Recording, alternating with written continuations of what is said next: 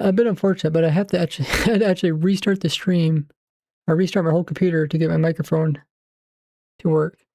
I don't know what happened. I think it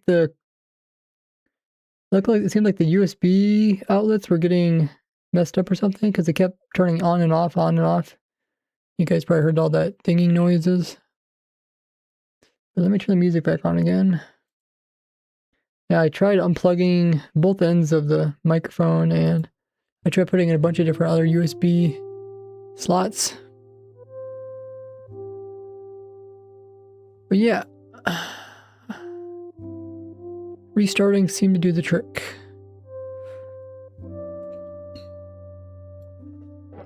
Okay, so we'll get the stream going again. Sorry about that, everybody.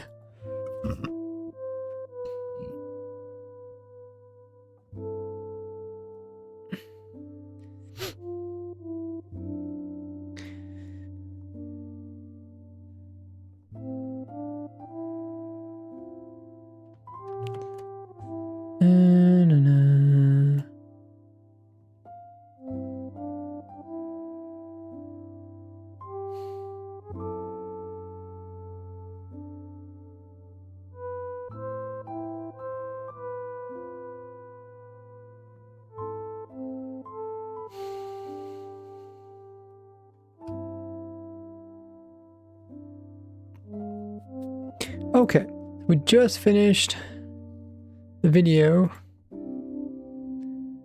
Let me see, did I do everything correctly? There, okay. I just finished putting out a new video.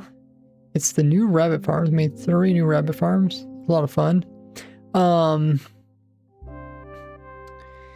We're gonna have to update the farm everything spreadsheet.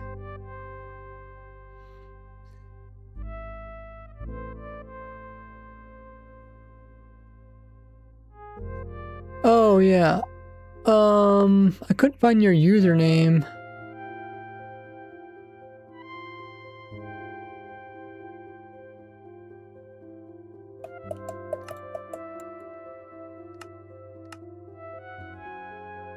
So I'll have to do that, I guess.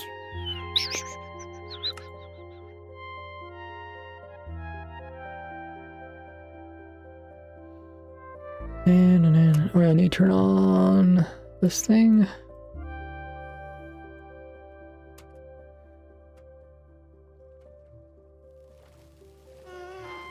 Yeah. These are the 3 new rabbit farms.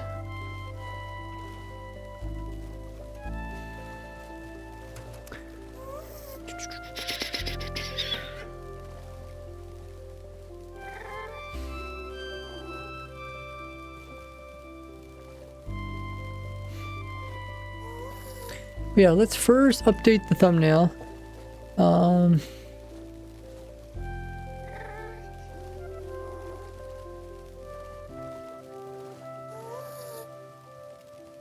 that's not what I wanted.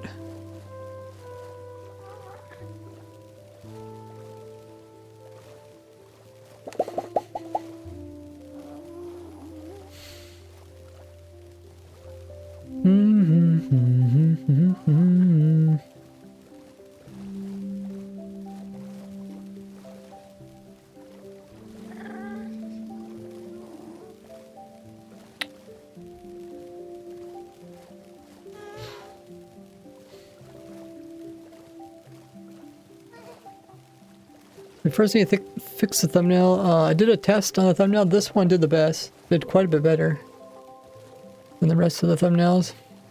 How you doing there, Willier? How you doing there, Bomb? Myrna's also in the chat. How go is it?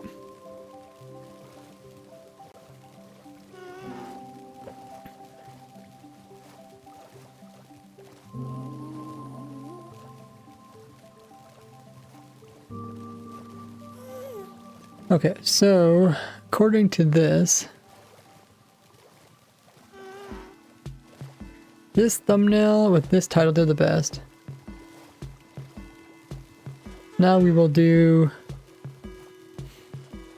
Oh, so it had no words on it, okay. I do notice that, like, the ones with no words, I wonder if it's because it's like it reaches audiences that don't speak English, and then it just auto translates. And then it said this wording did the best, or we come with our new wording.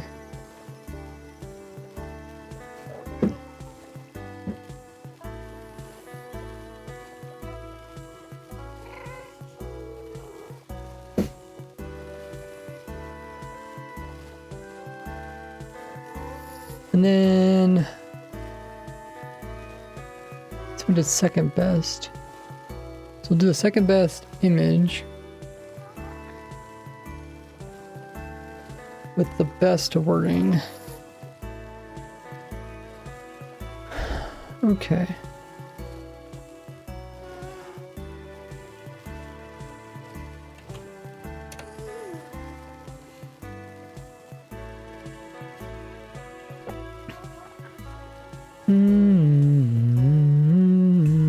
I think we'll set that as a test. It looks correct.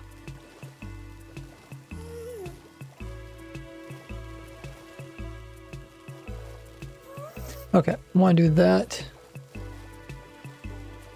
first. Now we can go update the farm everything spreadsheet.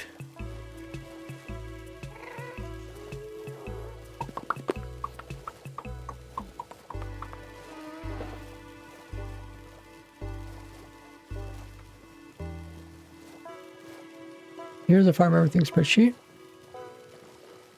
I have to get used to this new thing.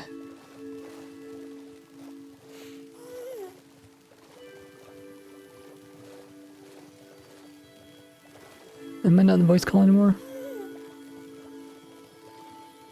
Oh, no. Yep, now I'm in again.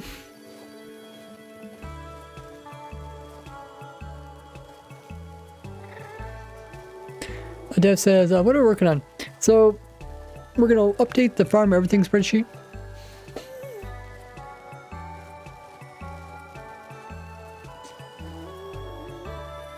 And then I'm not sure.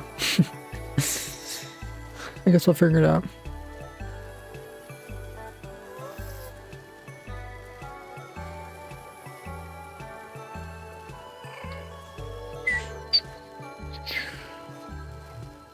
Rabbit. Cooked rabbit. We have a new farm.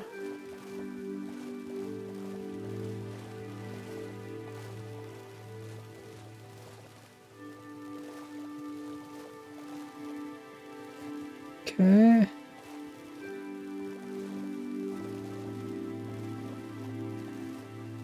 Rabbit hide, rabbit steer. Let me see what this over there. It's that one. I have a rabbit stew in that farm, maybe.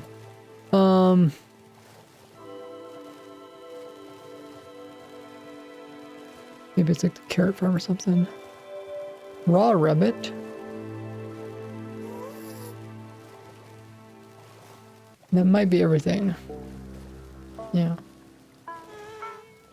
Stew, hide, foot. And cooked rabbit. Okay. Now, over here, this is the mobs list.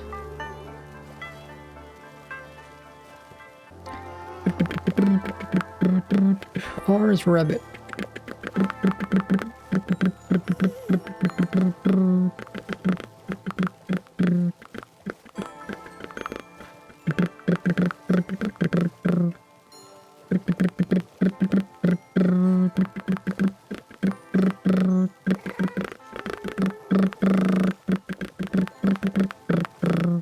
Ah, there it is. Okay. New farms. Awesome. So, I wonder... 121. Oh, okay. Somehow it correctly counts it. I'm not sure. Must be because it's selected or something. 120.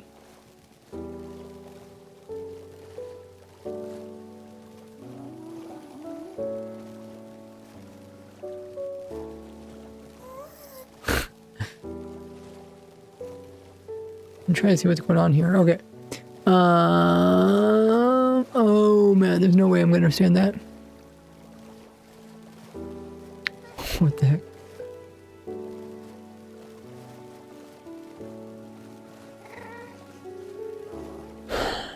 Oh, that's just how it displays it.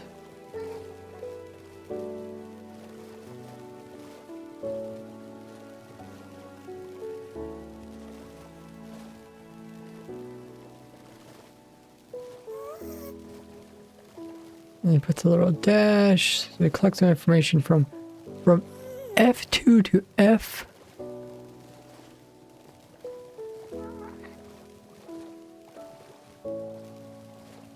What do you mean? It just says F2 to. It doesn't have any ending. It just says F. Huh. Seems to work.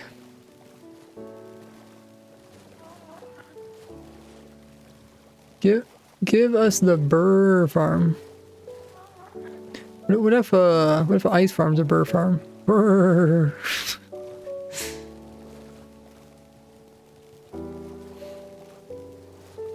I think we update all the links.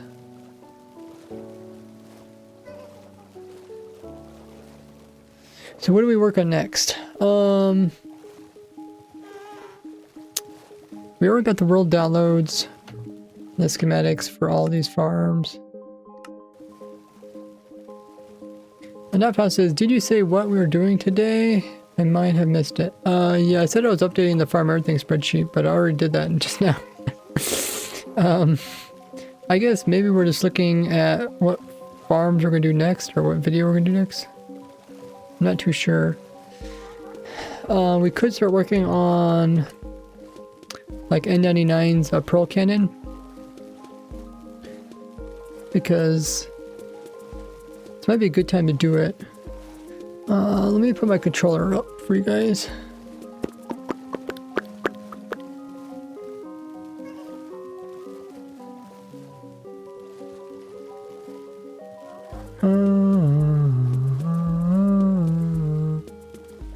Controller. Is that gonna show up for you guys?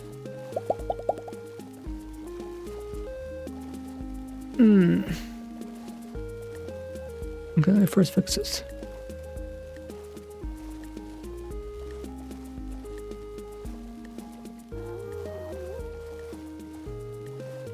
Ah, there it shows up. Okay.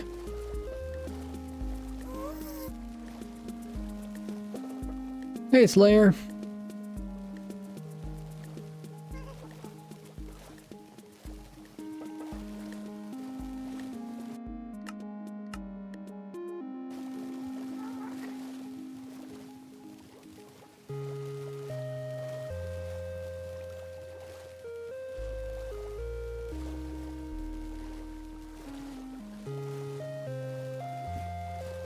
Let me know how the music audio is. To me it sounds a little bit loud.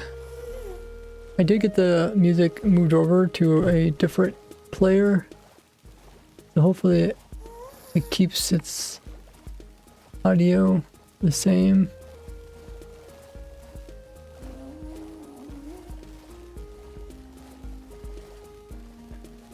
Okay, it says there's an ad running right now. I wonder if that's true. I'm gonna go grab some water, and then we'll probably look into what farm we're doing next. I don't know if the ad thing is the same for everybody. Hopefully it is. Otherwise it would be confusing. I'll be right back.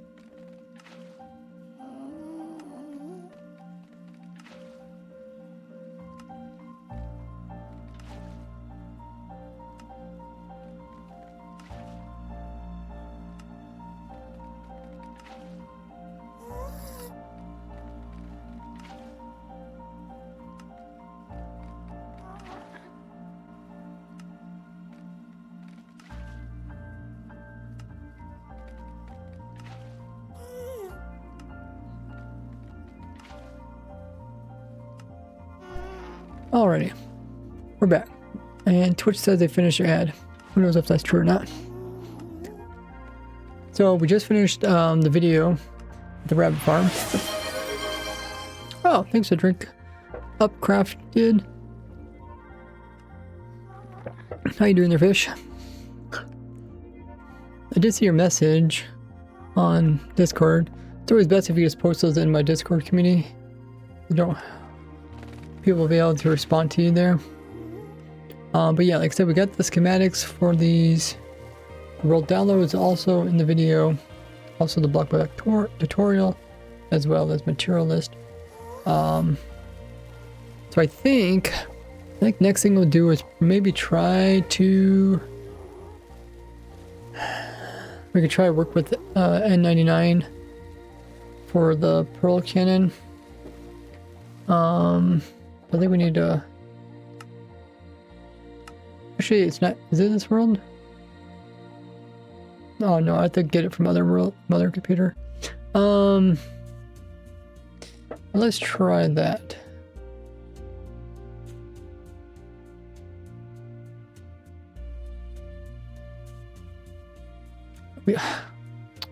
Actually, should we look at when Minecraft might come out with the update?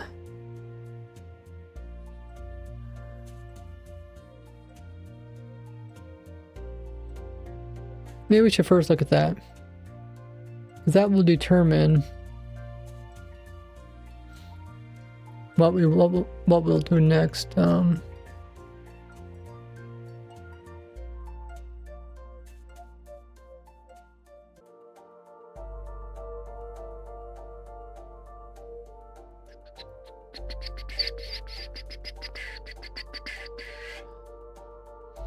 next update will be 26.1. 26.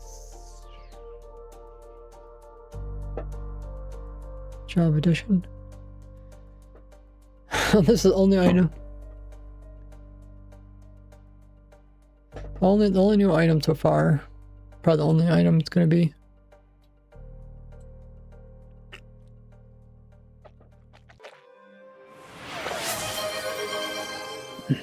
Hey, Wooler redeemed quiet time. How long is that? Is that 3 minutes? Let me know. Appreciate that. We'll do that quiet time redemption. Not 3 minutes. It's not 3 minutes.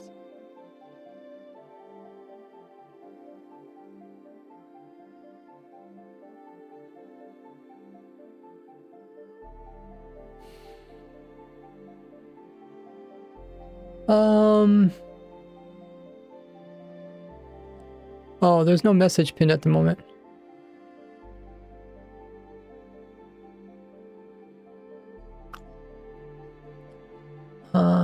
Yeah, that'll work there. Not found.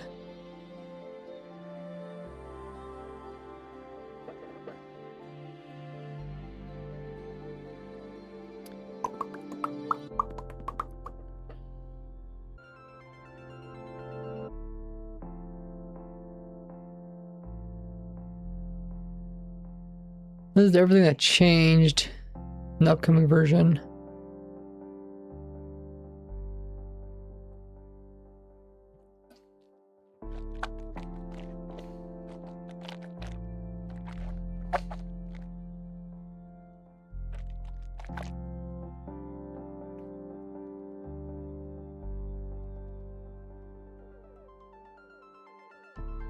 Haven't good been there, not found.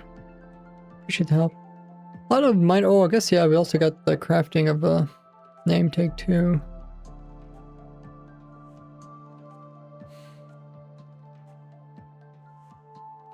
I think a lot of this was moving stuff around.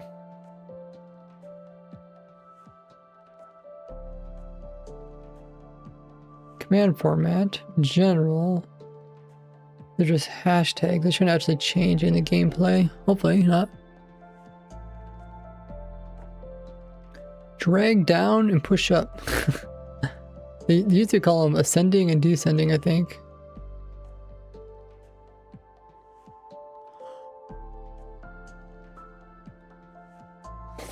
I guess we could update the farmer thing with the new name tag recipe.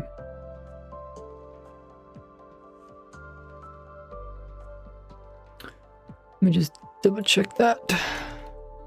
I think we already put it. I think we already did put in the golden dandelion.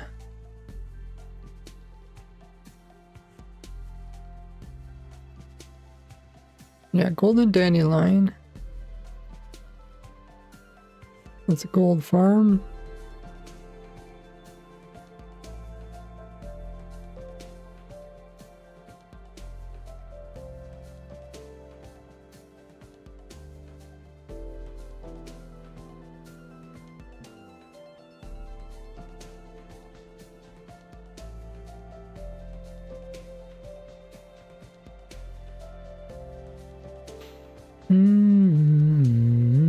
Hey, Stego.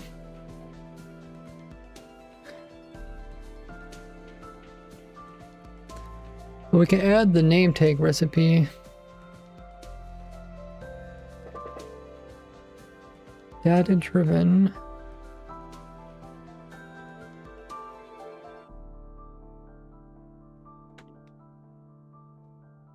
More tags.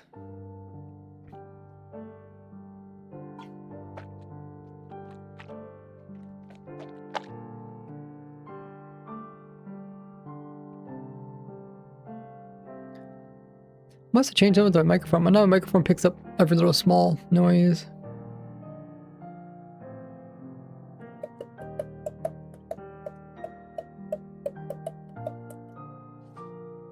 Particles.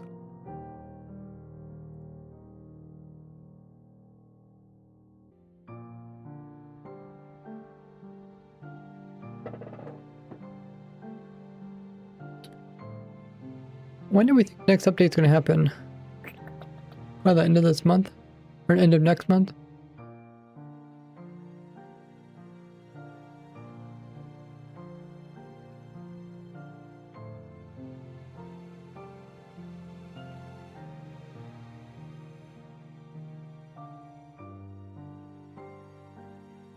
Because they're kind of done with the, what they call them, the gameplay features. I think that's what they call them. Oh, also, we'll do that quiet time redemption in just a little bit. We'll probably do it right during one of the ads.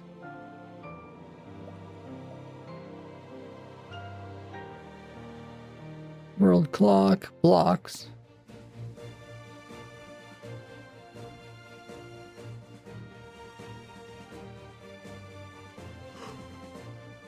No blocks, stone cut, those are pretty nice.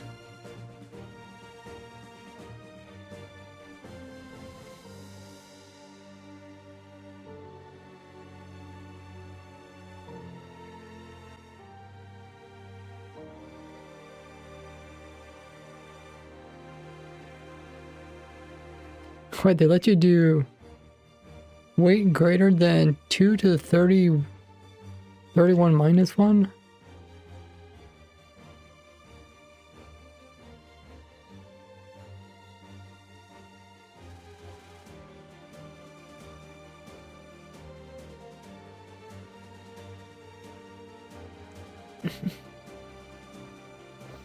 A new item view, the tooltips, it still appears empty. Huh. I don't think that's survival friendly, but that's interesting. I think they did last snapshot and are gonna do pre-releases next, so hopefully soon, I guess. Do they still do pre-releases? I can't remember. Or did they call them something else?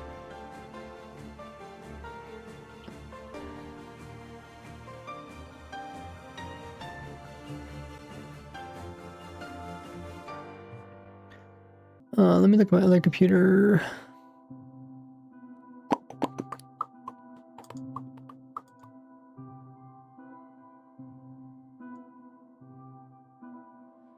Let me check.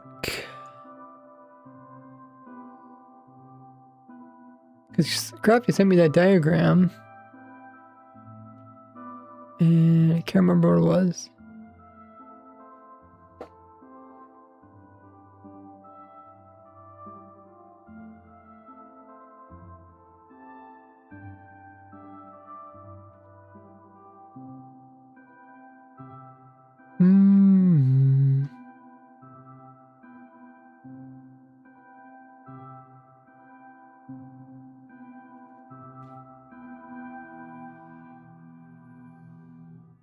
Well, I don't know what to do with the diagram.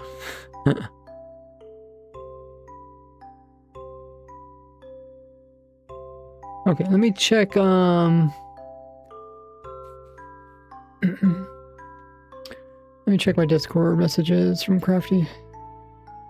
He sent me this kind of nice diagram that illustrates inversions.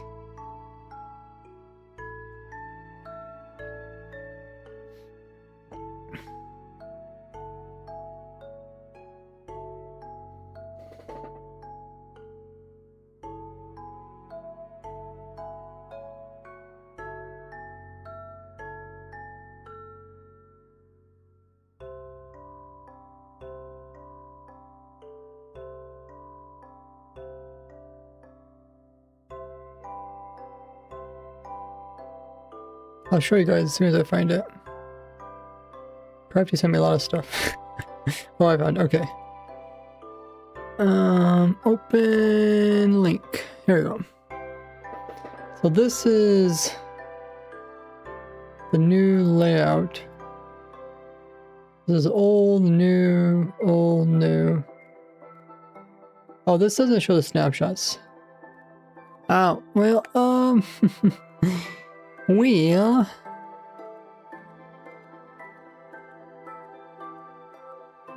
it's not quite what I want though. I mean, it kind of shows you.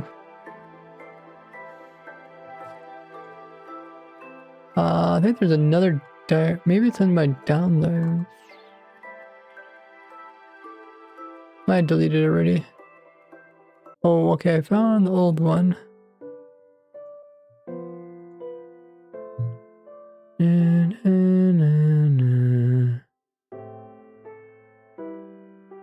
I don't know if I'm gonna find another one.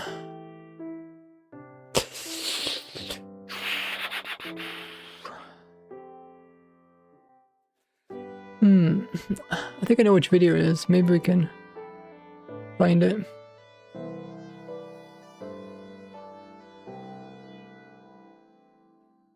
Maybe we can find it.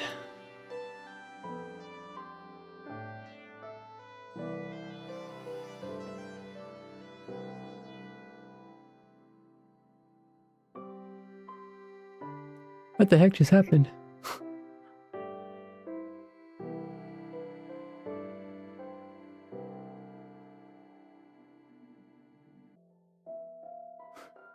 There's some weird thing where you can put two windows together.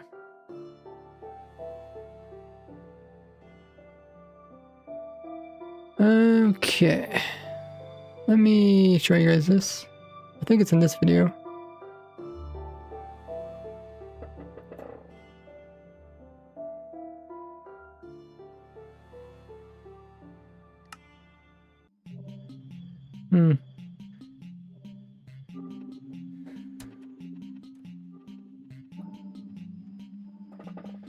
I think it's in this video.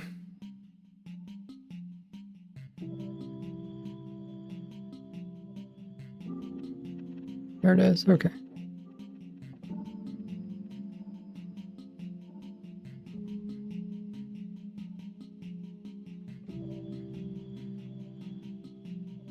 Yeah, so if you come over here into your game and you edit installation, or the default was a lot of times people mistake has a gig of updating the ZG Minecraft change Minecraft the 2025 year because the snapshot 2020 Minecraft now also requires it runs on single player my code Ray drop of the year. Minecraft now. Oh.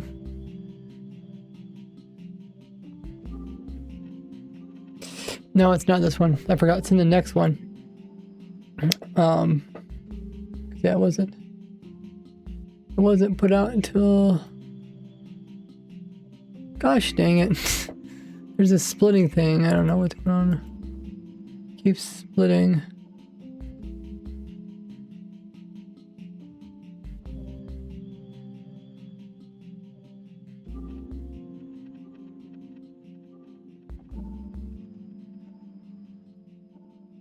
Slash snapshot number 3, okay. I thought I showed in this video.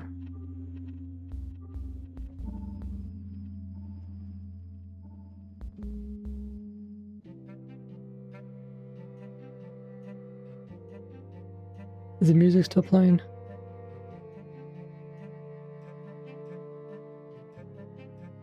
I think so.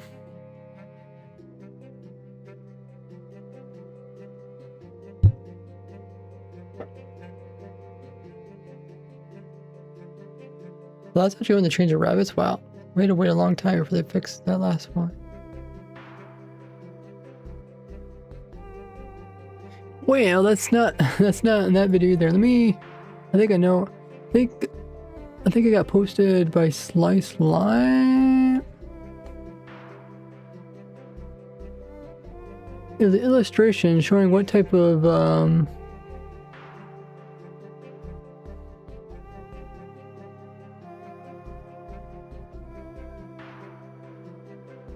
like what their kind of goal was when it comes to this stuff.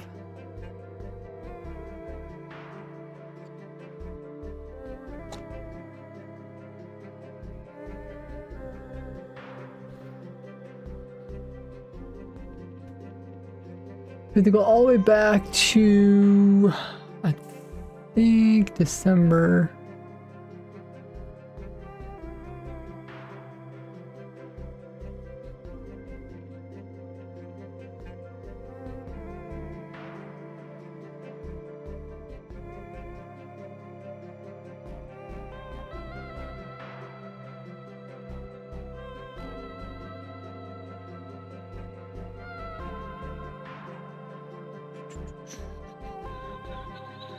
Well, I haven't found it yet.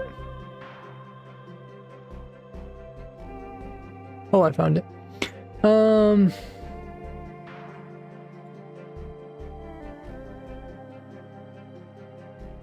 Okay, let's save it.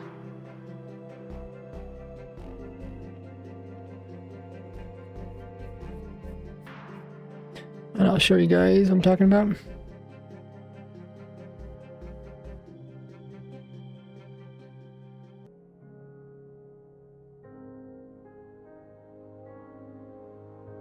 Okay, so this is how it works. Do snapshots. So they're actually called snapshots, right? Yeah.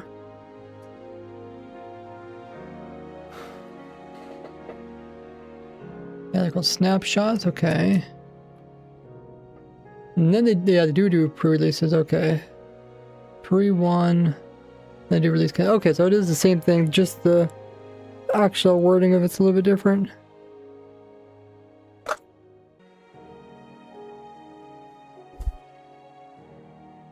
Okay, I'll just double checking, make sure I understand what's going on here.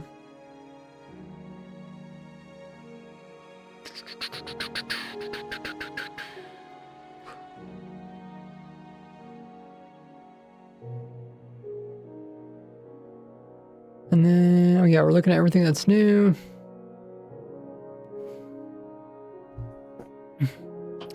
Ray works all the time, you feel? Working hard or hardly working? Okay. So I guess, yeah, we do have a little bit of time. Let's say they, they come out and announce that they're going to like start doing pre-releases. Then we do have some time to finish like any projects before they end up doing other stuff, full releases stuff. Oh, congratulations, James! Currently 265 stream streak, over 200 and a stack. That's impressive. That is some consistency. Reason you're gonna reach 360, which is gonna be like a year of streams, even though I don't stream every day. But I think we figured that you already have reached 1 year worth of my streams because I only streamed 4 times out of every 7 days of the week. Crazy. Congratulations there, James. We got crab recipe for name tags. We did. Yes. It's any of these ores too, or any of these nuggets, which makes it relatively cheap. Okay, so we looked at that. Item stacks. Treated as empty. It has conflict data such as counter greater than max stack size or having. Now in many cases, it's treated as empty if it has. When mining a shulker box containing an item stack with conflicting data, it will treat items as air 0 in the tooltip, placing it in a block. The item stacks will be removed. Ooh, shooting an arrow, conflicting data with a crossbow will not be a project.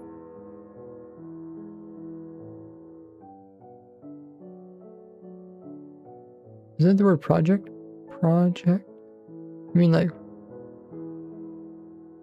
maybe like not projectile, maybe?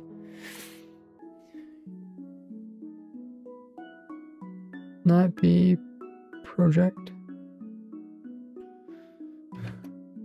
Huh.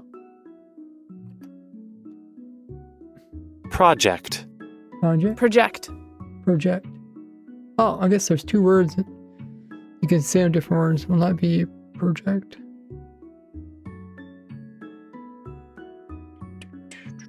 Oh, there's an ad. Okay, we'll do the 3 minutes of quiet time. I'll see you guys back in just a little bit. Thanks for that redemption.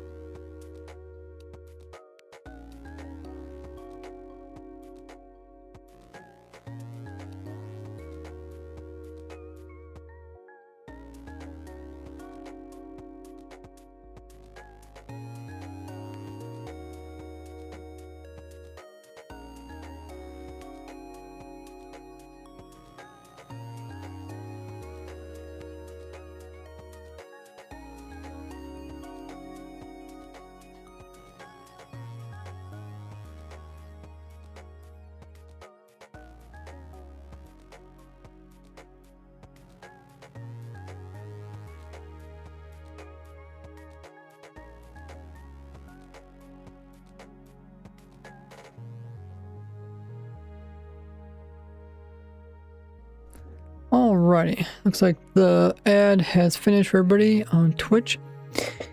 And we also did 3 minutes worth of quiet time. Thanks for that redemption there earlier. How you doing there, sir?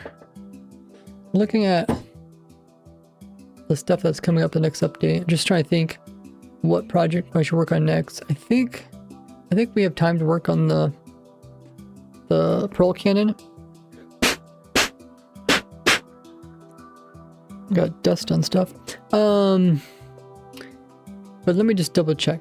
So we got the name tag change, so we could update the name tags inside of here. Name tag. Because let's see. To make a name tag farm, you need a fish farm. Yeah. Now you do not need a fish farm. I wonder if that kind of makes fish farms useless. I mean, there's always enchanted tables, I guess.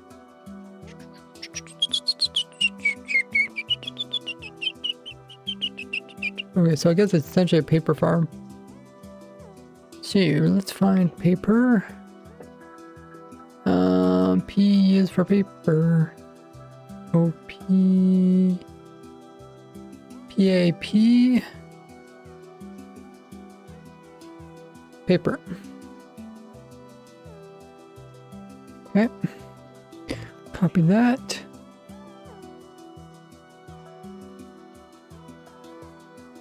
And let's update the name tag farm. Okay. So I did change the name tags. Obtain from fishing.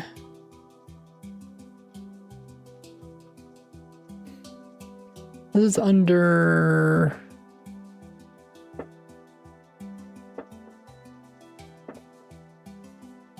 wonder why my microphone's picking up everything. Can you guys actually hear everything that's going through the microphone? Like my chair creaks.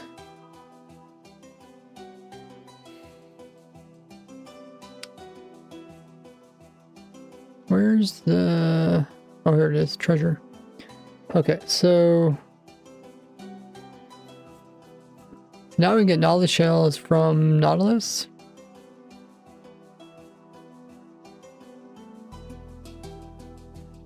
Maybe just barely, says James. We hear everything. I might have to put a filter on my microphone. Like... Can you hear that? That's just my chair. It shows up as being quite loud, but I don't know if it is actually quite loud for you guys.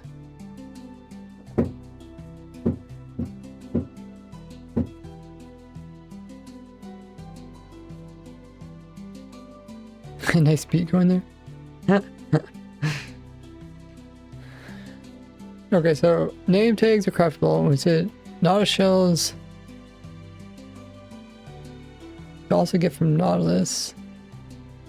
We also get from drowns too. Saddles are not craftable.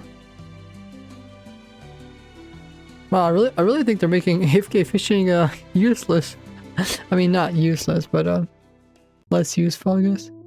Because like they just made saddles craftable. They made another way to get Nautilus shells, and name tags not craftable. Enchanting books are still pretty good, and bows and fishing rods are just meh.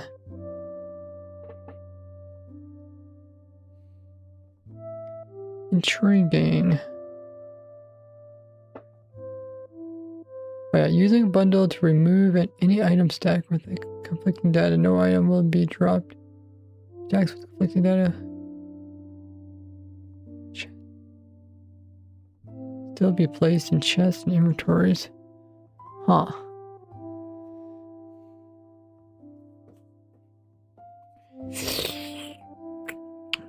Something we'll have to look into. The thing is, I know like a lot of stacks are removed, overstacks.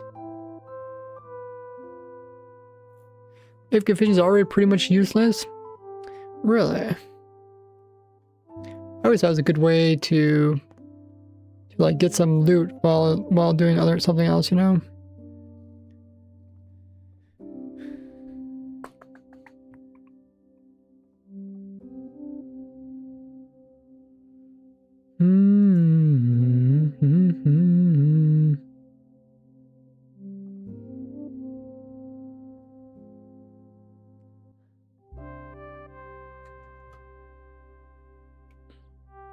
Okay, let me write this down. 26.1 max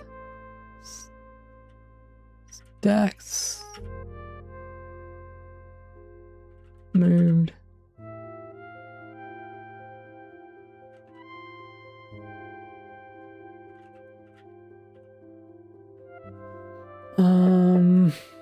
Axolotls. Baby axolotls now have a play dead animation. Baby mobs.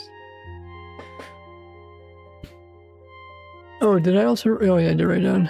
Okay, I already did a video about my rabbit farm. We just finished that one today, so I can check that one off. Old villager breeder worlds. Oh.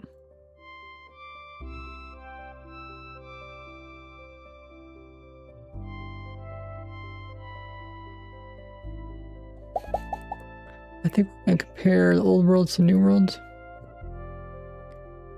It got nerfed years ago, and every time I try my world, I legit get nothing. Well, you make sure you have to build it correctly, which is half the difficulty. Okay, they did that. Changed more stuff.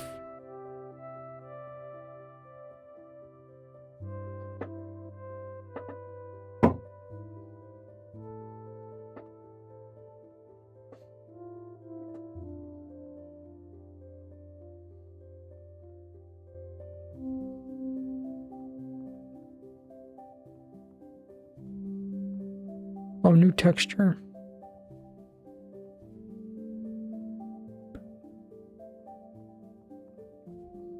Okay. And then model. Oh, that's kind of cool. They put them side by side. It makes this one look really big compared to that one. I don't know if they're really that big.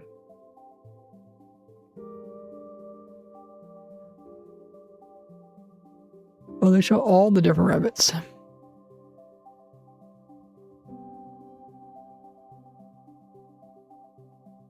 Because they did the adults and they did the baby rabbits.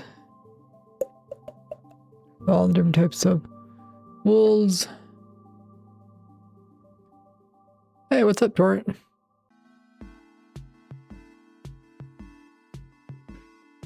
Yeah, if you don't build it right, you'll get trash.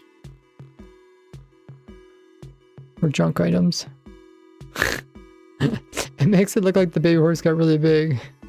The new update. I don't think it changed that much.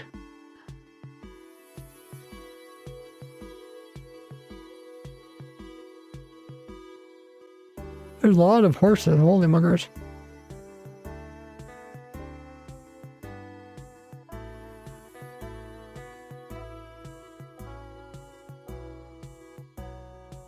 The baby axolotls were just miniature versions of the adults.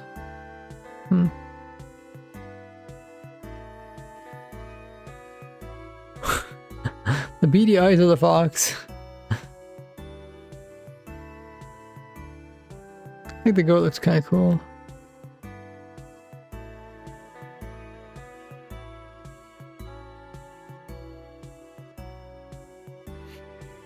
I actually do like the piglin. It looks so much cooler, like a little short guy. It kind of reminds me of the ones in the Minecraft movie. Trying to code something. What are you trying to code? Oh, they have no picture here. Oh, base baby villager, huh? I didn't know there was a base baby villager.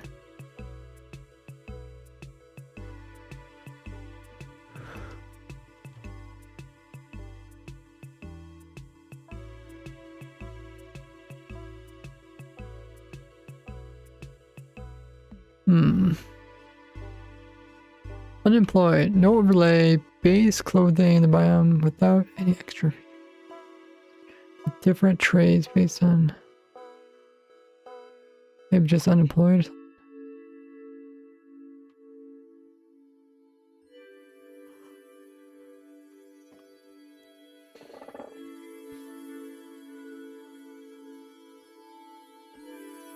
Yeah, they just look like miniature versions of the adults.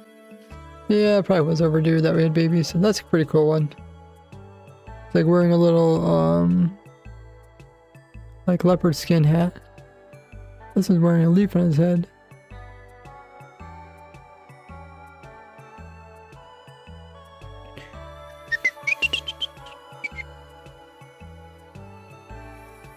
Now I think when it comes to pandas, it made him actually look maybe less cute. Like most of these, the babies gets like, well, in this case I guess too, but it seems like a lot of times the babies get more cute. This one seems like got less cute.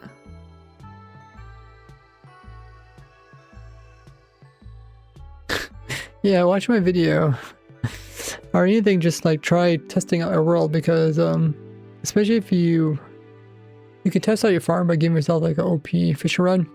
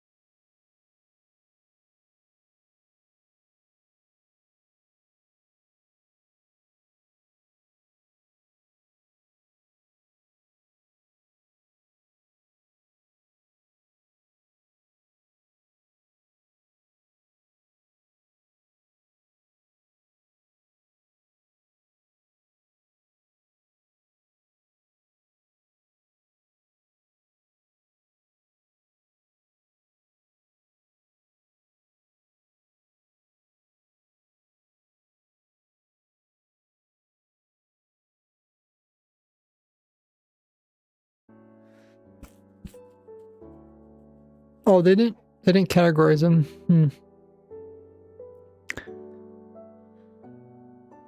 Coding a small shooter game. Oh, isn't that kind of hard because I get the like wherever your mouse is like where the bullets go kind of thing.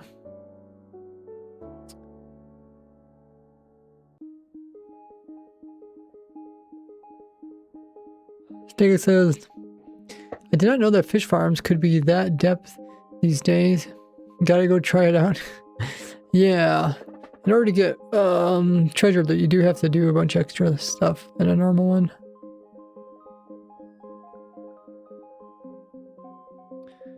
Okay. So hopefully we have from like now until when they come out the update. Hey Tanzer.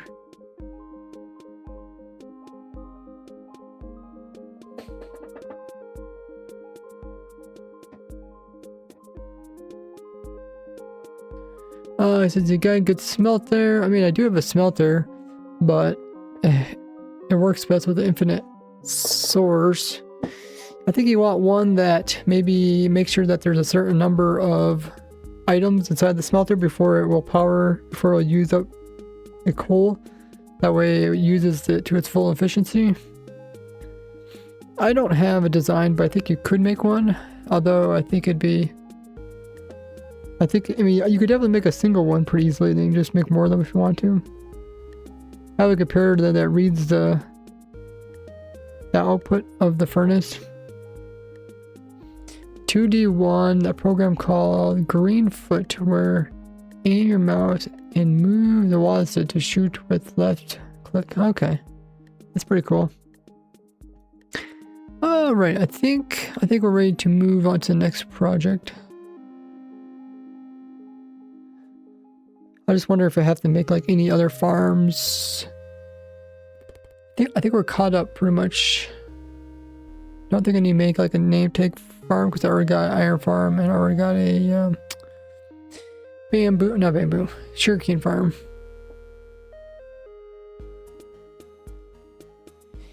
Yep.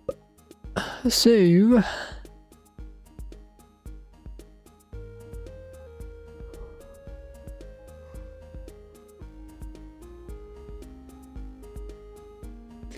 show. Okay, we can delete these old worlds.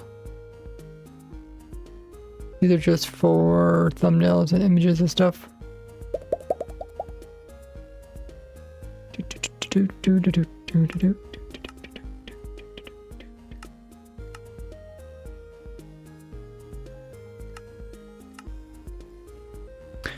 Okay. Now we'll get the cannon world and we'll give it a try, I guess.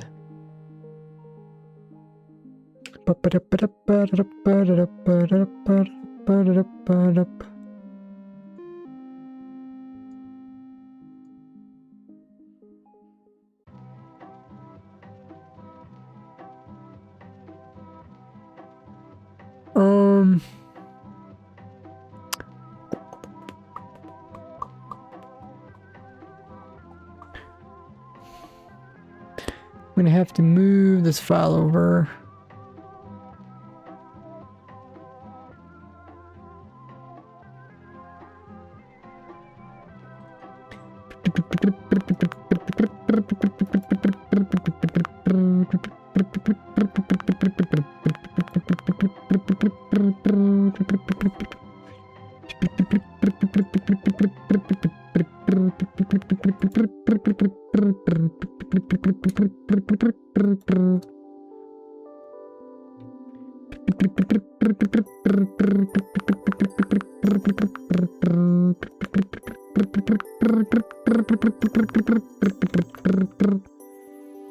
Okay, so those files are moving over.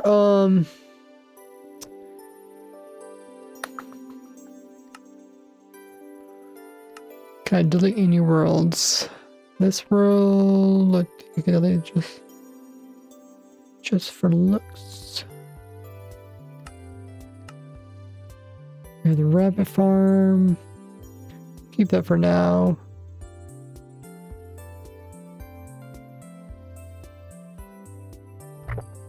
Oh, there's one of the worlds.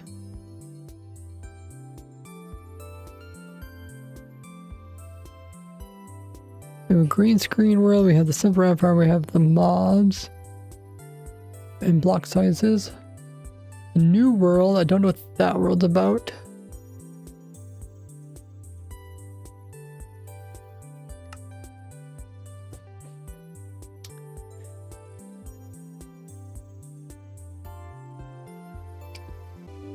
Okay, let's check out this other world.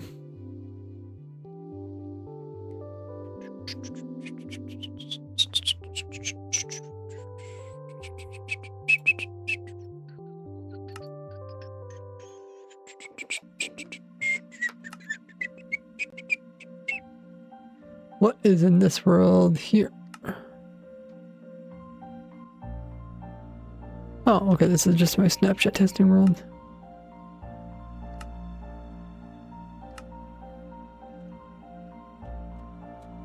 26.1 snap.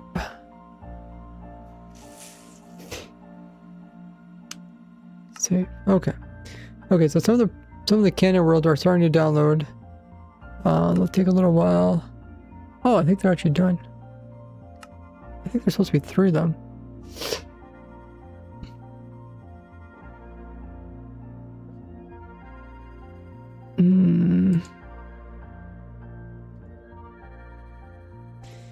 Well, where'd the other world go?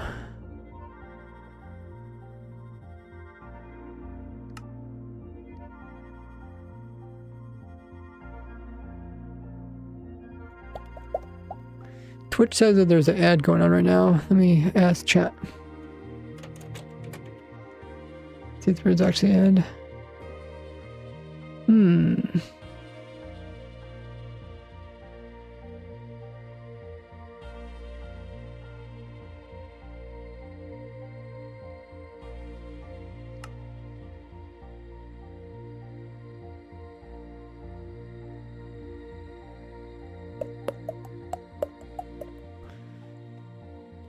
Well, I tried moving them over, but we got, I don't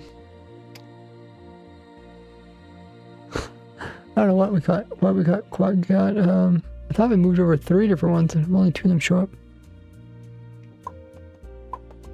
Oh. It just moved. Oh, maybe I'm not on the right page.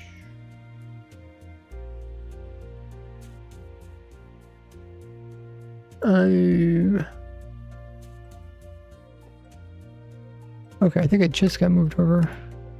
Hey, there it is, guys. I have 3 of them.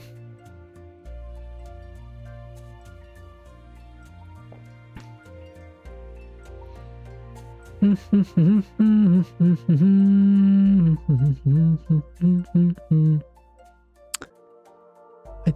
think it's done now. Well, I should probably. Oh, I think now it's done. Oh, that took a while.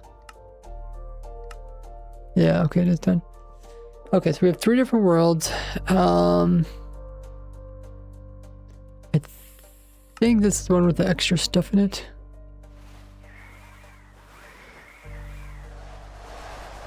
Yeah, okay. And then I couldn't get this world to work, so we went back. And then I think N gave us this world here.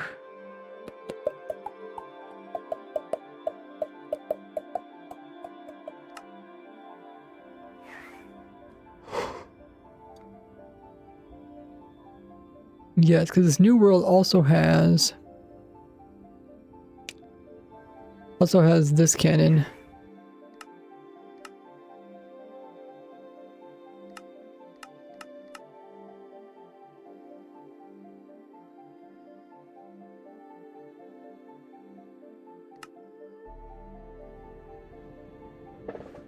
I don't know if N99's in the chat. I guess I can message him.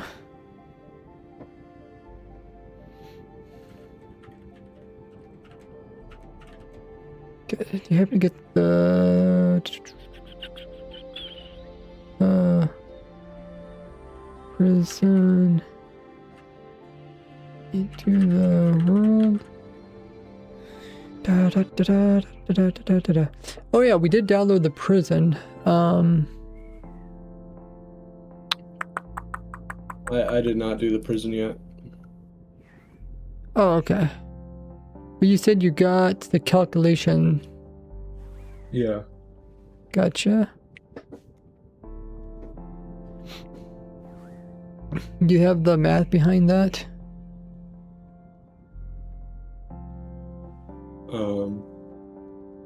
Yeah. Okay.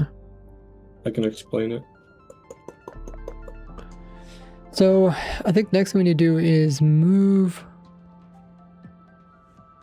a prison into one of these worlds.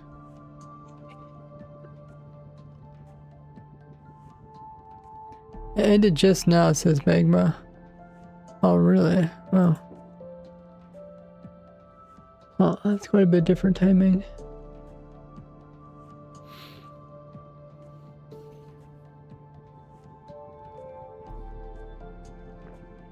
I downloaded the world, but where did I download it to?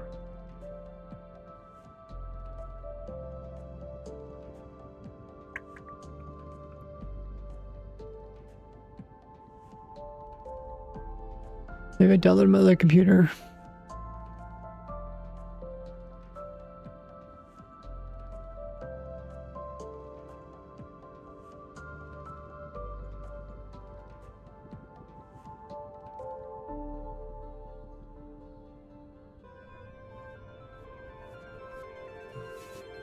Oh yeah, it is on my other computer.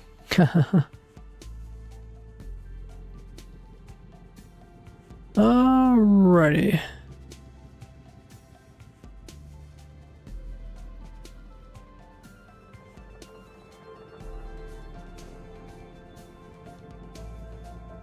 I don't know what happened there. Something happened.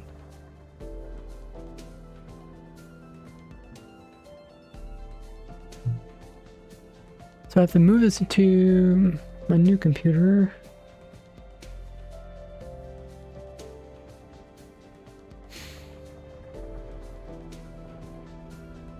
Downloads.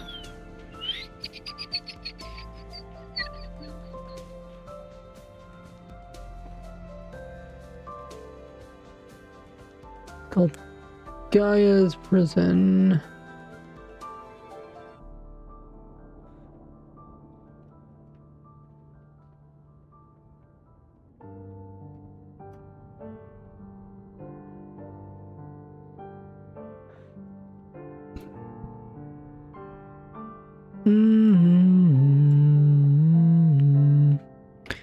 Okay, so it's right here. Now, extract all.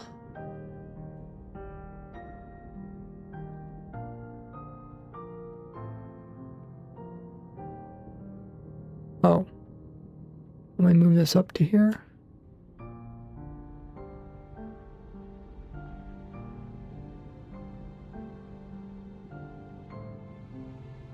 $16 MB. Empty folder. Okay. Let's get rid of that one.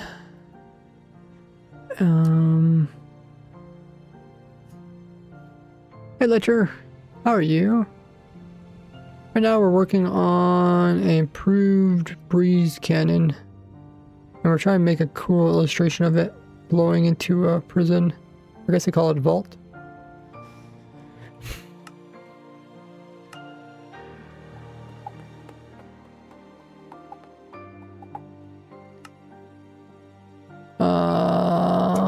I don't see it here.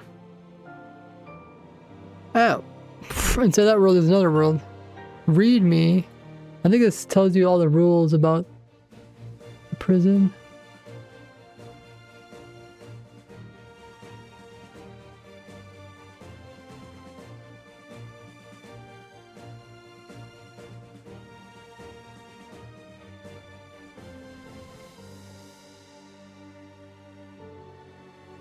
Read me.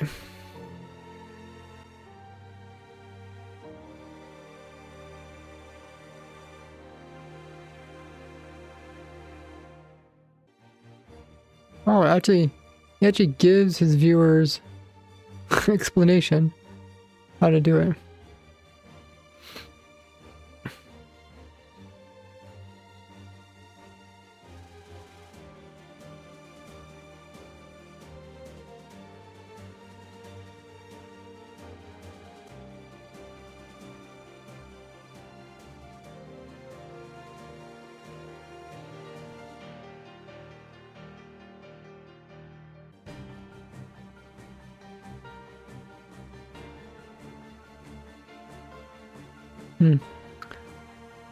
Okay, here's another world. Is this right world? That is right world now.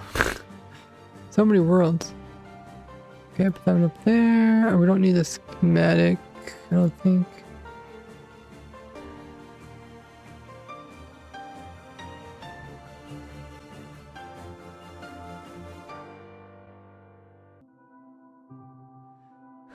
So we should be able to get rid of these. Now, hopefully we can find it. Hey, what's up, Ovik?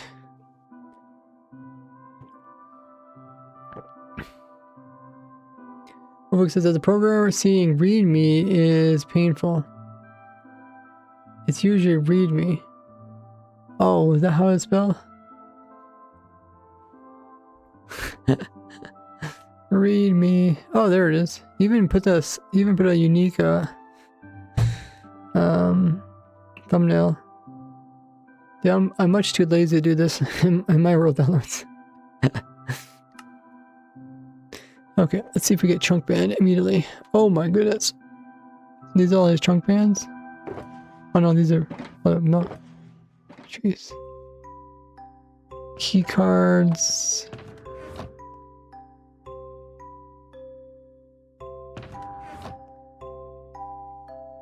Wow, an escape is built by before attempting escape. Please read 4 pages. Alright, and there's a website.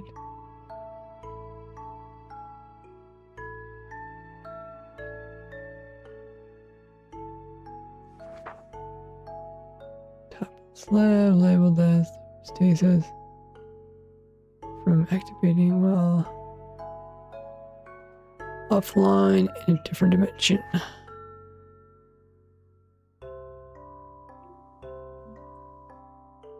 Get leg spike, that's usually a good indication you're in one.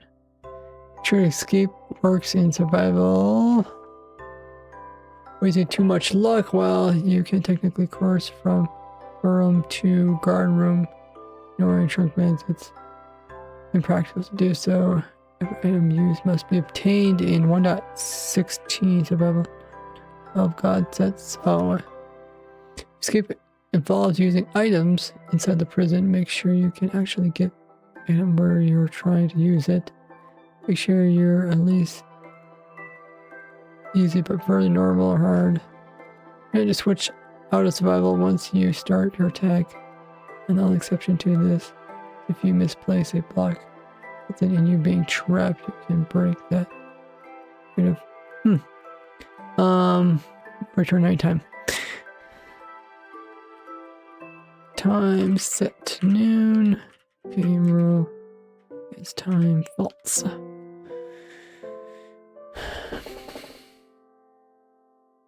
Oh, I'm glad you're doing alright. Oh, what the heck is this? Just a sign. Is this where summons the Elder Guardians, like with a delay or something? No, this is like text scoreboard and stuff. Say it's supposed to summon in the Elder Guardians.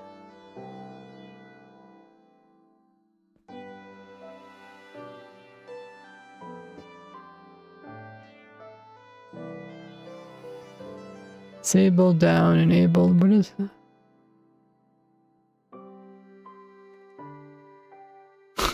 Why did they fill this whole thing in with barrier blocks? Really don't want you to look at it. Oh, it just loads the area. I see.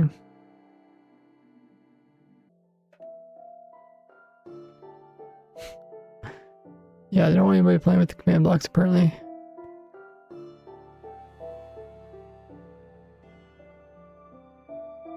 Oh, is it just a big clock? Okay. Huh. Okay, so there shouldn't be any chunk bands at the moment. Oh, they did a lot of work making this look really nice. Let's give ourselves night vision.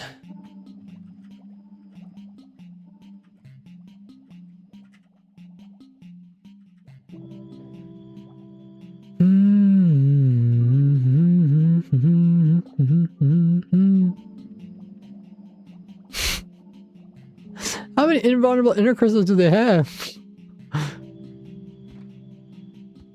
Wait, is this where the player is at?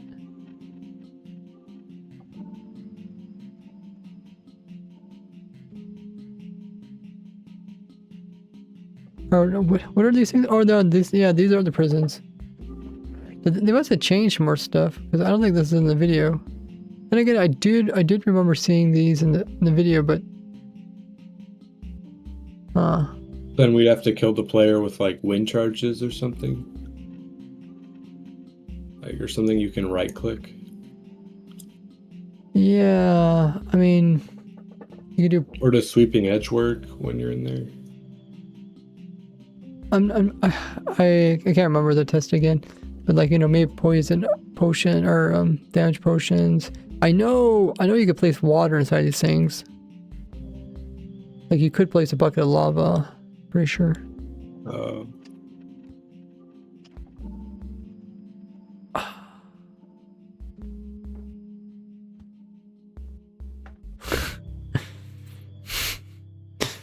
How many entities do they got here?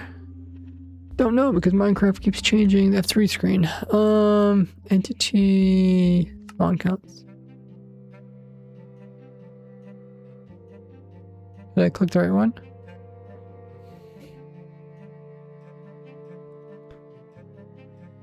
Entity render stats. Oh, 218.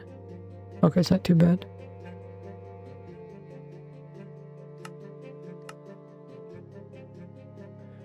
Okay. Yeah, they did not show any of these crystals. I think they just got maybe too annoying in the video.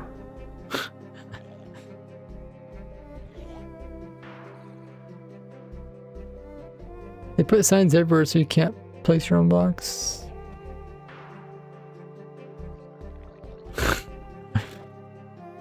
Okay, yeah, I guess the first thing we need to do is test to see if we can get what we can do inside the ender crystal. Because I think the reason why I use armor stands in my prison and not ender crystals, because I was originally gonna do ender crystals, but you can like place lava buckets and stuff in ender crystals. I'm pretty sure you can do potions.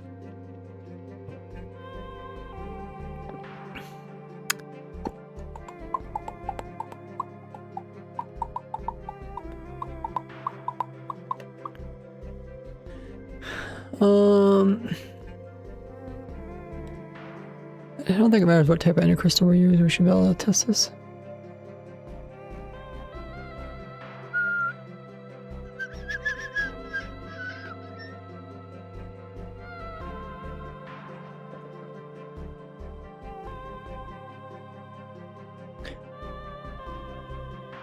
Oh, if one of the stream mods wants to update the title, it'd be awesome. Because now we're working on the improved Ender Pearl cannon using breeze charges. And we're trying to use it to infiltrate a prison.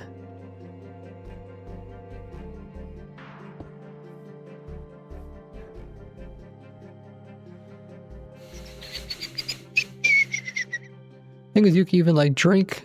You can even drink like you can give a player something and they could drink something that kills them, right? Or that wouldn't be as fast as throwing something down.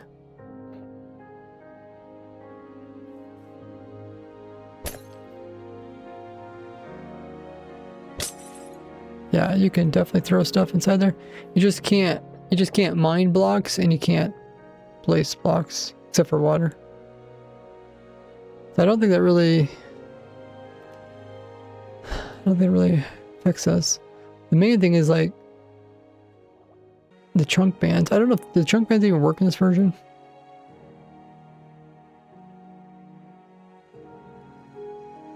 Not sure.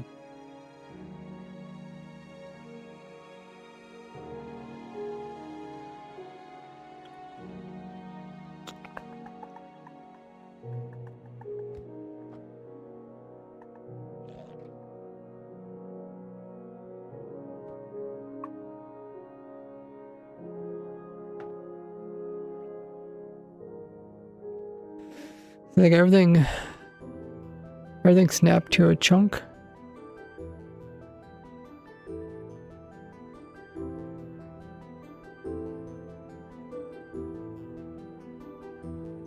Huh. They did not do a good job at making everything inside of a chunk properly. Where are their chunk bands?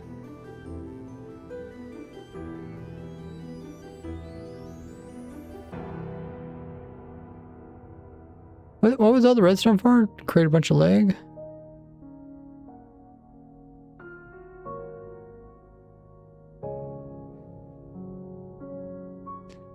Thanks, N99, for updating that.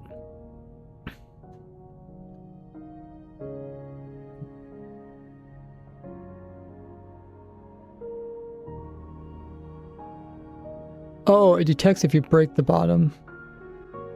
I see. There might have a similar thing on top. Yeah.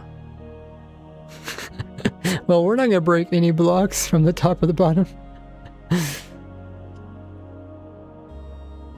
So they do have their own portals, but I don't think their portals are far enough out. Oh, I think they have detection system for their portals too.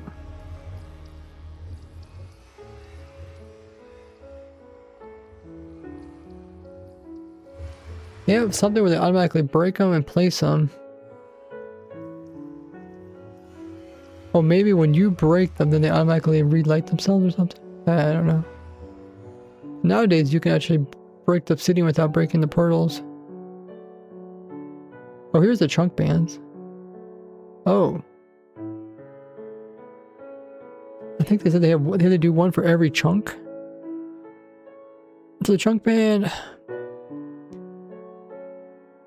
The chunk band's like a distance thing?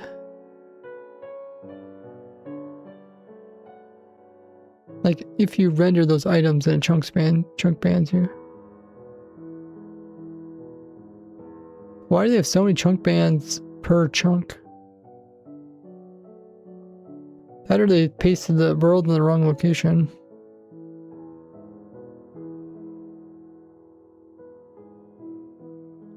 I'm guessing this row is supposed to be in a different chunk.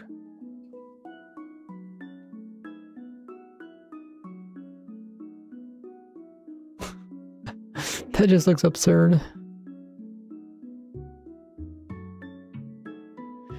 Whatever. I think we should be able to get past the chunk bands. I mean, if you showed that the pearl goes past it, so without loading in chunks, that means we should be able to do it without actually loading the chunks. We just need to know how many wind charges we need to use to skip over the chunk bands and teleport in. Okay. So the chunk bands, they appear to be, I think if they did this properly, I think they're supposed to be over top of 3 chunks. Just three consecutive chunks. I think that's all there is. I don't know exactly how the chunk bands work. They do have portals a bit further out too. So, or no, the portal's right here. So as long as we don't link with these portals, which shouldn't be too hard, right? We just go out 64 blocks. Yeah.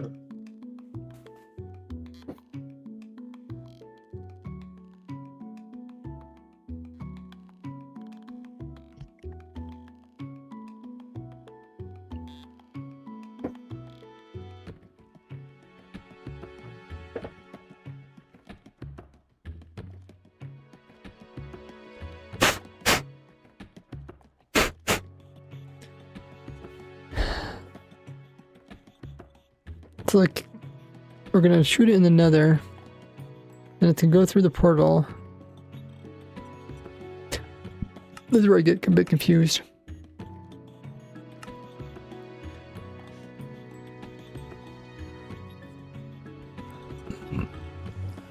Okay, no, it's gonna, okay, shoot another, and then it's gonna shoot out really far the first game take. And then it's gonna realize I went through a portal, so then it's gonna take these coordinates and it's gonna divide by, no, it's gonna times 8. Yeah. It's gonna times 8, and then we have to put a portal at that location. Right? What if we just use the portals that they put in already in their design? Does that help us or not? Or probably not, because it's chunk band. Y height. Yeah, and chunk band. Yeah, I think they maybe purposely did that so that people People that, yeah, I think. Okay, that kind of makes sense now. So they put portals here. So if you try to put your own portal in the center, on the nether side, and try to teleport directly inside, it will automatically link to these outside ones, and then these will automatically chunk ban you because there's chunk bans here.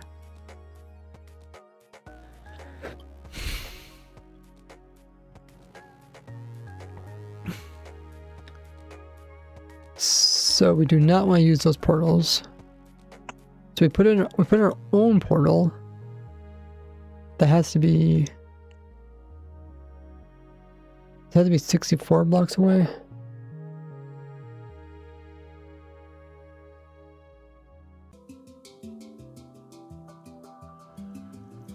Yeah, the portal is quite low too, right above the bedrock.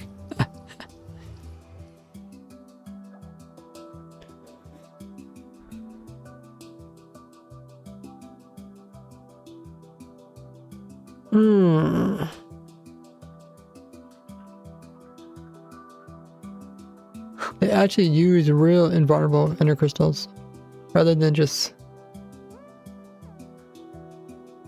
teleporting or faking it, I guess. Kind of annoying because they have all those things on them.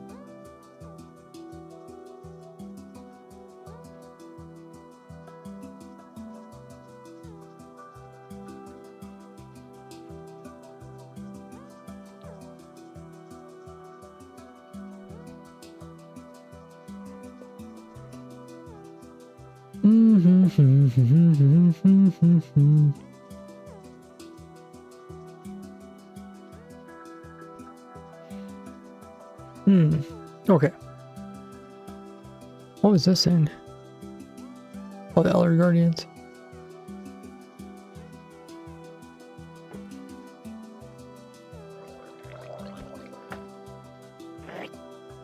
There's the bed.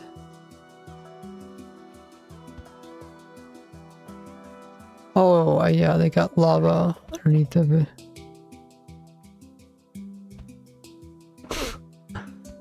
Sometimes I don't quite understand what's going on here. I'm guessing this is like a cobble gen kit to replace the nether, right? In case it gets broken. They do have chunk bans. They could. That's one thing that was really scary when watching the video. They said that they could just chunk ban the whole thing, so everybody's chunk. They just, kick everybody off the server. But I think with this type of attack, we should be able to be like in and out before they can even before they realize what's going on.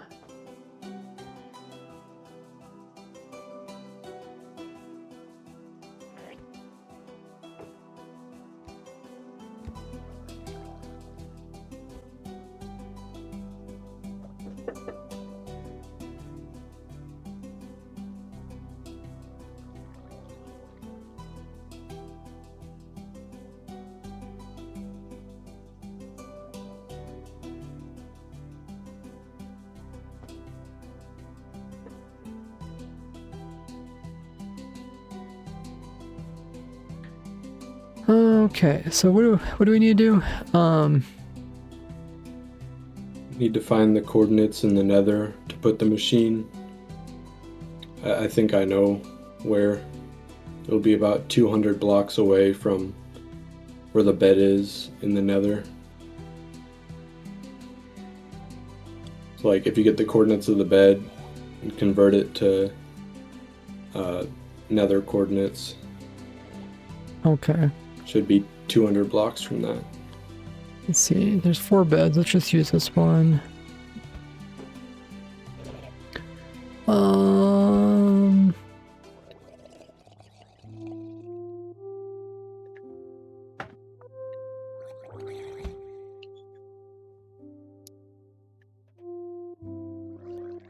Gee, where the bed is at.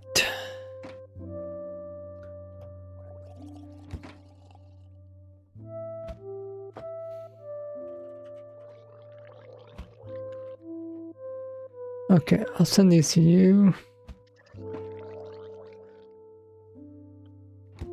This is overworld bed coordinates.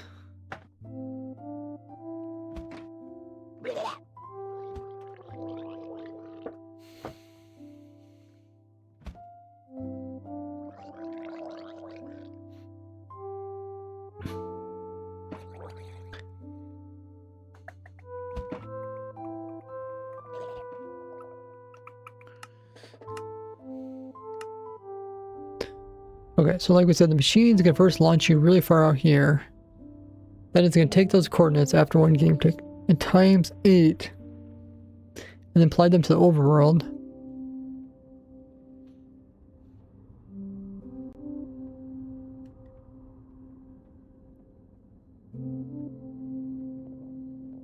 And then at that location, we need to put in our own portal. Then it's going to do a huge jump and then put us in front of that portal.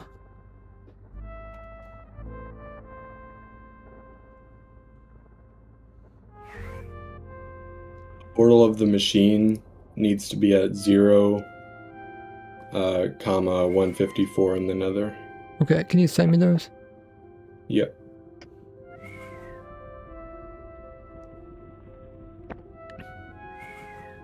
Okay, so I need to take this machine and put it into the other world.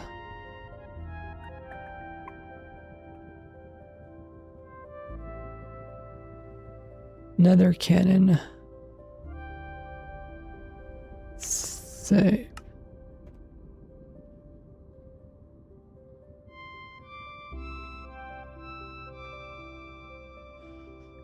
And then I have to go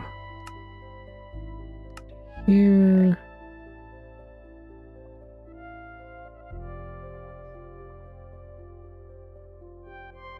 Now, do you have to do anything special for the Y? No. Or we have to just place a portal in the overworld at the Y coordinate we okay. want. Okay, so we can start on top of the bedrock.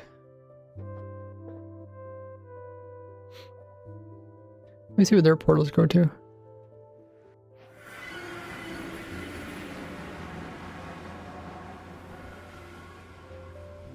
Oh, I see. So if you try to go through this portal, this will take you to the outside on this instant ban you.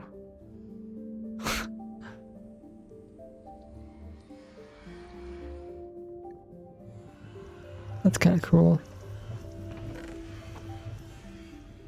Okay, so we need to go to... Oh, I'm almost there. No, I'm on the wrong side.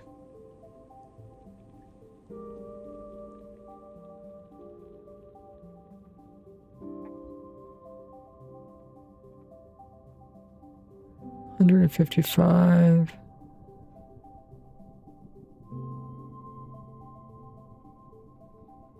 So right around here.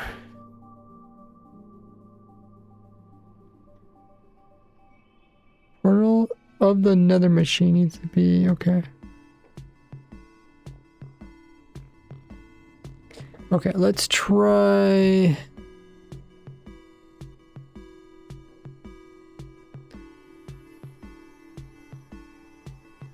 $54. Okay. So that's back towards that. We need to move the file over first. So let's go.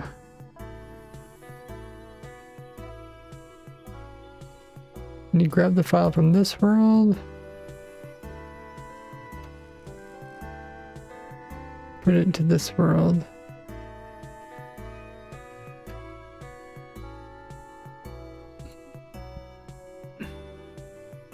Another cannon one, okay.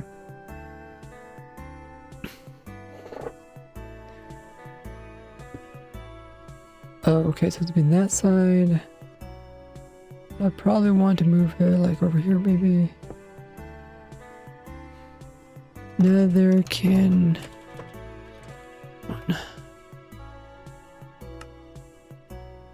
Strict placement.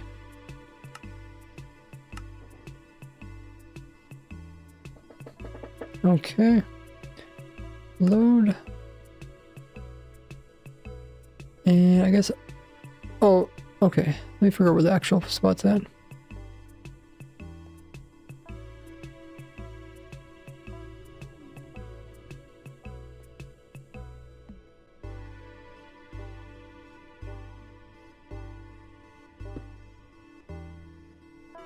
That is the location. So we need to get the portal there. So I need to move this back. 1, 2, 3, 4, 5. 1, 2, 3, 4, 5.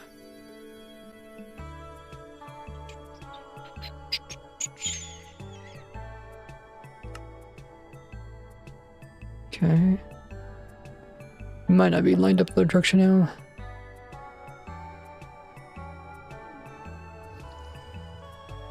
Okay, so now I need to move it. Whoops. Be close enough. What's that? Should be close enough. Oh.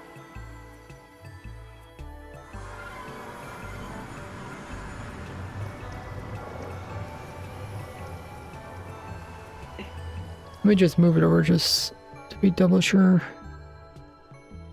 Move it just one that way.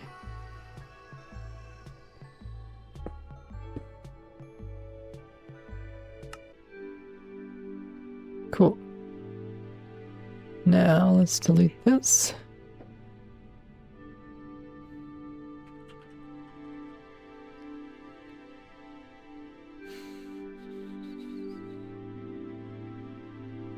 Two iron bolts.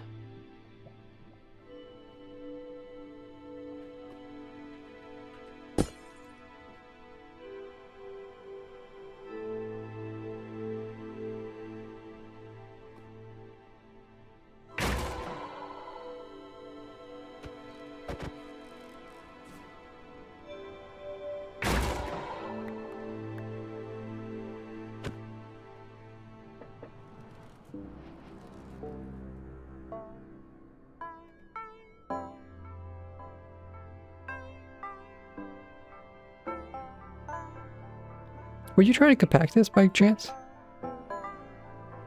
Yeah. I see. Need that so- manually add the breeze. Ah, okay. That's supposed to be that's minecart.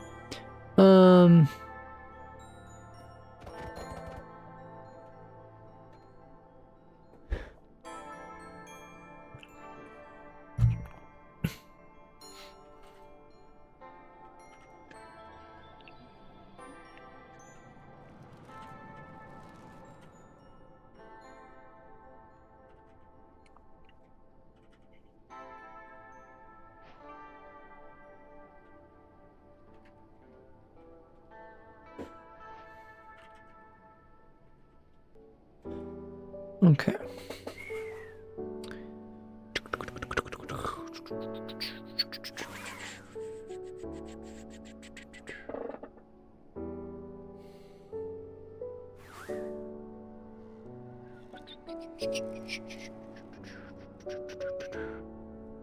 So, do you know where I need to put the portal on the other side?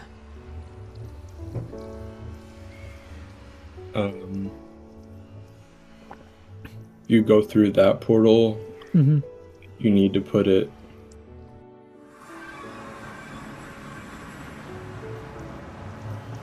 1,404 blocks. Negative Z. From here? Yeah. Okay, hold on a second. TP.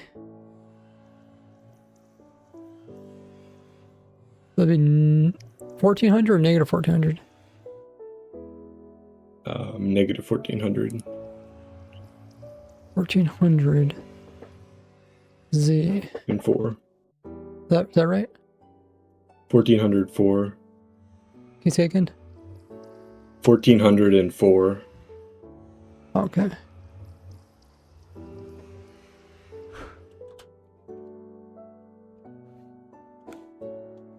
Oh.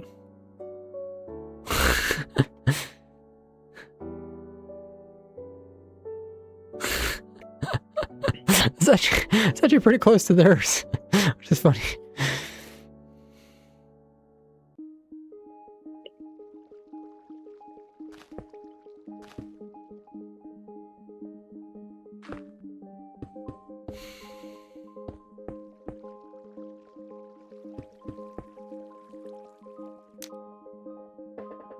But yeah, I don't, because this is an entrance one, so there is no chunk ban up to this point.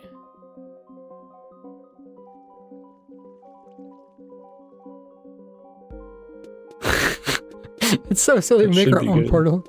What's that? So I think it should be good now. Okay. You just have to get the right Y level of the bed. Oh, I had to move this portal down for the right Y level. Yeah. Oh, okay. I forgot what it was already. I have to move it up. Or it actually is really low, isn't it? Pretty low. 16, 15. 15, So okay. the top block of the portal should be 15. Oh, okay.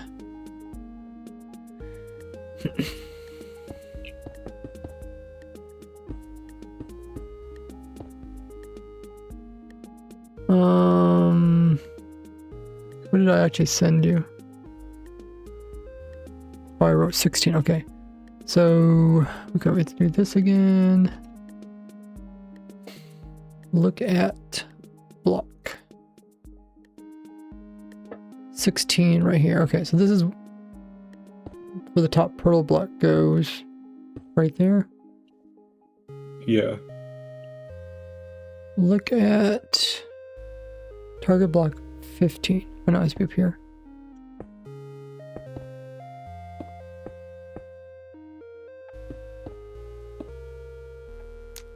Okay, so this top block says 16, and if I go straight forward,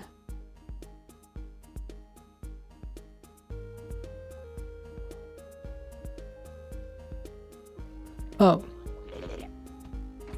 maybe I was trying to go to the back one.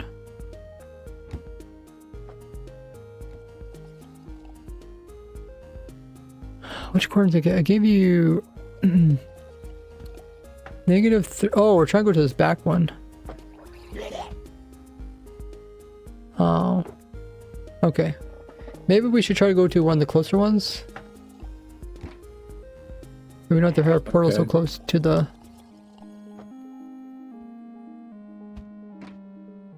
This one is the closest. Yeah, I should have checked to see which way the pearl was flying.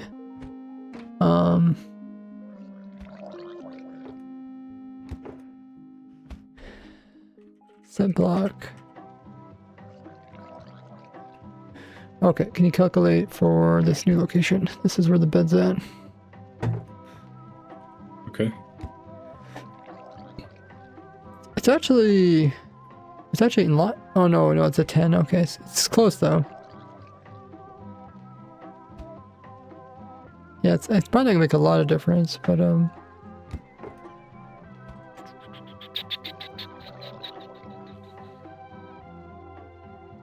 because then this will go straight out this way.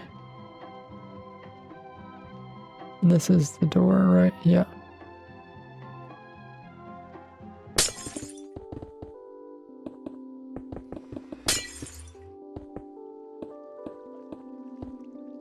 I don't think we'll get on the first try, but let's give it a go.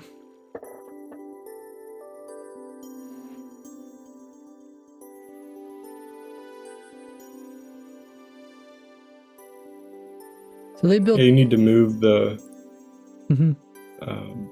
the portal, the cannon in the Nether to 157 instead of 154. Okay.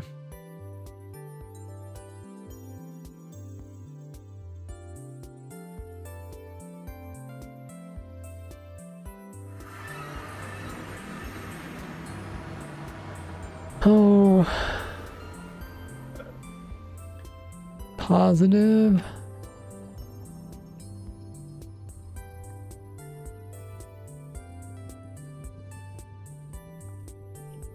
me just double check, make sure I'm doing this correctly. So we're shooting in the negative Z.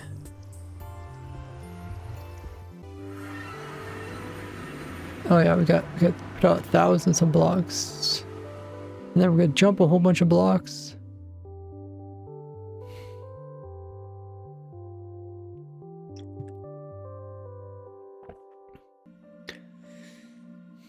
Where is it? Oh, there it is.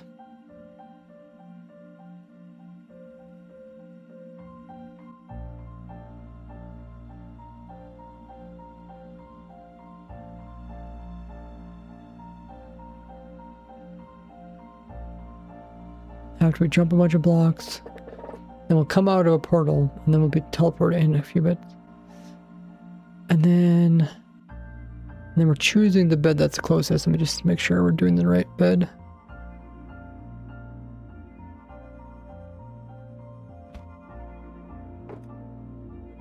Yeah, okay.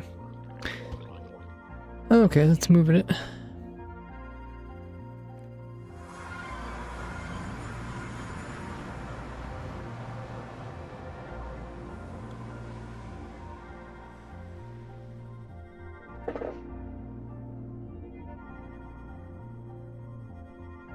You also need to move it 1 block over. So instead of 0, it's at 1. Oh, okay.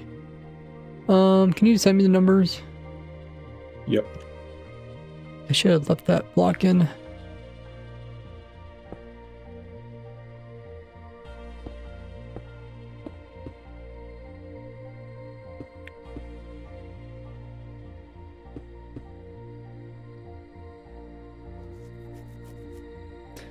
Okay. So that's it. This is 55. We're going to 51, 57. So we're going here. We have to go over 1, then back 2.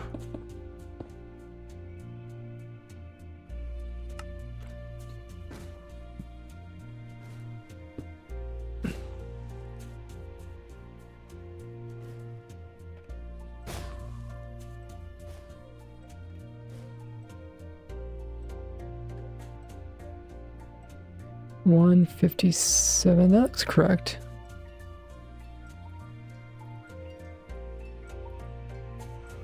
Oh, I should probably move it 1 more over.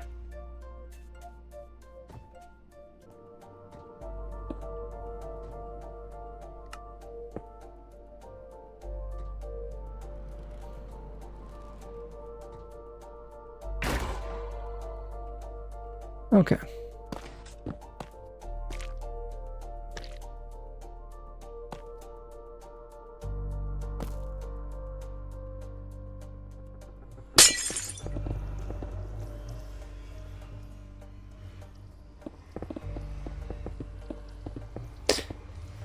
Probably should add those macros back onto my computer.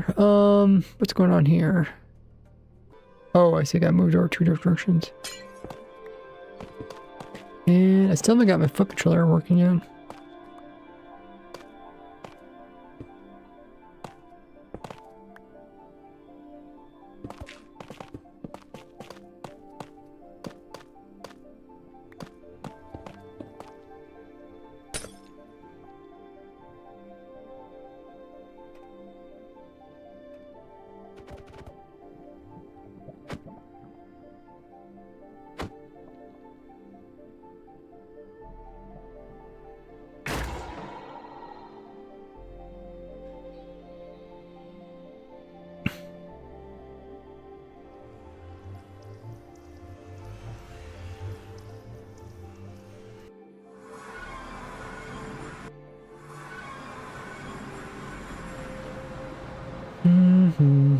Okay, I'll let the breeze back in again.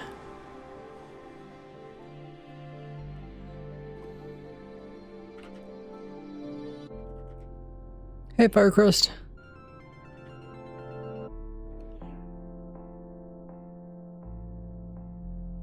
Yeah, it's a pretty powerful cannon.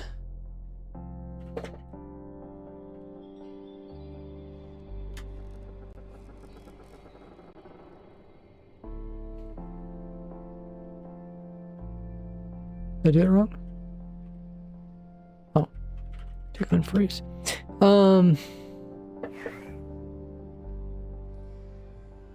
Okay. Do you know how many wind charges? 3 stacks. Oh, okay.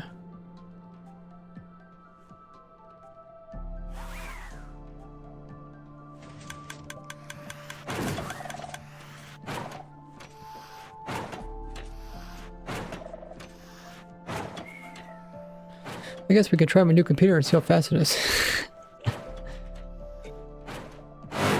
Oh my goodness.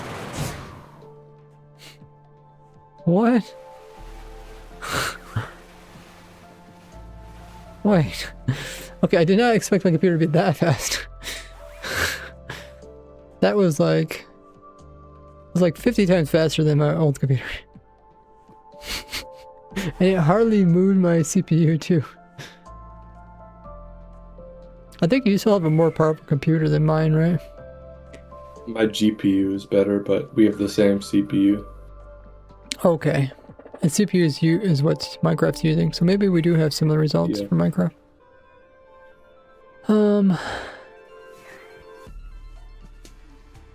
So we have the same CPU, really? Okay, so how did you choose your CPU? I got a good deal on it at Micro Center. Ah. It was either that one or the 7900 X3D. I see. But yeah, what I did is is this one supposed to be hooked to something? no, there's a torch under it. It's good. Oh.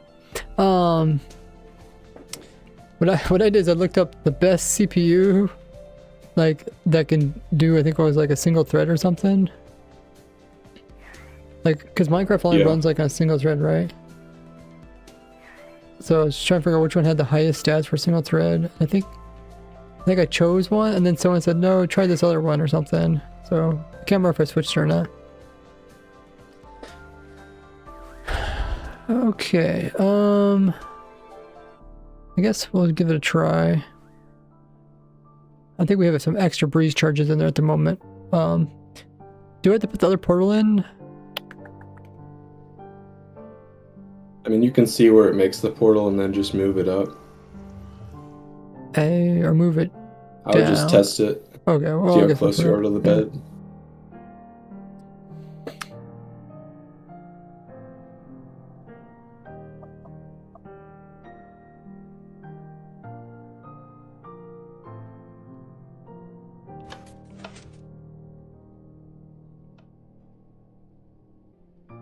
See how long it takes that for it to do the explosion thing. Oh, I landed somewhere. Okay. Oh, okay. Yeah, I did land inside, just not quite where I wanted it. It's probably do something with the wind charges. Is there anything I load in or not? Huh.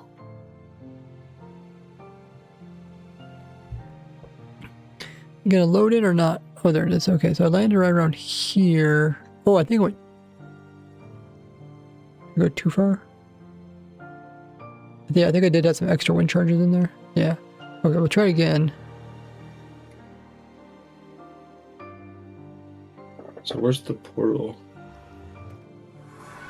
I haven't added my portal in yet.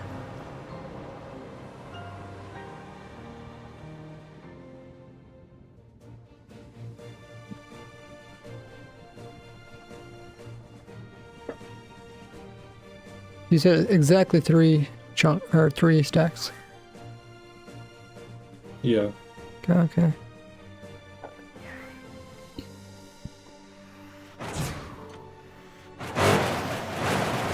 That is crazy fast.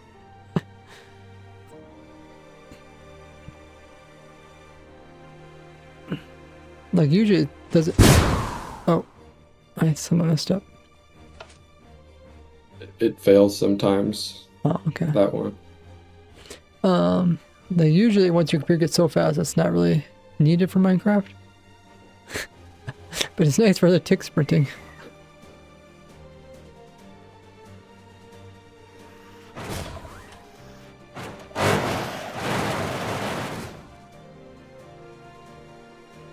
Do I have chat turned off? Oh.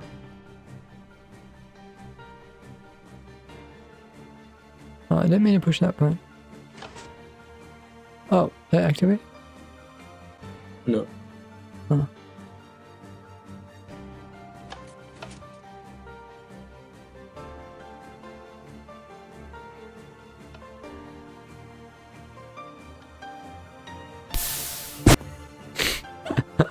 That's so fun to watch.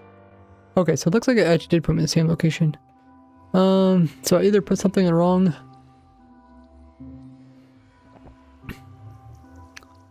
Or maybe we just need some less wind charges. I think we're going too far. Because our target's over here.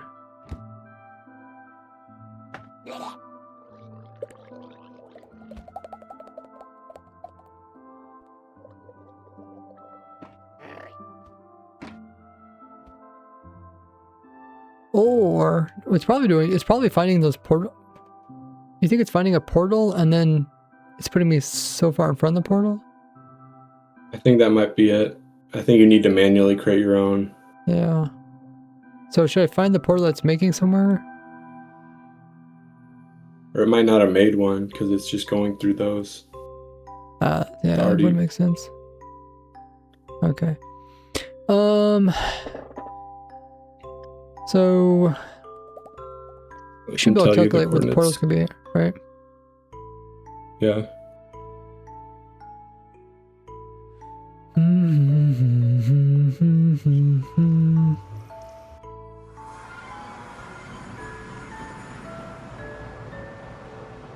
Still should be 1,404 blocks in front of where it comes out of.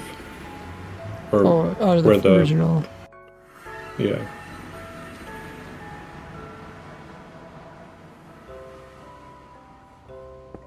I'm gonna put an arrow here.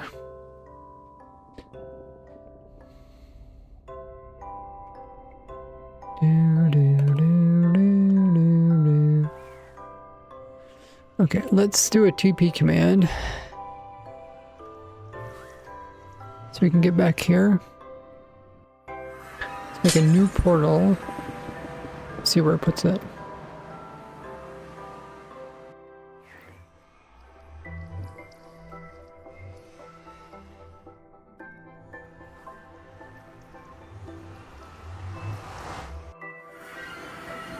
Okay, moved a little bit.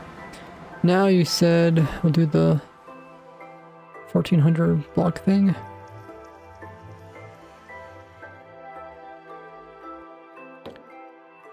Hey, okay. Okay, I don't think this one's quite lined up though, is it? Oh, maybe it is.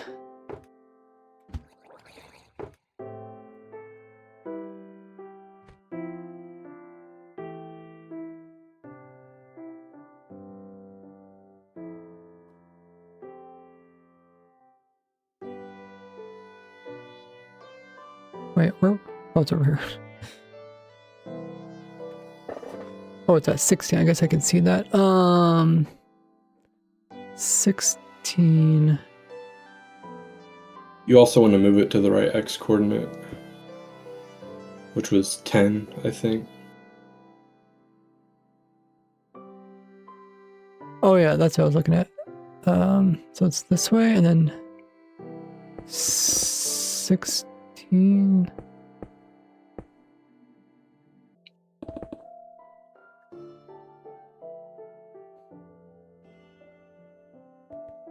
Here's 10. Okay, go up.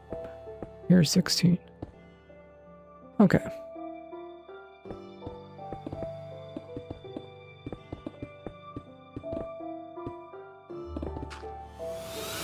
Gee, the world's fake.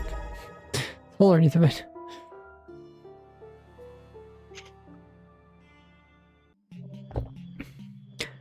What's thanks so much for coming in with the Prime. Really appreciate that. W&D, how you been? Hope you're doing great. Really helps out. coming in with the primes. You get a bunch of cool perks along with your sub there. Check them all out. And for the rest of you guys, if you guys don't know, you guys get a free Twitch sub if you have Amazon Prime or Twitch Prime. And you do have to manually renew that sub. If you use it to subscribe to me here on Twitch, they'll pay me in full and it won't cost you anything extra. Great way to support me for no extra cost to you. You can be just like Wazza there and get all those cool perks and also help me out, including getting your name at the end of the video. So this is at 10:15 and we want to go to 10:16. Okay, so this is where the top portal block is going to be at, you said? Yeah.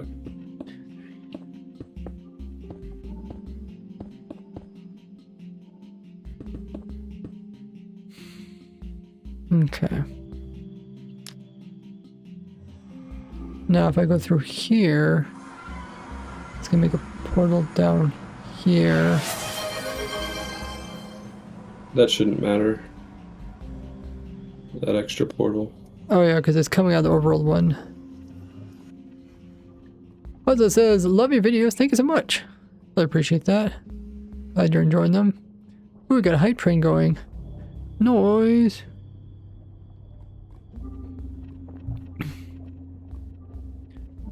Okay, so now we're gonna go teleport back again. Turn off that.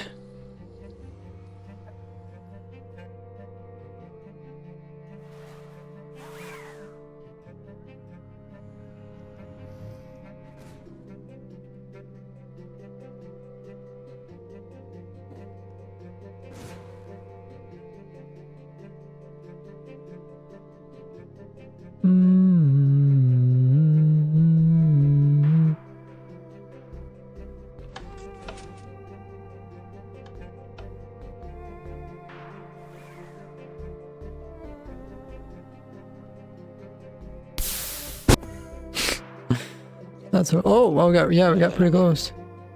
Okay. So definitely getting closer. Just gonna break this block. Oh, it's actually one with redstone. Oh, we got a raid. Ramiri, how was your stream?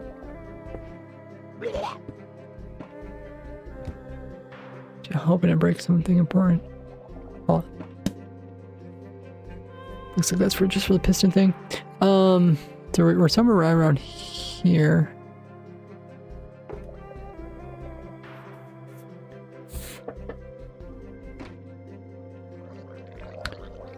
Down Okay. 2 blocks and forward 4 blocks. Yeah, something like that.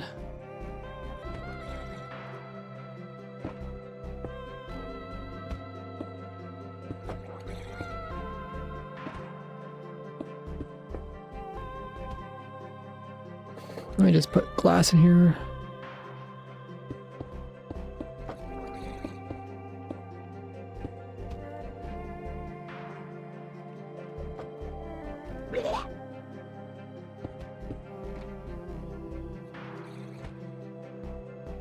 Like somewhere here. So if we move the portal lower, then we can, that can fix the Y level problem, right? Yeah. And then to go forward, if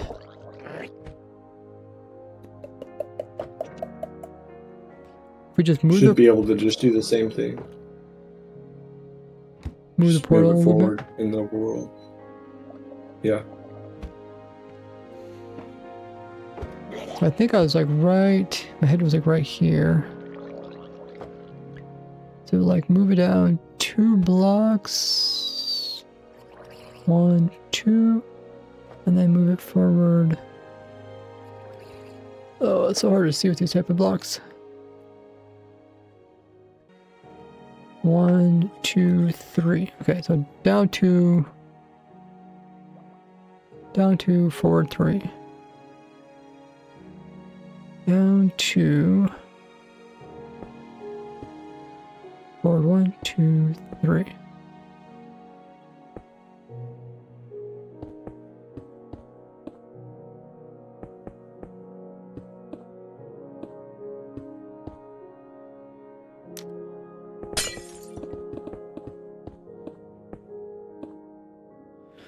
Okay, let's try this. How was your stream there, Miri?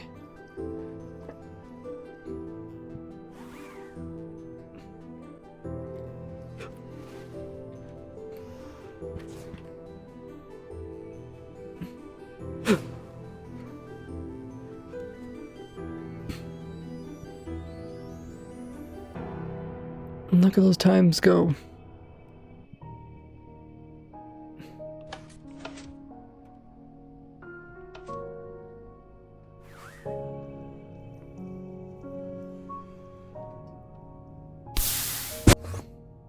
Ooh, I think we did it, guys. Okay, we might need to move forward one more. What block am I technically inside of? Oh, it says bed. Yeah, I'm right inside the bed. That's perfect. Okay, let's see if we do it 2 in a row.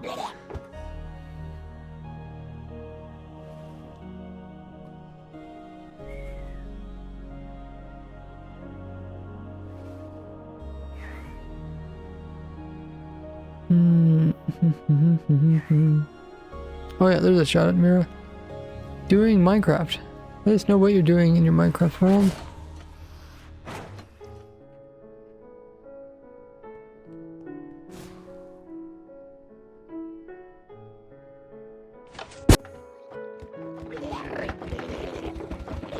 Okay, I guess I should have waited for the tick thing to end. A little bit hard to see what's going on.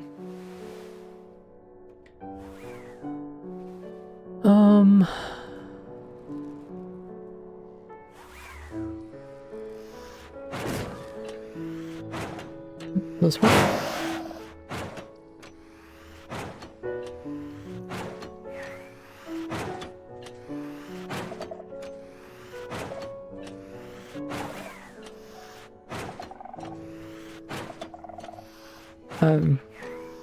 Okay.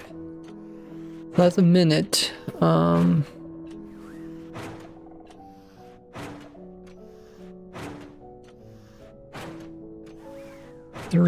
4 minutes.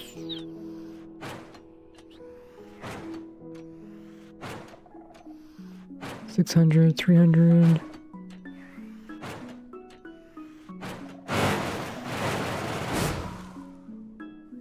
Okay, I think that might be enough.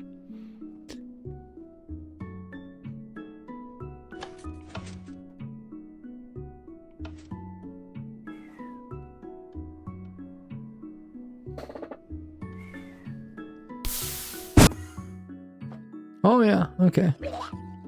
So we're in the exact same spot. And we'll do a third one in a row. Make sure it's working.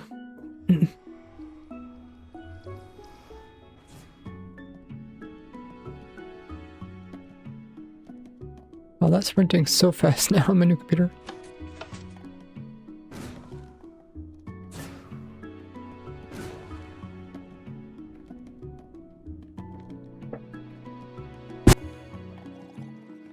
Okay, now where do we end up this time? This time we're a little bit low.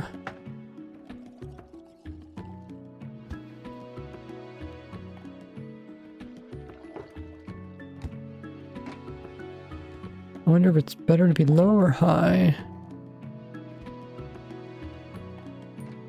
I guess if you're here, then yeah, you kind of... You don't have much option. You kind of need to be right here.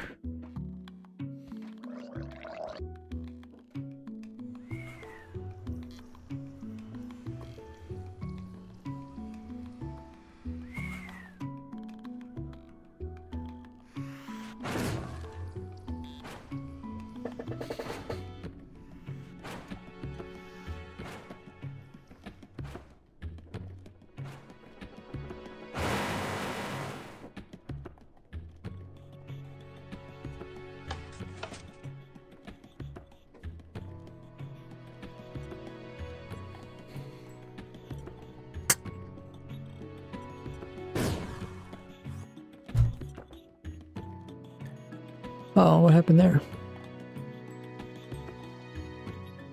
Maybe it misfired or something.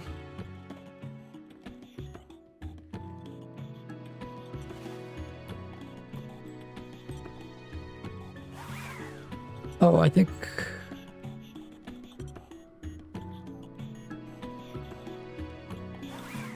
think we had some extra breeze charges. I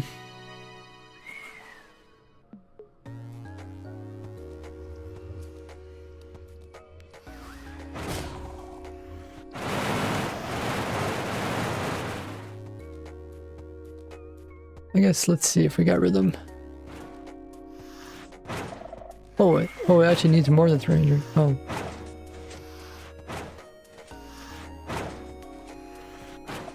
Close, okay.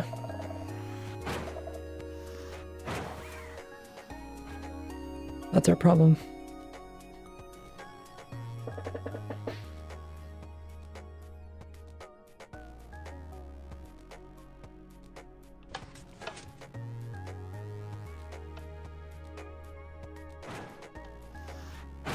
Oh, he's still shooting.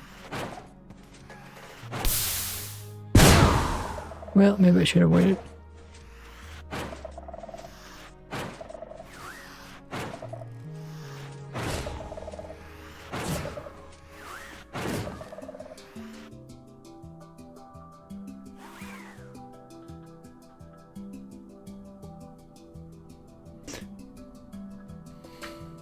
Kill at entity type equals near pearl.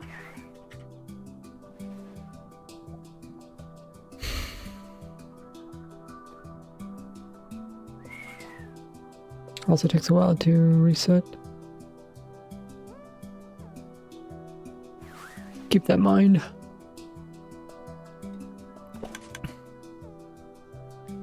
Is this thing one chunk? No, it's definitely not.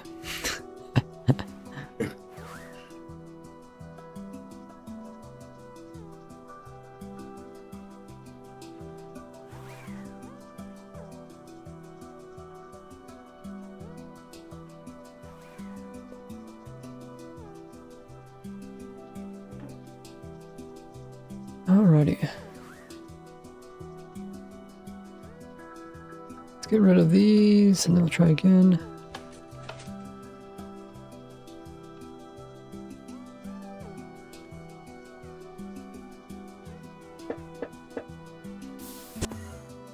Okay, I got rid of that one.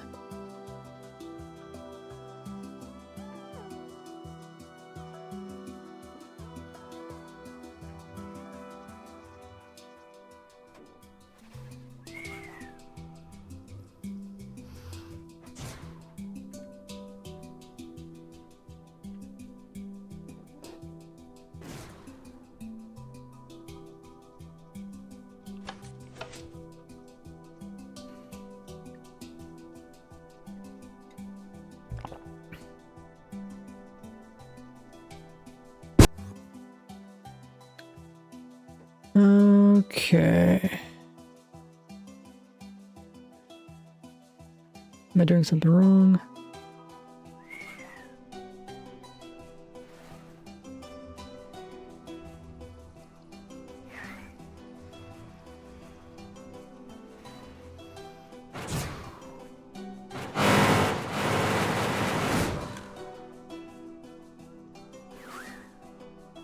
Seems to have completed.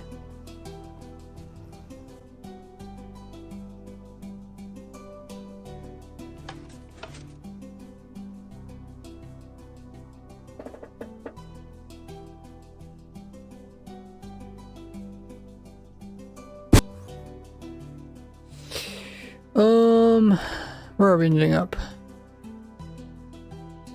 Okay. Our machine is...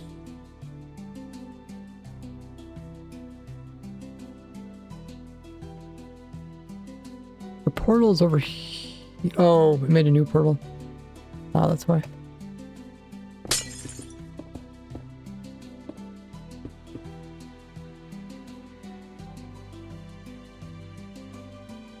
That explains it.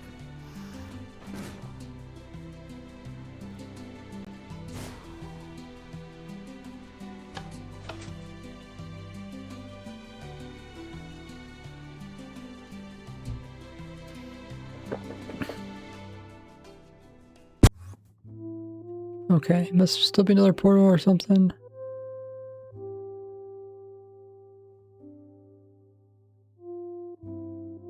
that the one we I just removed?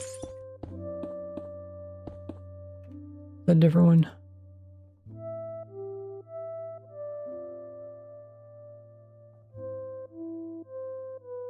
I think it's the same one. It literally went through the same. How long did the portal cooldowns last? Well, I guess we should tick sprinted it past that.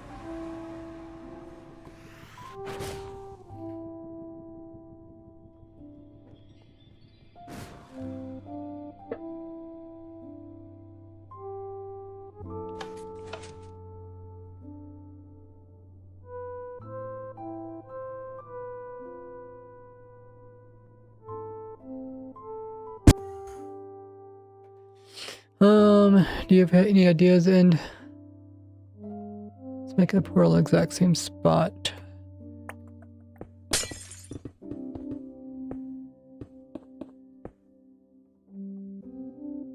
It's like the pearl's going diagonal. Hey, okay. I don't know. Maybe there's an extra breeze charge not lined up or something. So this breeze charge here is fine. Oh, the if you look at the iron gate, it got moved. Or the trap door, I mean. Okay.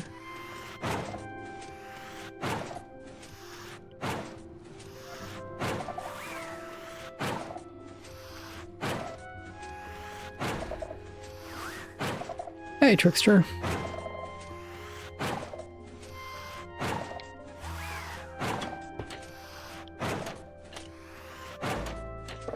Ah, yeah. That makes more sense. Slight diagonal.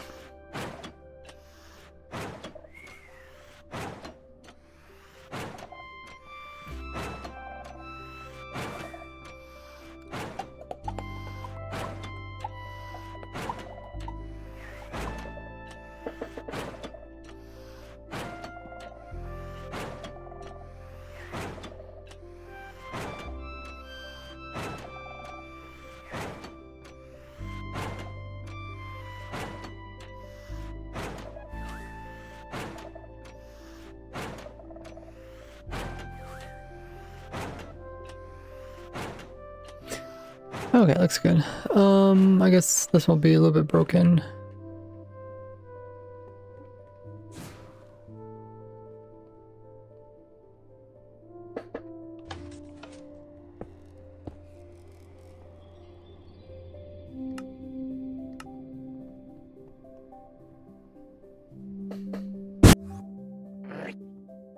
Okay, I'll try it again.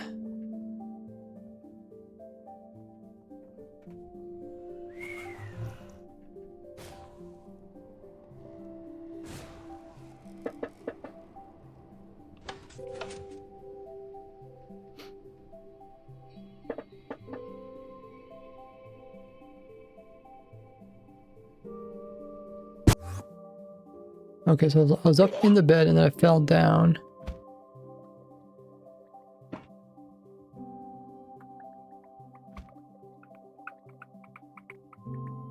You still jump up. I wasn't able. I think I hit my head underneath the bottom of the bed, which doesn't give my eyesight like. Let me see, because like this is where I want to be. If I'm right here, like I think I'm jumping and my head's just hitting. It doesn't. Yeah, you can see my head's just hitting the. Like, even though I'm hopping into the bed, it's not enough to actually see what's going on. I mean, you could like, you know, could pearl upwards, but I mean, it shows that it works. We don't have to get it perfect. Just to show that it works. Hey, Flash Frost, how you been? We're taking on the most impossible prison in Minecraft.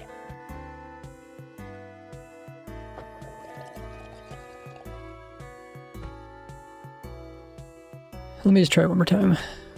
I wonder if it's like a slight difference.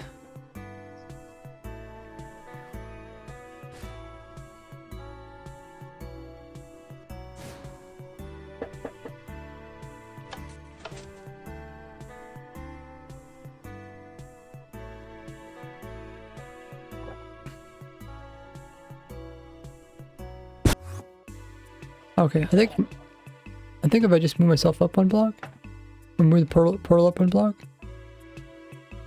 Yeah.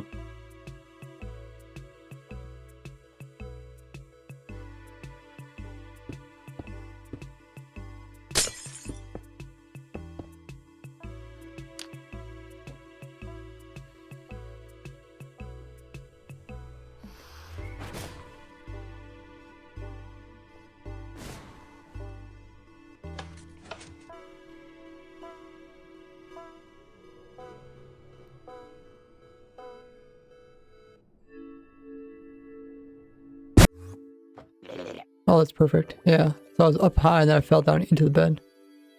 Okay, let's try that 2 times in a row.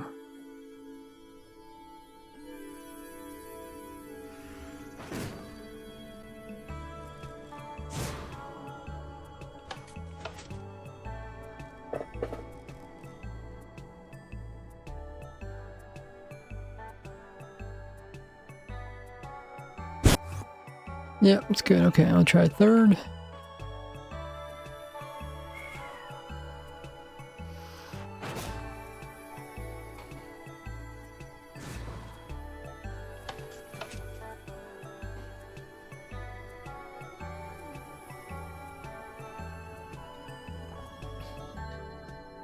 There's no special tool to break beds faster, is there? I guess you could take haste. Could take the haste effect with you. Oh.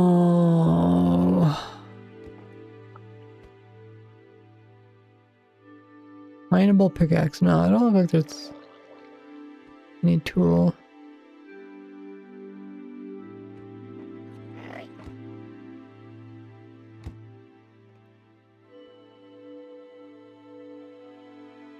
What is this chest? Oh, to make you click. Oh, it picks up items? No. Oh, just to click to the corner, I guess.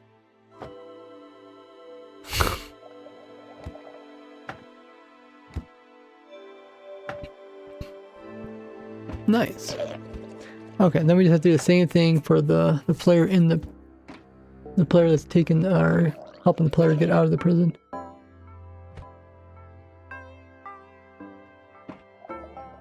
Are you actually going to set that up, or just like record only the bed part and then only a little snippet of someone getting TP'd into the player room too? Yeah, I don't have to. Yeah, that's true. I don't set it up. Bring haste.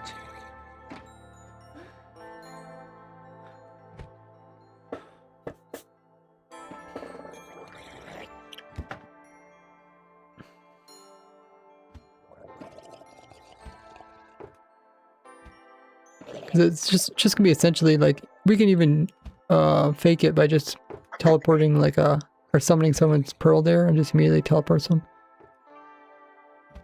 That way it still has like the pearl animation. Yeah. Yeah, I guess right above it is the actual prison.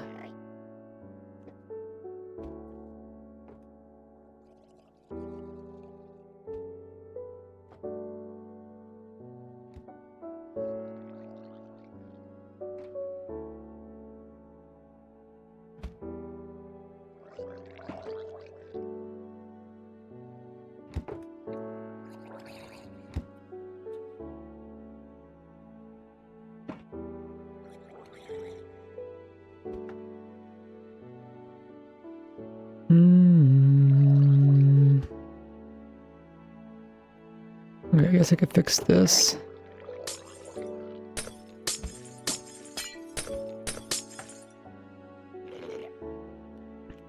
I should probably get my commands working. Let's see. Keyboard. I have a Windows keyboard that has macros on it. I have to get it again. Windows keyboard. Windows keyboard. Macro program.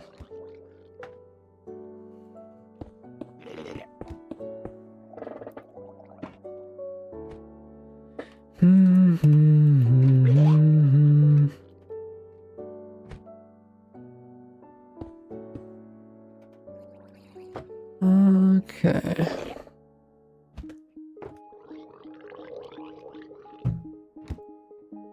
Let me see what it's actually called on the computer.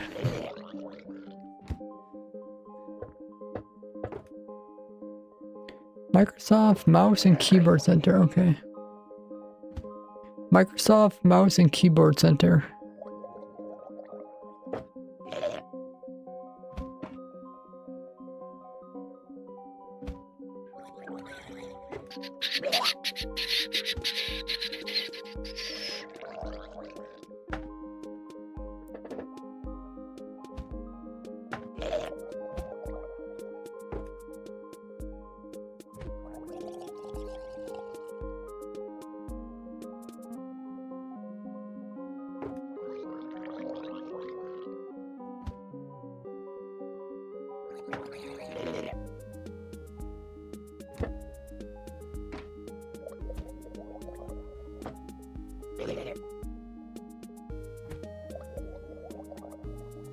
Huh. Not sure which one to download.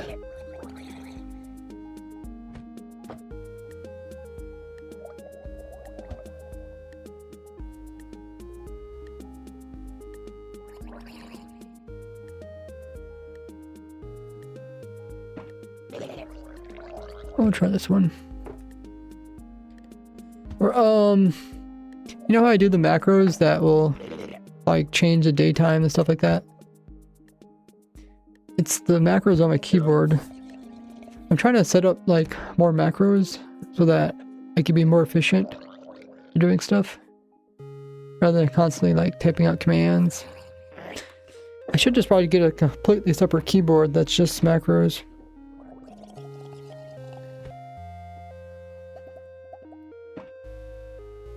You have space on your desk for that? No, but I can make space, I guess. I currently have 2 keyboards in front of me because one goes to my other computer. I also have 2 mouse in front of me, plus I have a controller. I have 5 monitors in front of me. Don't you have a keyboard like hanging off of either side of your chair?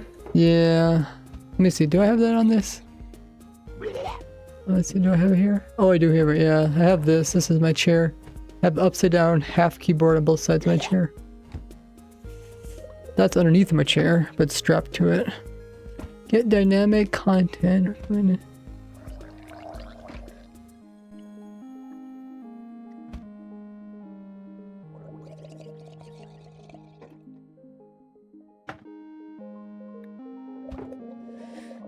Yeah, that's layout of my keys. I guess that's not actually the layout of my keys, because it's a programmable keyboard. So I can actually change it, which I did. Okay, you must restart the computer to install changes made by. Take effect. Click yes to restart computer. Click no to restart later. Okay, we'll restart later. But yeah, I don't know how hard it is to like find an old keyboard and like make that just a macro keyboard. I think some keyboards you just can't reprogram. What about auto hotkeys? The problem with the auto hotkeys is that whatever type of key combination you can think of, there's probably some programs already taking it, right? And it's kind of annoying to try to like hunt down. I don't know. I've tried auto hotkeys in the past. I guess I didn't really care for them. I kind of like just a button that just does something. But maybe I should try them again. Okay, so teleporting works, and then we'll just fake the other teleport because it'll be the same way. And if we had to, we could always shoot the player from a different direction if it was causing problems with the previous cannon. Power tools works as well. I do have power tool. Wait, is it called power tools? Which one do I have? I don't know if I have it on this computer. I thought I downloaded it. Yeah, I have Power Tools. Power Tools Awake. Let me see. Do I have it on this computer? Oh, I don't have it. Oh. What do you use? There's a lot of stuff you can do with Power Tools.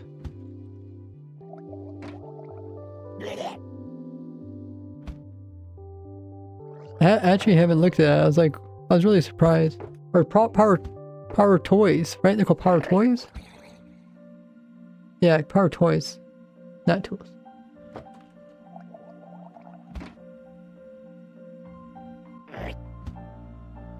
Oh, okay. I guess I don't have it. But yeah, was using that before. It is really nice because it like keeps windows where you put stuff like that. Hey, Crafty, how are you doing? We're just talking about the next update, thinking about when it's gonna happen. Now we moved on to working on this.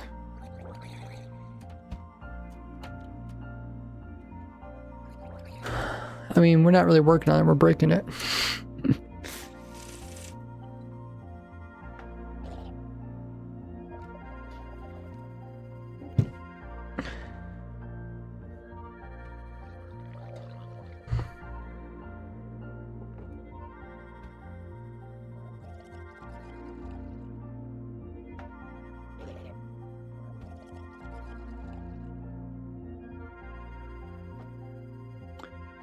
Oh, it's downloading.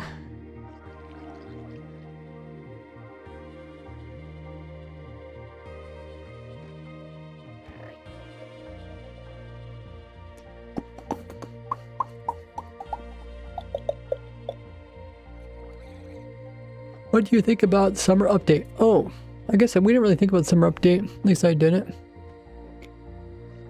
Power tools. Oh, there it is.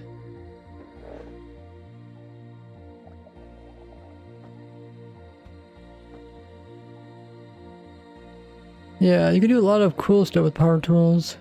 Or Power Toys, I keep saying Power Tools. Oh, 2 conflicts found. Let me first get the mouse thing working. Whoops. Oh my goodness. Made it massive. This is the keyboard I have.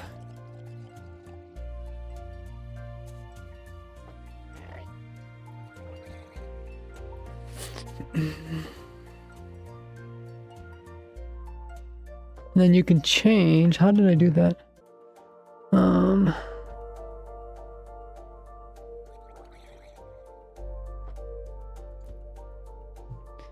You can change these. No support. Oh shoot. Well, I can't see it. But you could change these buttons. So like this button, you can change it to a macro. And then you can create a new macro.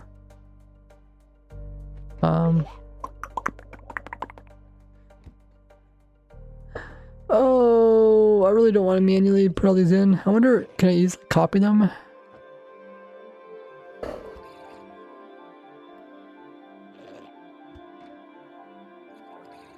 Set up a Bluetooth connection. I didn't know that's possible. Huh. I mean, essentially, these top buttons you see up here, these are all macros, and these 2 buttons too. And usually, I guess I could just click them. Like this button, I would do like a fill command. And then like this button is the other fill command. And then like these buttons,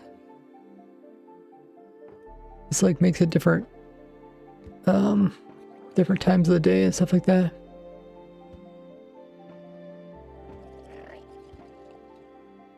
I don't think I could change these. I think I did try changing these.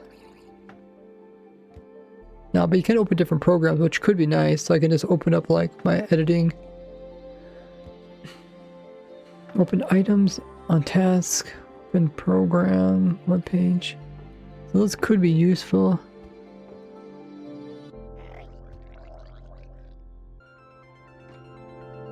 Oh, these just opened your favorites.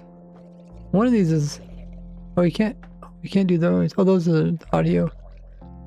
And you can change this one though, which is kind of funny. And you can also change the calculator, but does the calculator even work? It stopped working on my other computer. Oh, it does work here. Oh, cool. Calculator looks different in this version as well.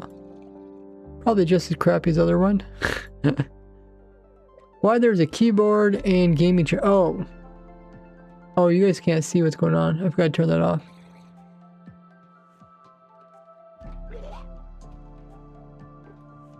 Sorry about that.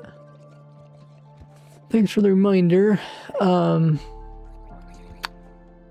Yeah, I was showing. I don't know if you guys even seen it then. Keyboard.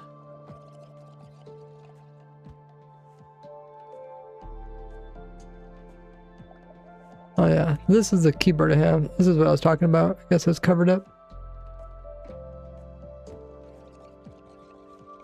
Because that thing was covering up everything. Anyways, yeah, you can program different things. Chair on wheels. Yeah, it's a type of gaming chair.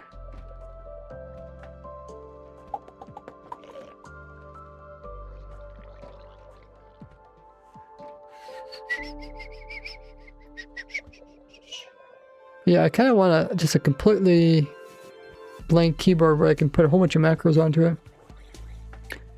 And I don't know if I want to start with like just find a keyboard and try to like program it, or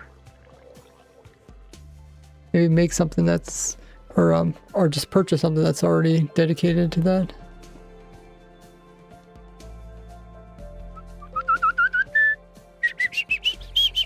I know you can, like, if you have like an old phone, you can like turn an old phone into like a macro thing, I think. Which could be cool. Like just use the touchscreen to do stuff. Well, I wonder, should I work on this or should I try to copy them from the other? I guess I could test it out. Let's see. If I make a macro, create a macro, don't care what the name is, I guess. Time noon. Or actually we need daytime pause. Click here to type the macro. Oh. Okay, so this is where it got kind of confusing.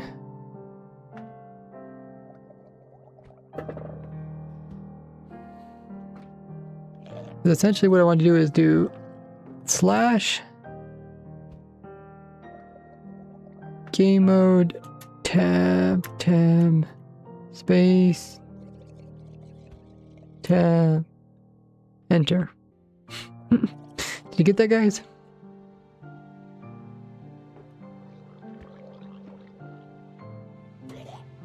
Slash G tab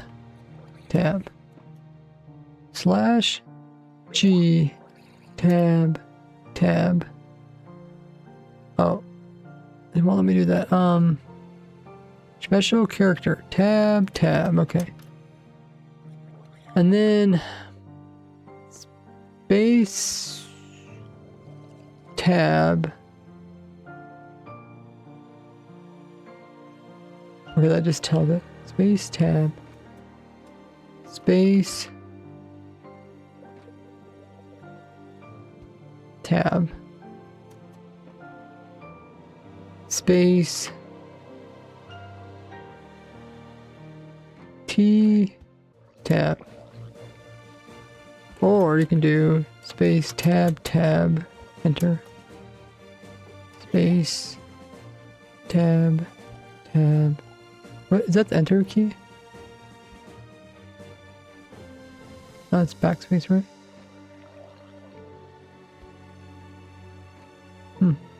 Maybe I could just type enter.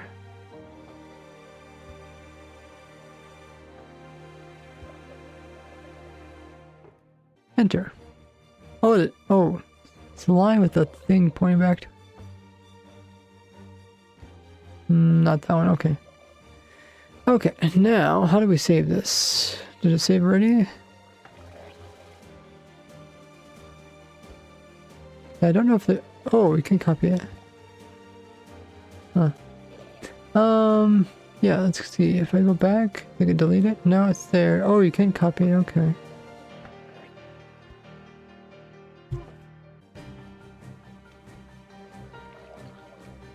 Good to know.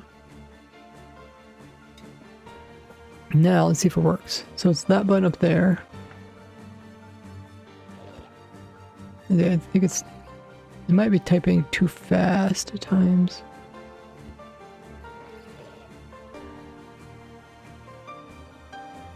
It's getting mixed up. What is it actually typing? It's grant. Oh, G. Oh, it's doing advancement. Oh, it's doing slash G tab. Okay, but instead it's doing slash tab. We need more. We need more time in between here.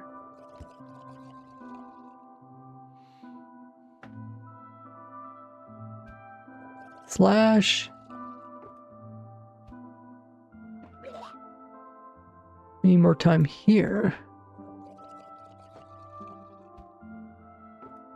Okay.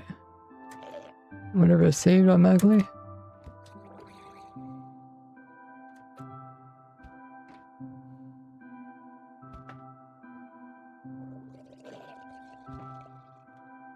Huh.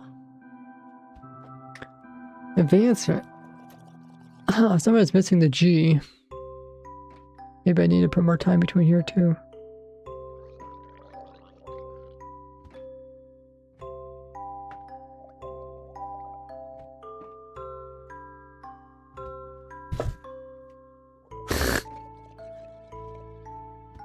Why does it think it's doing advancements? It'd be that tab. I don't know how it's missing the G. Is it because my mouse is over there or something?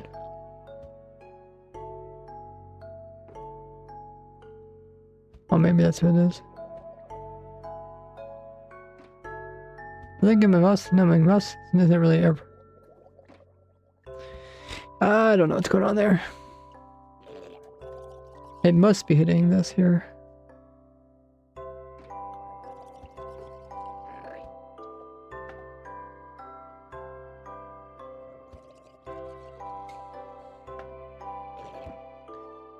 Slash this.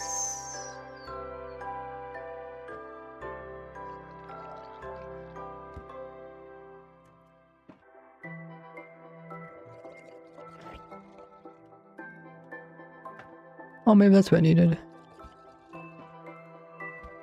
No, it's still not perfect. Especially on servers. I have to adjust it. But yeah, that's the idea. I guess it's not too hard to reprogram these. There's also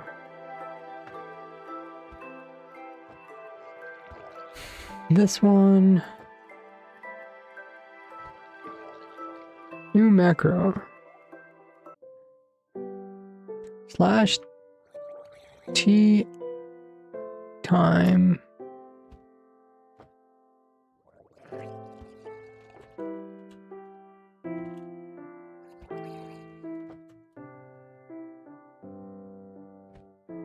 Time, then up, set, maybe just S, set, N,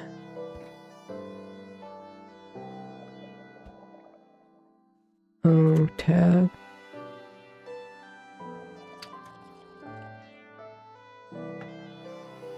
noon. Okay, so we do this. TIM tab, whoops,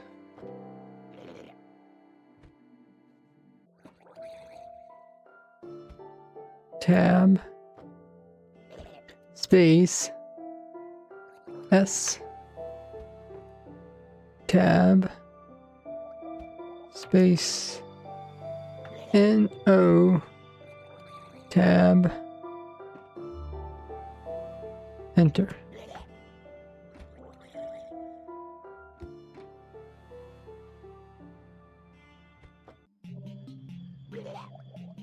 Which one is it again? first one, okay. Oh, that works pretty good. I'm S no. Okay, might adjust it for servers.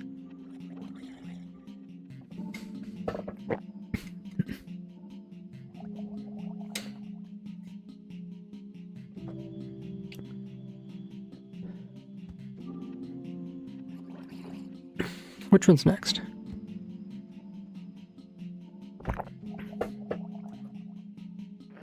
We got that one, and then we have this one. But usually I set it at noon. I also turn off the time. And then I think I changed the weather.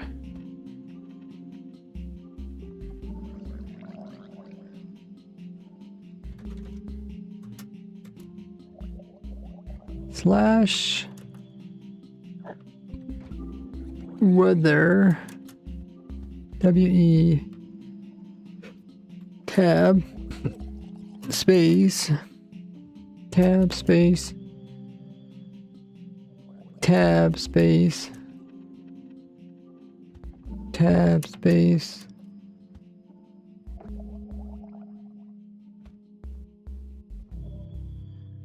There's no command to make it stay not rain forever, is there?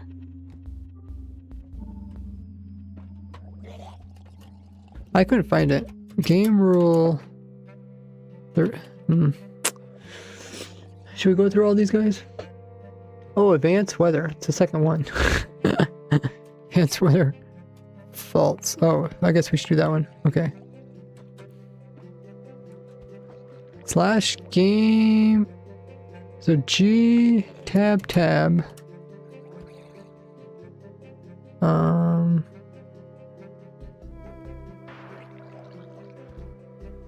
Slash G tab space. Your mouse isn't there, then it's tab. Or we could just do the type of the whole word advance. Okay. Space tab new version of the keyboard blah blah blah. That's whether tab or space then tab space tab. Oh, whoops.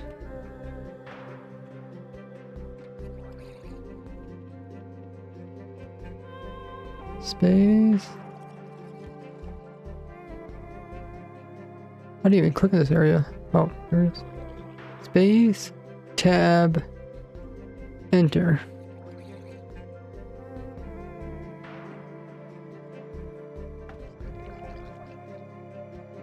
Oh, that works pretty good too. Okay. Yeah, if you run into too many problems like this, advancement, so I'm pretty sure we need more time on the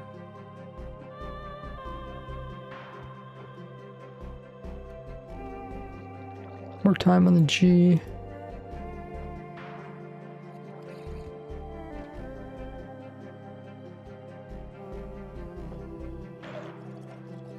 Anyways, that's kind of how it works. And then I think this one gives me night vision. I can't program those. That one I use for else. Effect. So it'd be slash E tab space G tab. Let's do this one here. Macro. Night. Viz. Slash E. Tab. Space. Space G. Tab. Space.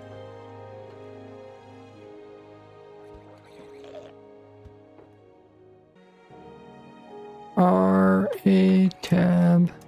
Depends how many different arrays there is. So space R A tab space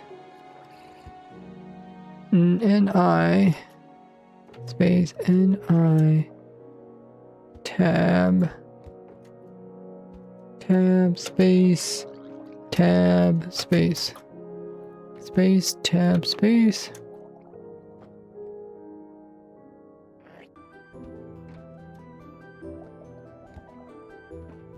One space T tab. One space T tab. Enter. Let's see if this one works.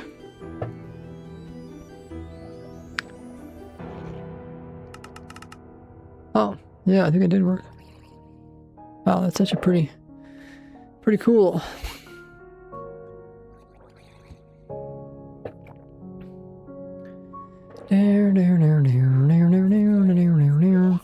So that's that one. And we also have these macros down here. These are the ones I really want to do. These are the fill ones. Fill 1 slash F slash FI tab.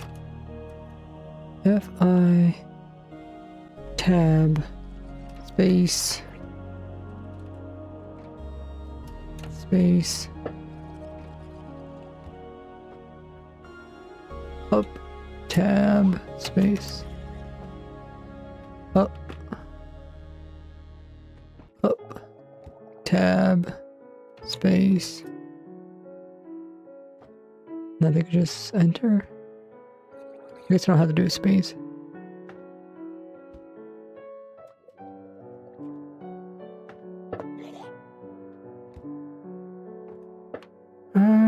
Okay. That looks right. Let's see if we can try this. Yeah, like I said, it might not work on servers. Item replace. Might have to slow it down, but let's do the next one. Next one does slash up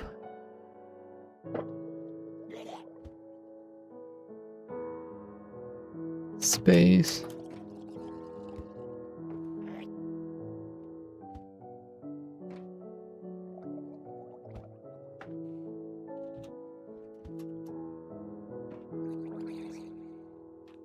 and then it goes up space up tab up tab space AI tab enter.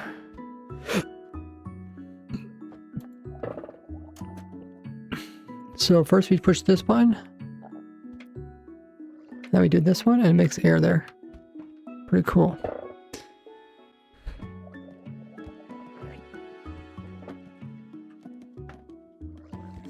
Pretty cool. Okay, well at least we fixed those. It'll probably be a while before I actually find a program. So I can do this, this, this. Now the sun shouldn't move anymore. Oh, it's still moving. How do I... What did I do? So I made it noon. Made the weather not change. Made the time advance. Oh, true. I need to do time advance false. Okay.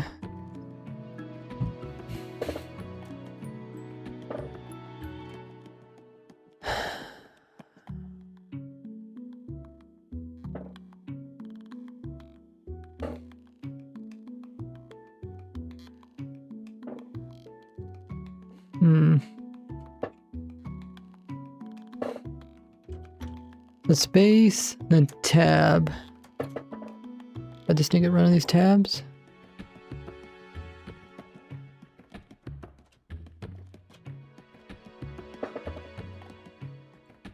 Okay, let me try this. False. No. Noon.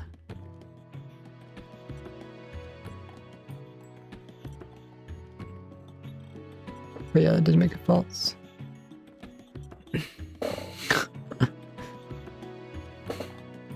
So we might have to slow him down a little bit.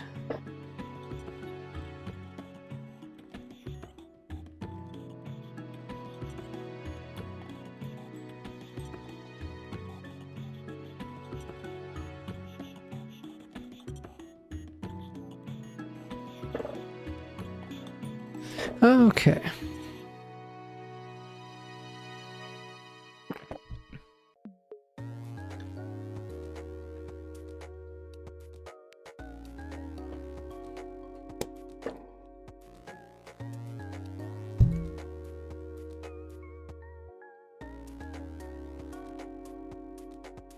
Is that all the macros?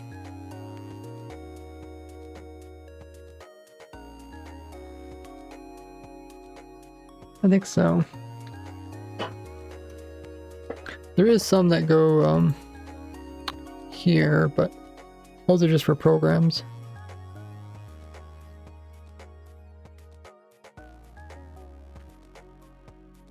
Open items on taskbar. Oh. That could be useful.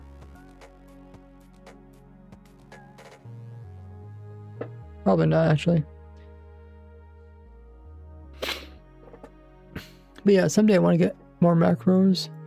What is all in the power toys?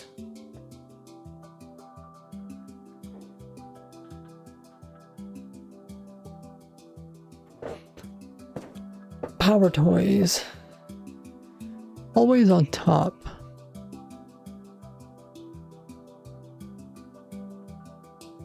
What was the one that I changed one of these?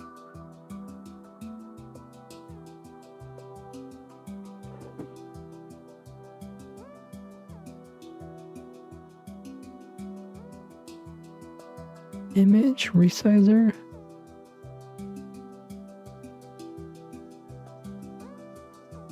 Huh.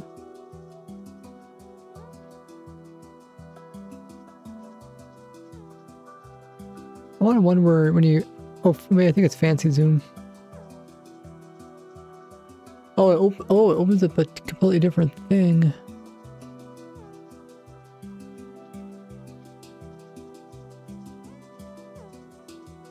Okay.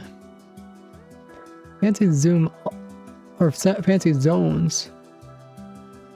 Hold shift to activate zones while dragging.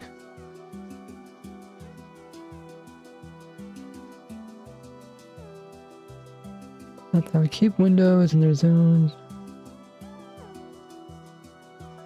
Oh, here it is. Move windows to last. Move newly created windows to current active monitor. Restore the original size of windows when unsnapping.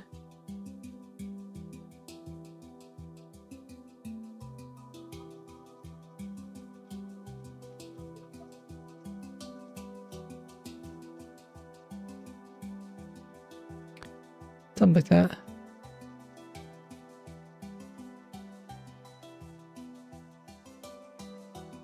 Okay.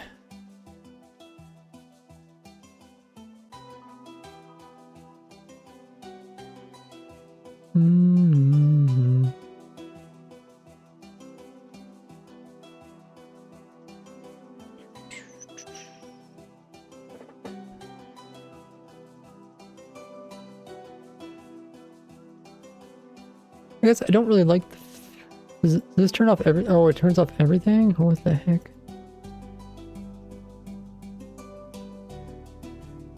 Show zone numbers.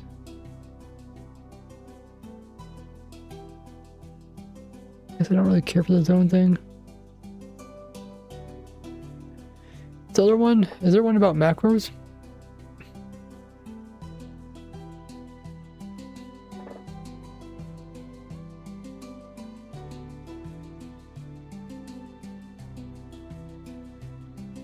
Keyboard manager.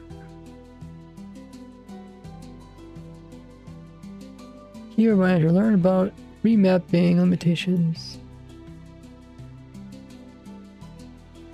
Remap other key shortcuts. Oh. Oh. select. Remap, select key you want to change. Remap, select A, send Control C, A would. Huh. The thing is, I really don't want to remap the keyboard. I want a new keyboard that has its own keys. I think I have to buy one where I can actually probably remap it. But yeah, at least I got my macros up on my. My controller's not showing up for you guys. Let me see. See if I can fix that. Okay. I'm trying to set stuff up so that, you know, you fix it once, you never have to fix it again, kind of thing.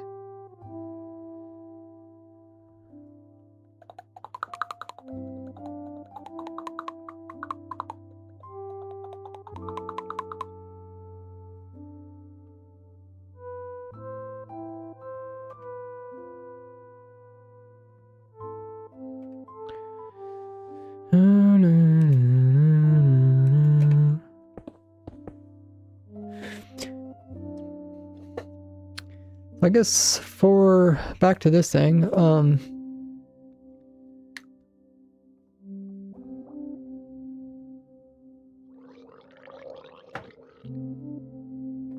want to get some like replay footage of it, like of it happening.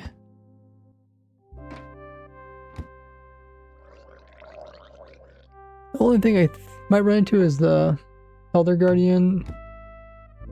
Because like they're supposed to activate every second. I think that's what they do. At least according to them.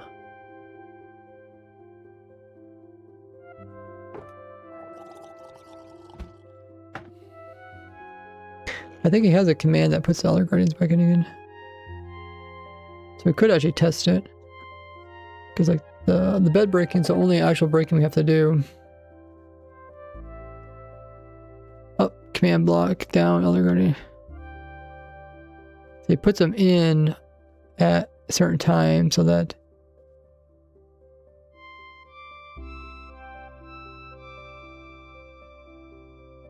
I'll even show you. Wow.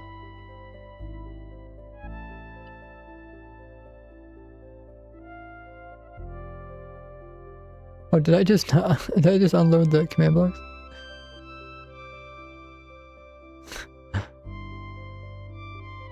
Why didn't they just chunk load this place?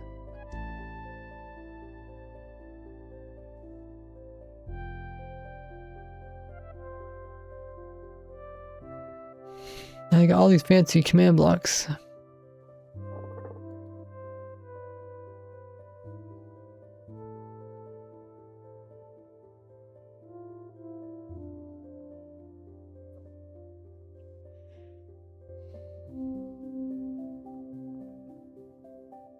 This is a 1 second clock. Well, they're probably using some like logic behind this. Yeah. Okay. Let's see how many Elder Guardians are in. It's gonna be 60 for each of the each of the holes. Oh, that's not too bad. The question is, how fast do I get mining fatigue?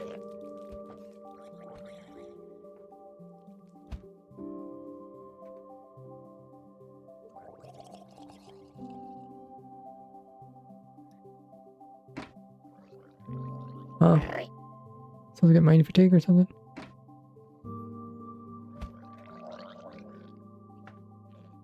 How far do they go? It's like 50 blocks or something, right?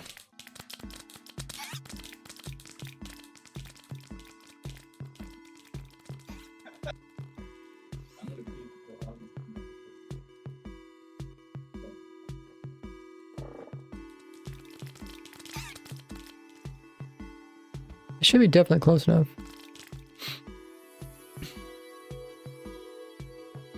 Wonder why they did this shape. Why do they have some over here? I'll probably just reach out a bit further. This is a strange... Oh, they even got some in the center. Okay, maybe they just overlap a bit. Oh, oh. Wait, why do they have extra sets? I suppose they don't want to put all of them in one or something?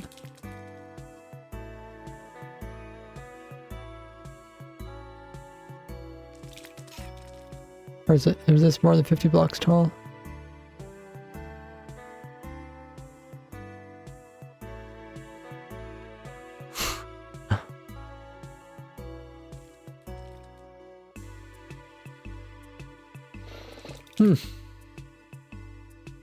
Anyways. Let's see if we get some mining fatigue.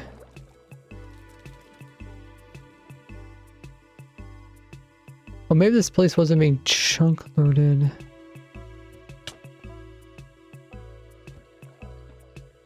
Okay. Tick sprint. Oh, so there's an ad running. I'm gonna use the restroom while there's an ad running. And then we'll come back and I guess we'll see if we get a mining fatigue by then. I'll be back in just a little bit. Oh, we got it ready. And meanwhile, I'll check my socials.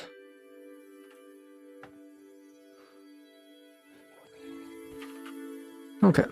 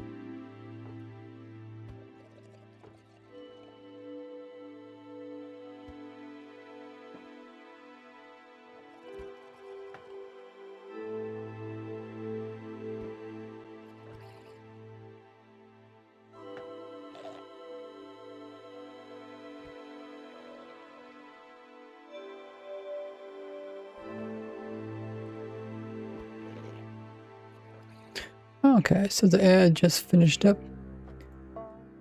I was thinking in the video he talked something about the Elder Guardians. I think you have to have them have to have this area loaded before we put them in. Otherwise, yeah, they're gonna desync. So I think he said they're supposed to give you the effect every 15 seconds. I think he said every second. Or I guess, oh yeah, maybe it is 15 seconds. But like, it would be best if we gave it every second. Yeah, you might be right. I should probably just watch that part of the video again. Because I kind of remember the 15-second part too, because that was like how long it takes to mine. Like, something like you can mine in 18 seconds, but then they would replay every 15 seconds, something like that. Yeah. Replaying every 15 seconds, that's like, what, only 4 Elder... Oh, maybe there is only 4 in each of these batches. Huh. Why even have all the vines in there? You're only gonna have 4. I think maybe at one time they tried more. Yeah. I was thinking when they're older designs, they did have a lot of Elder Guardians. Because I know when I did like the escape for the Dream one, people were like, oh, you can't escape because Elder Guardians. And then I had to explain to them like, oh, they only use 1 Elder Guardian, so it's like you just wait for it to go up.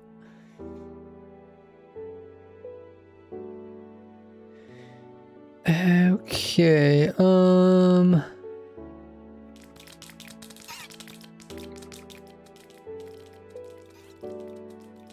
Yeah, this must be taller than 100 blocks. They put in 2 of them. 2 sets of them.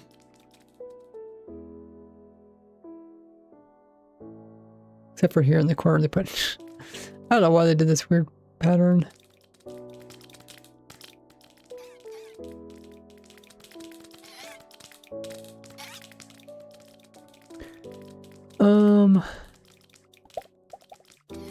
Let's see how many chunks are force loaded.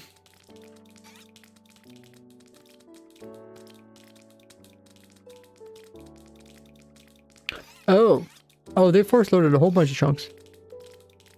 Wow, okay.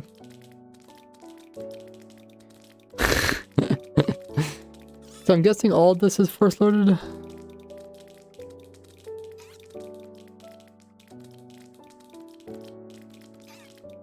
Somehow they've got to force load where the command blocks were at.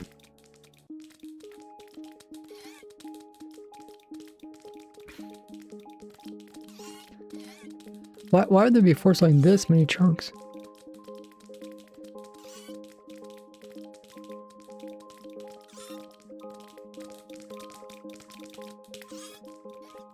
Oh, maybe there is quite a few chunks in here.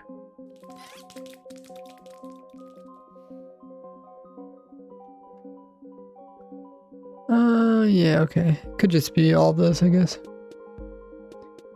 that case, yeah, maybe it is 15 seconds in between Elder Guardian things. That means we have plenty of time to mine the bed. I guess I should just watch the video.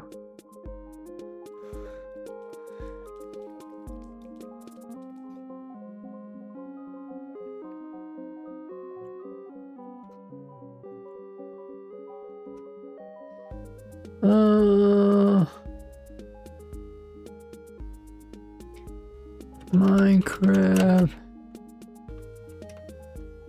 Called the vault.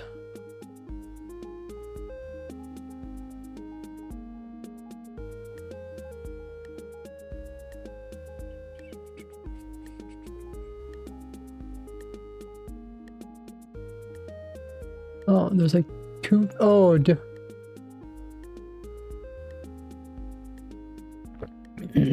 oh, it's only escape version 3, but this is version 4 that we're at. Let's watch this guy. Our dad likes to make plans. See what he suggests.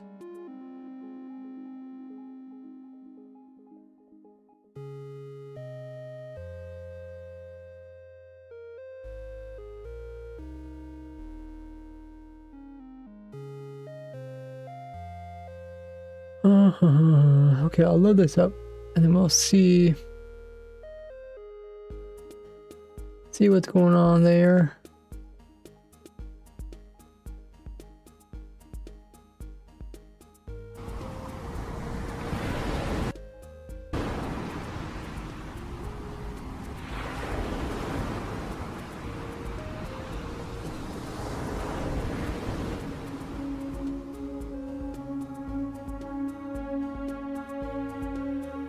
Now these guys make some really cinematic videos. My videos are like, yeah, look at this.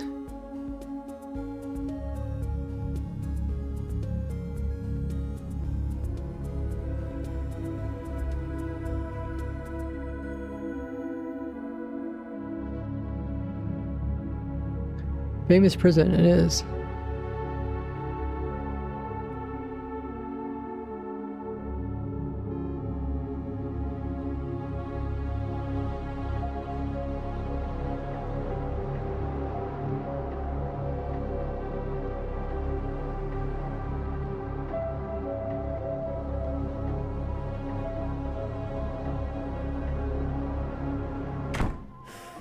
Our chances are looking pretty slim. You see these? These are the blueprints to that place. I nabbed them from a different job and I've been looking at them for weeks now. They're almost done with the construction. It won't be long before they find me again, not with a small army at their side. And we aren't going to be looking over our shoulders for the rest of our lives either. The only way to show them that they are truly useless is to escape their grasp once again. But this prison, it's amazing. It's the epitome of Perfection. That's what we have created in this new prison. And it's so good, it even has 4 cells. We don't need 4 cells if we only need to contain him. But this prison is inescapable. He may not have had help in the past, but now he might get so desperate he'll try to have someone break him out. And when they inevitably fail and get caught, we can lock them up as well. That's a good point. But it better be as secure as you say this time. This is the intro of the video. Don't worry, we took the most lengthy of precautions. We have chunk bans, bat glitches, pearl glitches, and we even got our hands on indestructible end crystals. We had to compromise some of our morality. It doesn't matter. I don't care. Do anything if it... Compromise some of our morality. Got our hands on indestructible end crystals. Pearl glitches, most lengthy of precautions. We have chunk bans, bat glitches, pearl glitches, and we even got our hands on indestructible end crystals. We had to compromise some of our morality. It doesn't matter. I don't care. Do anything if it means containing him. Let's be honest, he never deserved a humane prison in the first place. And even less now, after what he did to Ray and his men. Ray? Is it my Ray, or is there another Ray? I don't follow the prison committee. There might be another person called Ray. He never deserved a humane prison in the first place. And even less now, after what he did to Ray and his men. Remember what we're doing this for. Our morality couldn't be more in the right. But we're running out of options. And we're running out of time, Sven. I won't let you down. Dude, that's quite the intro.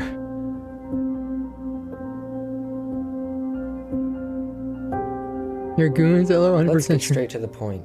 This is the best prison made so far.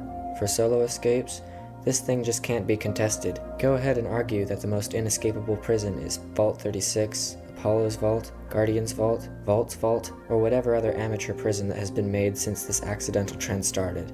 But in my book, none comes close to Gaia's Vault. This is the crowning moment of all prisons, the one that has been built up to for months. This prison was made by a team of 4 builders and built upon all the strengths of every prison before it and eliminated every flaw. Entry, bed trap, portal. Of everything previous. And it's so good that people actually think that it could be built in survival realistically. It is the pinnacle of maximum security. I like how he says that, and then he just turns and like looks at all these command blocks. And for the past few weeks, I've been stumped. Every prison that I've escaped, I've done solo. Not once have I had any outside help, unlike the other prison escapists. And when looking into this prison, I had the same mindset going into it. I need to escape this alone. But in this current version of the prison, V3, there has been 0 solo escapes from it at the time of recording. And that is simply because it's impossible. They may not have made the perfect prison from the outside, but from the inside, it is truly inescapable. Right? Yeah, this is Ivory. I'm pretty sure that's what it said. That's what everyone thinks, and at first I thought that that was the case as well. But the fact is that I need to escape this alone, because I have no one out there to help me. Every prison escapist has turned to the dark side, Shiratori. Even if I gave in and asked for someone to help me, there would be nobody to do it. Jerry Lum, the last remaining escapist other than me, helped build Gaia's Vault. Everyone is turning against me. They're hiring all the escapees to help them build the next versions. Why? But none of that matters now. I think I have an escape plan. I have everything set up. It should be ready for when I inevitably get caught. I guess I could pause Speaking music. of, I should get going. I'll see you in a bit.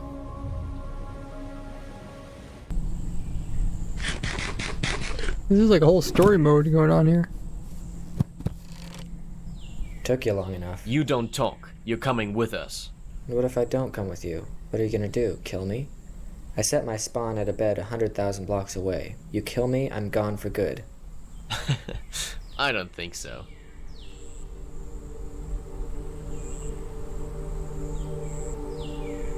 Hey, what? Shut it. You are coming with us, or else your pretty little pet gets a sword through its head. Do you understand?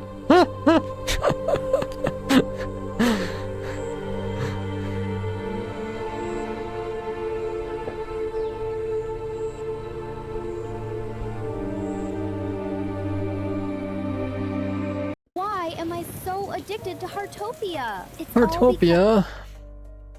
because this game Must be is ad. ridiculous.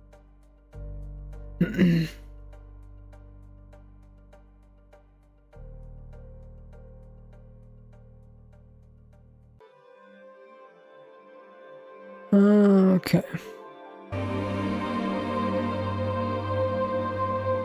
Oh, so this is his name, or is it Ivory? I'm getting confused.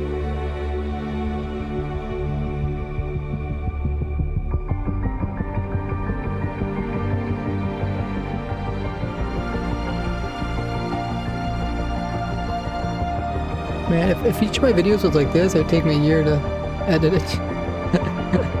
I'd only get one video out a year.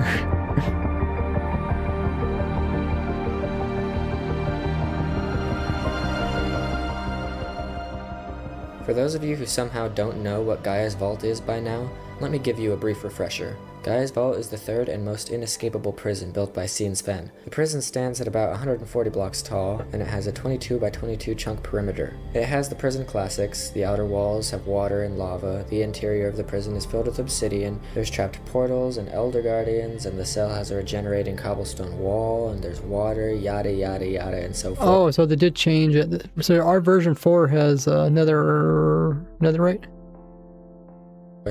We've seen this already. It's in the details where this prison succeeds. They have a working toggleable chunk ban system that will permanently ban anyone in the chunk until it is turned off, and there is also a suicide button that permanently chunk bans the entire prison. It really shows how far these guys are willing to go.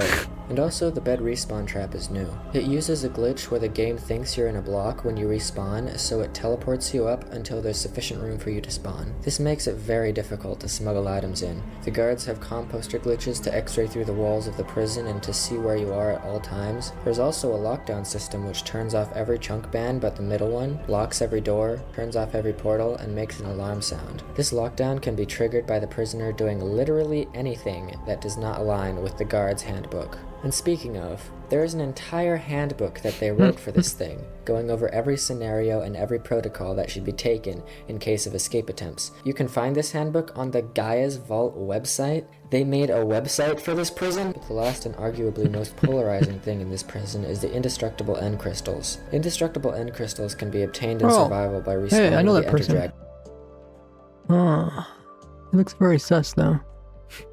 and then moving the end crystal away or killing the ender dragon in the brief few seconds that it's respawning. This alone would be extremely difficult to do to just get one of these crystals in survival, and they're all placed absolutely perfectly in this prison that is completely encased in obsidian. A feat like this, in reality, would be improbable to the point of impossibility. But let's be real. The probability of this prison existing in a real survival world was already tarnished by it having thousands, if not millions, of stacks of obsidian, thousands of observers, hoppers, pistons, and other redstone components, chests full of the I don't think that's too unrealistic. I mean, the ender crystal thing would be horrible compared to getting the items. Especially with like the print mods that just print stuff, but like you can't just print invulnerable ender crystals. I mean, you can't auto-place them. The most highly enchanted and rare items, and the thousands of sugarcane and cows needed to make the chunk ban books. And don't even get me started that's not on very the much. Elder Guardians. There are 168 perfectly timed name-tagged Elder Guardians that are crammed into specific 2x2 areas around the prison, which are spawned in with command blocks. And by the way, not only would it be nearly impossible to get these things into your prison, since you have no way of transporting them, they have natural thorns, laser eyes, and you'd probably have to carry them over thousands of blocks over land and sea just to get them into your prison, but there's also a chance that you might not even get close to the 168 Elder Guardians in your entire world. Since there's only 3 per monument, they don't respawn once killed, and monuments can only be spawned in deep ocean biomes no more than 32 chunks apart. But if you manage to travel millions of blocks to the farthest parts of your world to find 56 unique ocean monuments and brought back 168 Elder Guardians without dying from their natural thorns, laser eyes, other guardians in the monuments, underwater mobs, normal mobs, drowning, or your own stupidity, and manage to hoist them up into this massive prison and encase them in obsidian, and then name tag every single one of them, they would still never spawn into the world. Oh, so that's why they don't have Perfectly timed 1 second infinite Elder increments. They would Guardians? all eventually I mean, it could be. Maybe they're trying to make it more realistic. sync up and act like just one Elder Guardian, rendering everything useless. So are sync up and act like the world in perfectly and then name tag every single one of them, they would still never spawn into the world in perfectly timed 1-second increments. They would all eventually sync up and act like just one Elder Guardian, rendering everything useless. So are the Elder Guardians... Yeah, they should really have a system that can automatically resync the Elder Guardians. That would make more sense. But I mean, obviously their idea was, oh, someone's always going to be there. Or I guess like nowadays you just have it permanently chunk loaded, so you never have to worry about them desyncing. What do you want the crystal for? I don't want the crystal for anything. They're just using it to stop people from placing stuff. Pretty much, but I've escaped prisons that cheat before, and I can certainly do it again. For this prison, I had a few options in mind, particularly 2, but the more reasonable one would take a lot of math and time to get just right. It would take weeks, if not months, to engineer it, and I can't go that long without uploading. My subscribers will kill me, so I decided to go with the other option for this escape. I call it brute force. I'm going to smuggle in items. Not because it's the best method for the escape, not because it's the most efficient, but this is simply to spite Sven. And also, by this point, it's tradition. But even as secure, inescapable, and perfect as this prison may be, I can still take advantage of its own systems and turn them against it. They still haven't learned, and they've fallen right into our hands. He was planning to get captured. We knew that much. But to make sure he didn't try any funny business, we got some leverage over him. So he's on his way. Arknight's Enfield is giving out 100. Oh my goodness.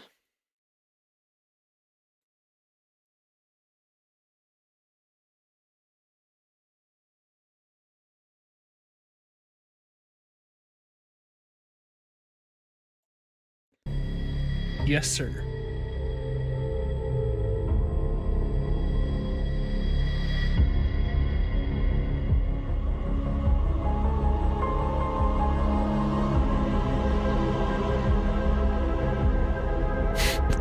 Pulling the parrot along.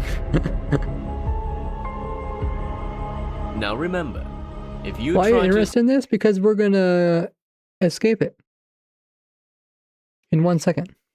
to escape, it dies.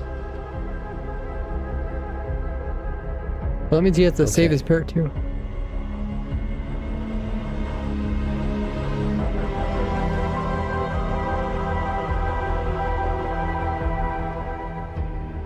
This may seem pretty hopeless, but there's still a chance that I can clutch this. Even though the guards thought that they had the jump on me, they caught me exactly when I wanted them to. There are the least amount of guards online for this, and that's good. But to be honest, it would be pretty hard to get even the 3 guards and 1 warden on it. For a video for you, or how did this idea come up?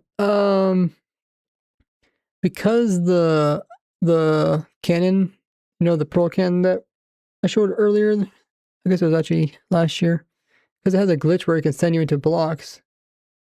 We're trying to think of a good use to illustrate that. So the best use would be to use it inside of a prison like this. I can't think of any other good use for it. At any given time, since every guard seems to be in a different... It's like we're showing something, but it does have this like side effect. And the side effect is like it can put you through blocks, like hundreds of solid blocks.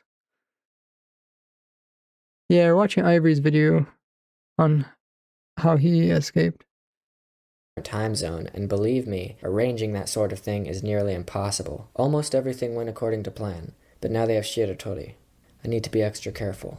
Inside the nether portal, I must wait for the guard to tell me to come back through. But inside the nether room is an ender chest, just what I needed. Inside my ender chest is the gray box. It's a shulker filled with everything I need to escape. I take it and an efficiency 5 netherite pickaxe and maybe some milk. Once I come through the portal, I go towards the first bed trap. And what I need to do is get my items through this place. Now what I could do is the same AFK gag that I pulled in the Titan's Vault escape and pretend that I'm away from my keyboard while I'm actually mining this top obsidian block. And sure, that might work. But there's too many variables, such as I will probably have gotten the mining fatigue effect by now, and with it, it takes 13 minutes to break obsidian. And in that time, if the guards wanted to check on me, they could just go into the composter machine and kind of see me mining. Plus, any guards could use the tunnel that leads into this room and check on me manually. It's actually pretty hard to see. Sven doesn't want too lucky of escapes, then I'm not going to use this. So for this, I'm going to pull out my secret weapon.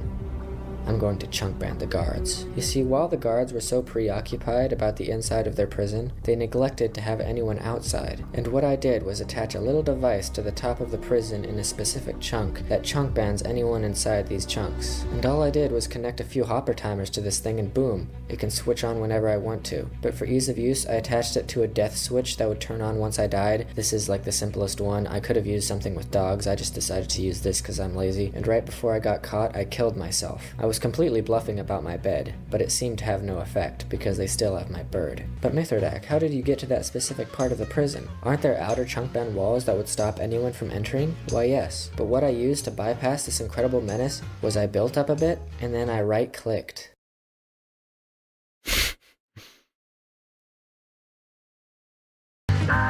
And then to cover up my build, I just made it look like the rest of the prison. They wouldn't notice, even if they looked right at it. And this chunk ban works on them and not me, because the first decon hallway and the bed gate are separated by a chunk border, which means that they will be banned, and I will be the only one left. But Mithridac, you can't possibly know which chunks the guards are going to be in at any given time. Well, normally, yes, but they conveniently wrote a book for me on where exactly they're supposed to be at every stage of the process. So anyways, it should take 15 minutes to get the chunk ban started, because I set the hopper clocks to 15 minutes, and once everyone is banned, I will break this top obsidian, throw my items into this little space of the enchantment table, and then place the obsidian back. It can also be faster with milk. Now Put the items in then. Mithridac, how are you going to get yourself out of this one? Well, the answer is simple. Deception. Obama Man once said to me when the prison was first released that if you get out by manipulating the guards, I'ma be angry, grr. So that's exactly what I'm going to do. It's not even that hard. With a few minutes left until the chunk ban stops, I'm going to disconnect, and then as soon as all the other guards get online, I'm going to get on as well. Basically making them think that I got banned too, and in the voice call, This is a very interesting "What the frick escape. happened, guys? I can't join your world, argh," while I'm breaking their bed trap, and they will most likely think it was a chunk ban malfunction or a server error. They can chunk ban me all they want when I'm back online, but eventually we're gonna have to get on with the entry process. And once I'm on the other side, I hotkey to my 4th slot and boom, I got the items past the first kill check. And if you think that the guards could hear me picking up the items and then trigger a lockdown, I'd say it's gonna be a bit difficult to hear this over this. Anyways, then I go through this 1-person door and up to the next bed trap. Then I do the exact same thing for the second bed trap. And this one is a lot easier because the second decon hallway and guard hallway are separated by a chunk like right on the block, so it's gonna be pretty easy. I'm going to wait for them to open the door, and hopefully if I time the chunk ban just right, which I did, it will go off right then. But if not, then I can freeze it and pretend to be AFK again. Oop, my mom came into my room, BRB. And when they're chunk banned again, I break these 2 blocks, and maybe even this one if the door was closed when they all got chunk banned. And then I throw my shulker onto the last enchantment table. The reason I made it gray was so that it would be harder for the guards to see, because the guards have this little window where they can see the top of the enchantment table, but it's dark and there are big floating books in the way, and the items are practically inside the block above at all times anyways, so the chances of a guard noticing it are minuscule. Then I log off and then rejoin when everyone else does and act confused and frustrated. Hopefully the guards shouldn't be suspicious. Oh hey man, what did your mom want? I don't live with my mom. What? Then they'll kill me, and then I'll get to the last stage of the entry process. That's true, they could have the closed captions in game. Escape that I'm most nervous about. This has got to be perfect, or else I may never see the light of day again. This is why I call this strategy brute force. Oh, there's another ad. Okay.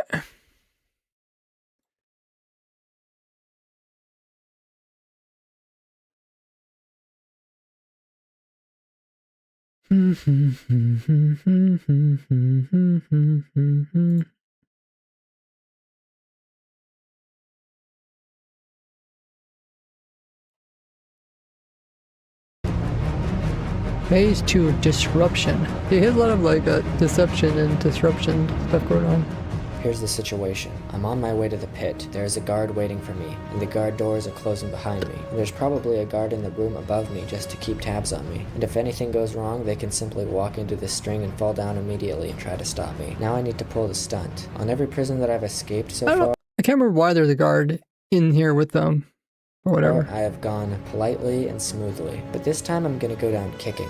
But I'm gonna have to make them think that I'm doing something else than I actually am. The inside of these hallways have been specifically designed not to let you place any blocks whatsoever, and they make you as slow as possible. This is a hindrance, yes, but once again, the guards have created their own downfall. Along the way to the cell through this needlessly long hallway are random netherite doors that the guards must open for the prisoner to go through, and when they're open, they leave a space for blocks to be placed. I originally had another plan for this last part since I was alone in the hallway, but when I did a normal entry with the actual guards, they had Sven wait in the hallway for me, instead of waiting in the pit like the handbook says, which further proves my point that these guys don't know what the heck they're doing. I'm just going to assume the worst here and assume that a guard came in and walked with me down the last tunnel. I'm actually going to kill the guard who accompanies me. Also, the guard always has to walk behind me because in 1.16 players' hitboxes kind of mess me up walking past him in the hallway, plus it's safer for the guards. But on the last door, I go through and then place the shulker in the gap between me and the guard. It doesn't really matter when you place a shulker, you could put it in front of you instead, and then, hopefully before he has time to react, I open my shulker and take out a Totem of Undying and 4 to 5 damage potions. This should be hopefully enough to kill a guard, even if they ate a god apple right before this. And then I chuck all the damage potions at the guard. Now this is actually pretty much suiciding yourself because you will most likely get hit by the blast radius, but that's why I got the Totems of Undying out. And when the guard is dead, all I do is take everything else out of the shulker and then instantly start breaking this sign. And then I place an obsidian block here. This blocks the guard from the top coming down to me, and it will actually suffocate them in their own trap if they try to go down.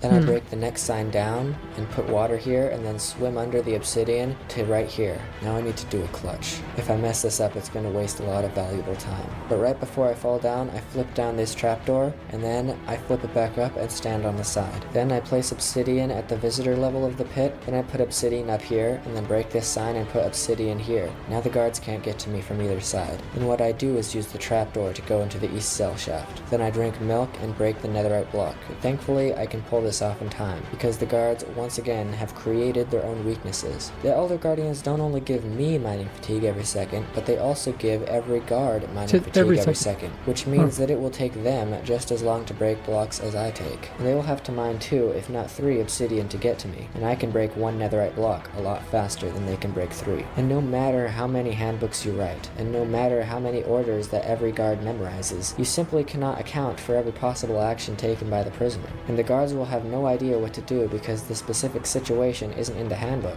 But Mithridac, won't they just go up to the main control room and chunk ban you? I highly doubt that, because I'm in one of the center chunks, which means that they would have to activate the suicide button, which will ban everyone inside the prison forever. And I have a feeling that they will think twice about banning me and everyone else before I even get into the cell. And I also have a feeling that they don't want to ban me. They want me to rot in that cell for all of eternity. When I break the netherite block, I also break this piston and this target block. Then I pearl into this redstone vent and pearl to the other side. I break this redstone torch and pearl back. This deactivated the doors for this shaft. Then I pearl back into the tunnel and over here, where I drop, at the very least, pearls, but most likely pearls and god apples. But Mithridac, in the quick reference handbook, it says that the guard would be in the cell observation tunnel for the cell. Even if they were monitoring the east cell, then they wouldn't be able to see me because the composter glitch here wasn't designed to look that way, and I'll be in and out too quickly before they can realize anything. But what if they saw the items you dropped? Well, items from above are pretty hard to see, and this cell is dark and shadowy, not to mention filled with water. But of course, I can just do this to a cell that doesn't have a guard watching over it. Then I pearl back into the redstone line, place the torch back, and once I'm out, I replace everything that I broke.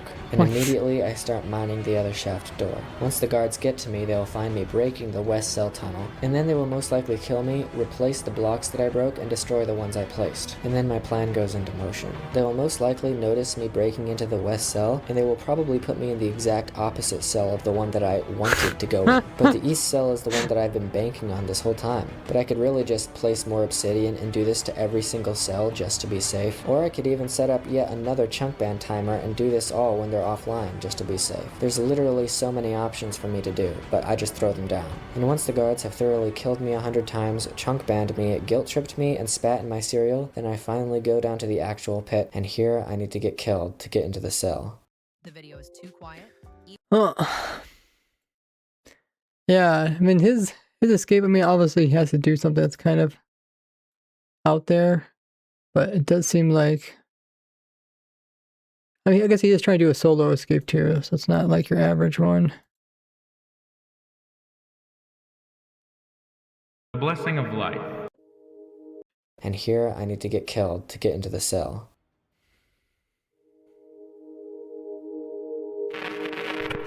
The blessing of life is that one day you'll die. And you, my friend, are cursed. Good. I got all the items. Now I can finally rest. The guards are on high alert, and I'm probably being monitored by 3 pairs of eyes right now. But it's fine. I need to rest. I need to get my energy up for the next and last part of this escape plan. But is it worth it? Jerry Lum said that this was an eternal stalemate, that people would keep escaping this prison, and the prison builders would keep fixing the mistakes. It would go on forever. No matter if I escape this place, they're just going to release another update tomorrow. They always do. This has happened for every prison that I've escaped. A few days after I post my video, the prison builders release an update with mediocre fixes to the glaring problems that I took advantage of. This may seem like a smart move, but it's really just fixes to the glaring days after I post my video, the prison builders release an update with mediocre fixes to the glaring problems that I took advantage of. This may seem like a smart move, but it's really just a pathetic attempt to salvage any reputation they had left after I thoroughly humiliated their prison, so that they can write in the comments section, "We have fixed this in the new update. Yeah, he escaped this version." The version that they have now on their website is 4.1, so... But he couldn't escape the new version. How long will it take them to realize that I have been escaping the new versions? I have just escaped the new version of the new version of the new version of the inescapable prison, and yet they still think that if they change a few things or make a new prison that it will stop me. When will it end? It's just gonna keep on going forever. I think eventually they'll come up with something. Like he's trying to do a solo. I wonder how many people, because like technically the way we're trying to do it is not solo. I just wonder. Isn't it? But there's where Jerry was wrong. Because I only need to escape this prison once. It was never about beating the prison. It was about sending a message. All he has is pearls and apples. I guess he's just gonna go straight up then. This is the point in the night where the guards are most sleepy from their long shift, and the least amount of them are online. I eat a god apple and then equip my pearls. Now I may not be able to break anything in this cell because of the indestructible end crystals, but I don't need to break anything. I'm afraid for the past few This is what I was pointing out. This is why I did not use indestructible ender crystals in my prison. I use armor stands, because armor stands you cannot even pearl, you cannot even eat. Or he was able to pearl and eat. I've been holding back. If I jump, crouch, and then pearl just at the right time, the game will think that I'm on top of a block, and since I'm crouching, then the game can't push me off of it. It's basically the glitch that I used to escape Titan's vault. And if I jump and pearl, then I will slowly glitch all the way up to the top. And now here comes the part that's going to take a lot of hunger, which is why I brought the god apples. But I could just use the bread that the guards give me every day instead. If I can't break the walls, then there's only one thing that I can do. Phase through them. I wonder if he has some replay footage.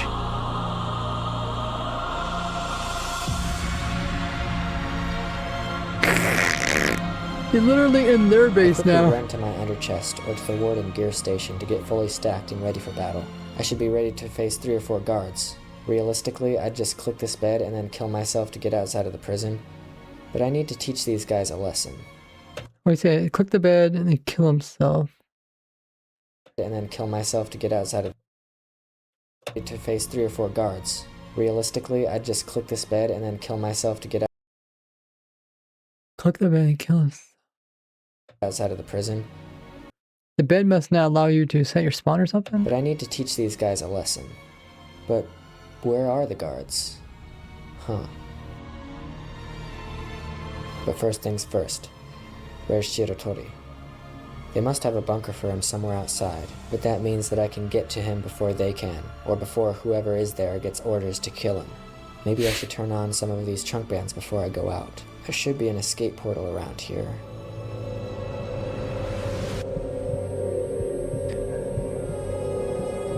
See how good the PvP skills are. Have a good one there, sir.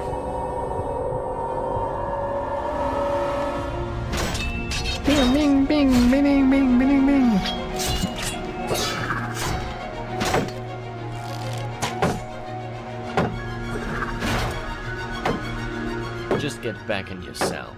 Just Well, get now back that to you yourself. asked nicely.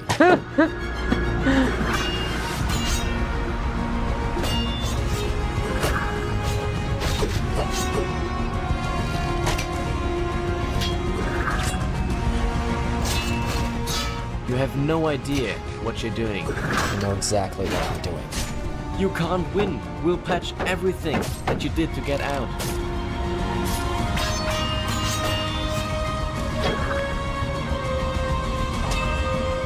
I can't let you get out. You'll never escape. I'm escaping right now. Is this it then? Is this what happens when an unstoppable force meets an immovable object?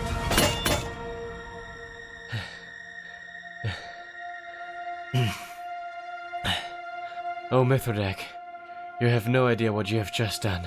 Uh-oh.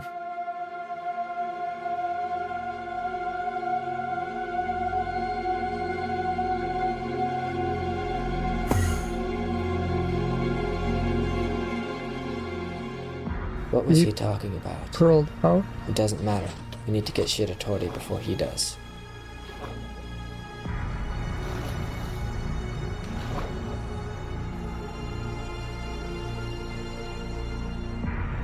That's I kind need of to cool, like tamper all with these the little, keycard system to let the outside portal open. all these little paths for the guards to go around.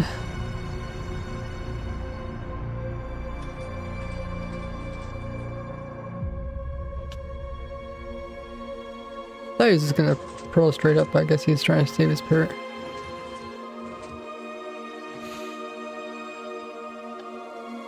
Now where's that escape portal? If I remember correctly, it should be around here. Aha. Something doesn't add up. There were a few things that were a bit too convenient. And where were all the guards? Sven never called them. It's almost as if they were anticipating my escape. It'd be funny if the parrot's in this, like, in the next door neighbor cell.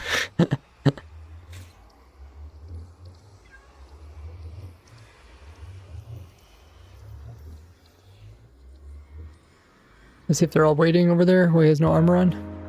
Oh no!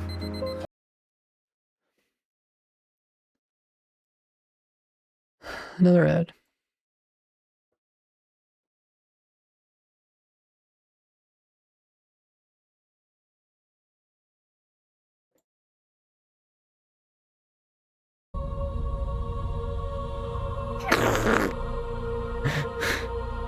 What's with all the barrier blocks? Plumpkin?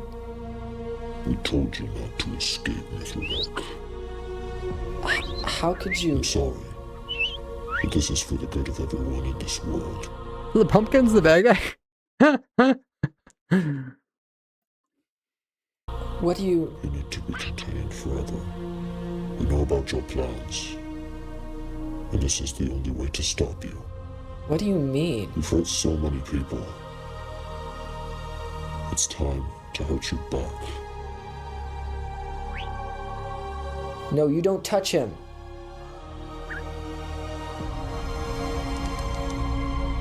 Kill it. No. Stop.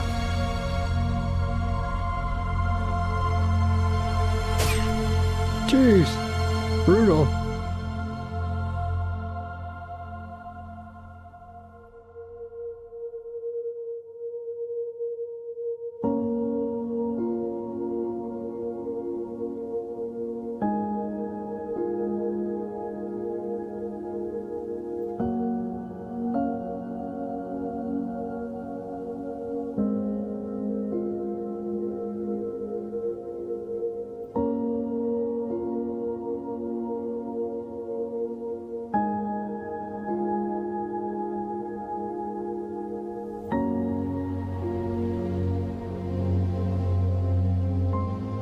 Now,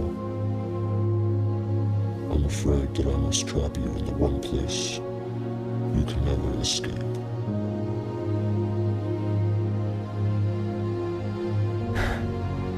Your own mind. Your own mind. I thought I was wondering, was it gonna be like insanity?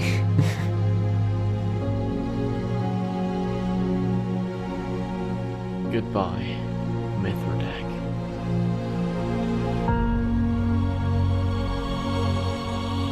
Yeah, that was a pretty slick trap door.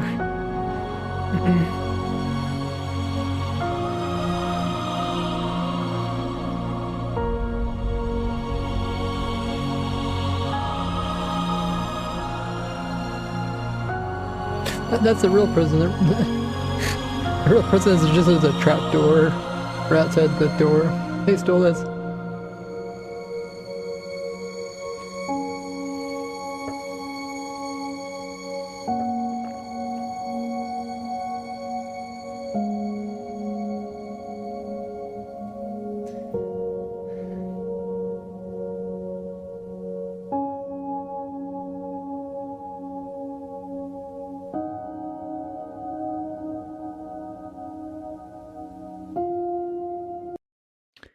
Wow, okay.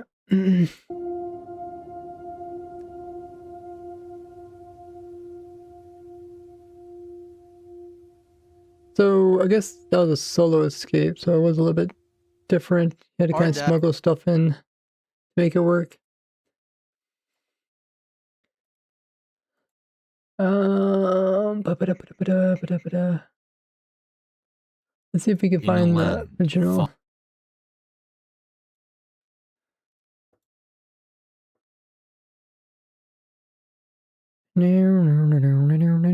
Okay, so there's this one. I think that's the last one.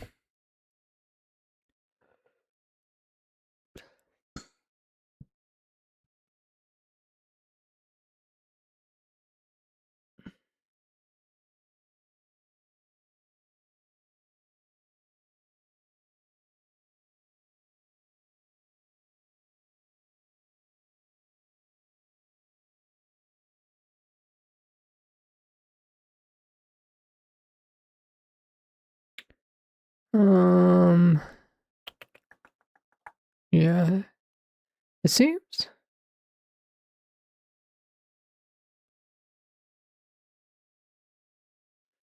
this is In a land far, far away.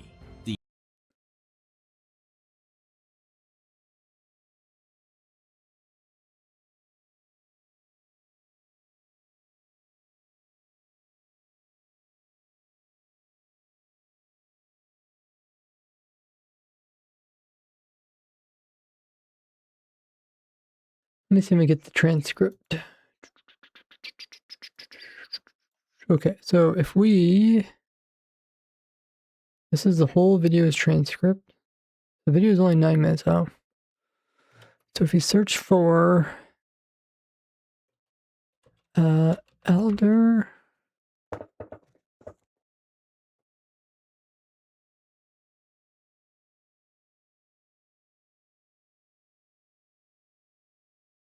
Oh, if there's only one pops up, right?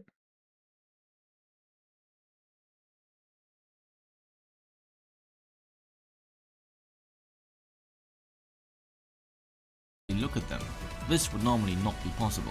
There's also a lever that spawns in all the Elder Guardians in the right place and with the right timing. This prevents them from desyncing, because that would not happen in the real prison as well. Oh yeah, they do have a lot of Elder Guardians. Huh. So I wonder if they changed it or maybe we did something wrong.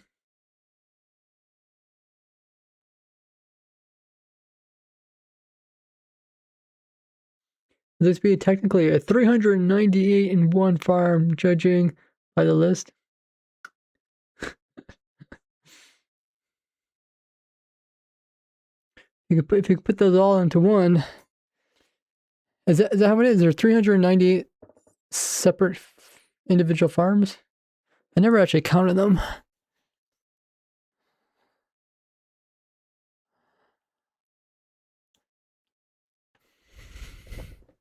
Because it is being loaded by a guard 24/7. So now, let's summarize it. You're trapped. Okay. Huh.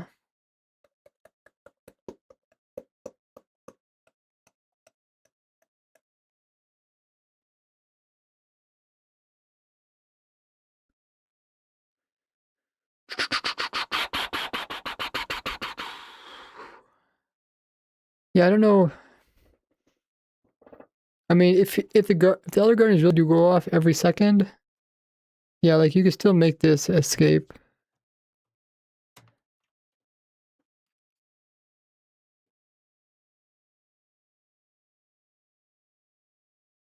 Just because you could break it under a second, I'm pretty sure.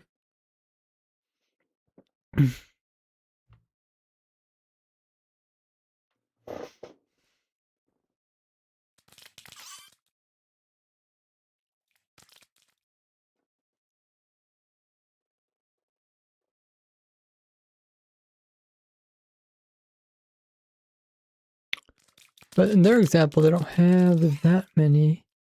Although when the thing was counting up, it said quite a few Elder Guardians. They do look like they're chunk loading all this area here. Let me try spawning an Elder Guardians once again.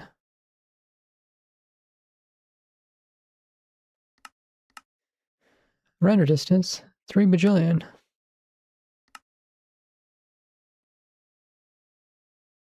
Let's see. Okay. Command block. Might be command block mode. Oh. Oh, so they just have a command block that simulates it. Oh. Huh. Let's try that out. So they actually killed the Elder Guardians, huh?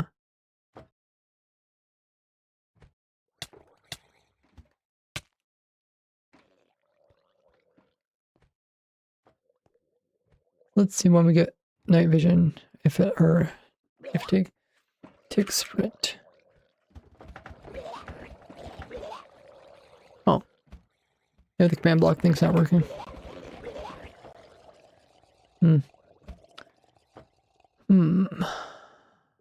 What is this? Some kind of elevator?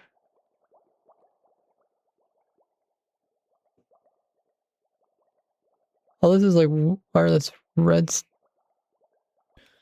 Not wireless, but like it's a vertical redstone. And they didn't want blocks to touch the sides.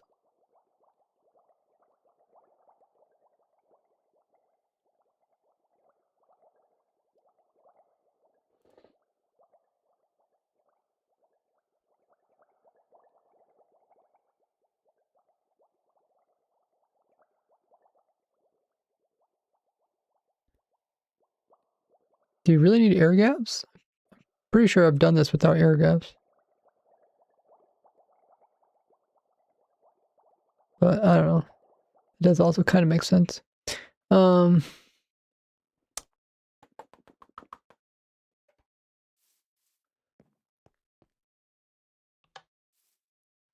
Oh, it's only 168 Elegant. Okay, that's definitely not 60 per thing. Okay.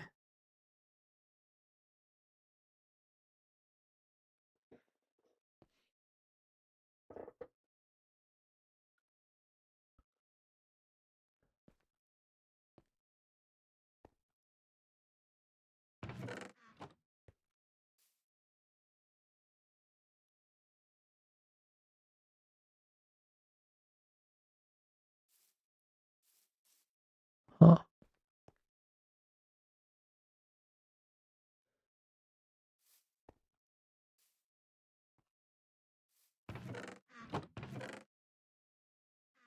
I'm guessing it's...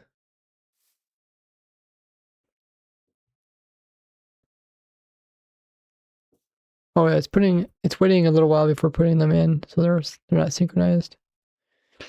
Okay. Other Guardians spawn.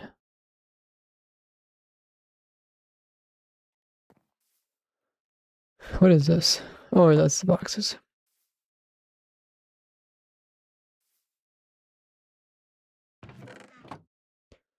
Okay. So yeah, I don't know if he reduced the amount of Elder Guardians on purpose because of lag or because it didn't seem very realistic. But there's a lot less Elder Guardians here than in either of those videos.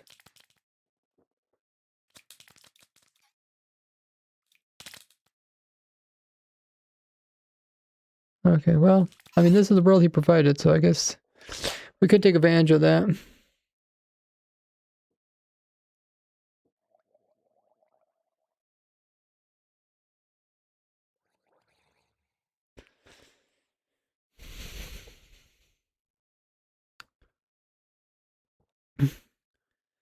Sandstorm says that there was a leak related to Minecraft coconuts.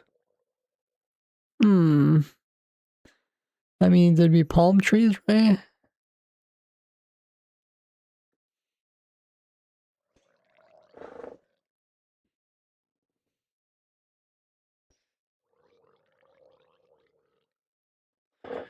I guess palms are not trees technically, so palm plants.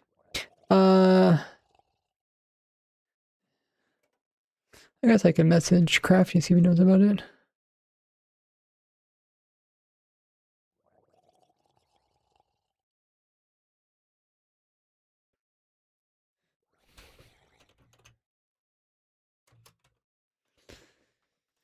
Okay. Oh yeah, I forgot to turn the music back on again. I'll do that now.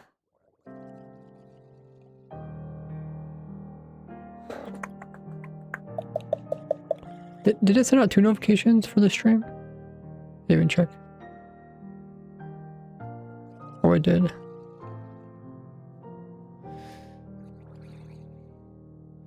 Apparently my computer's not fast enough to restart before it thinks my stream crashed.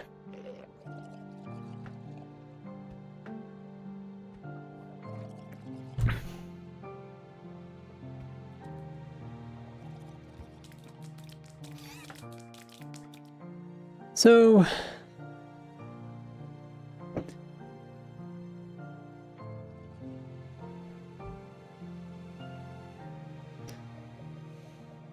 this prison was made before Ender Pearls loaded chunks. So if you threw a pearl and unloaded chunks and you killed yourself, might it still keep the pearl?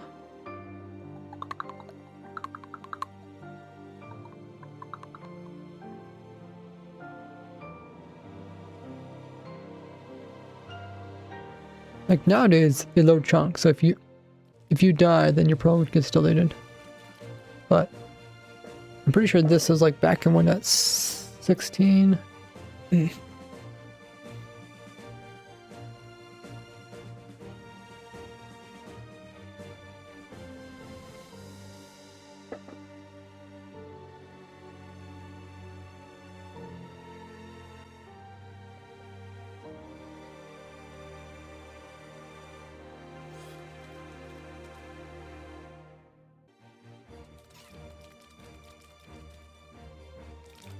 Gee, I don't think I don't think I'm gonna make a hour-long video like that guy did. Hey, Crafty. Yeah, I don't know what he's referring to, but like palm trees. Like if you think of coconuts, you think of palm trees. I keep saying trees. I don't think they're trees. Palm plants.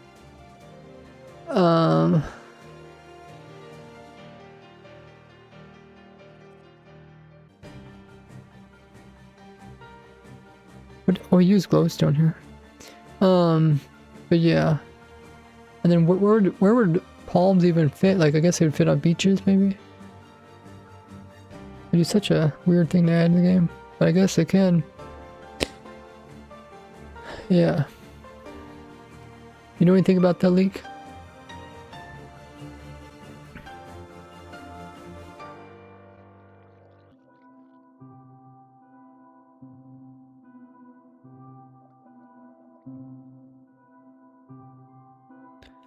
Hey, Willie.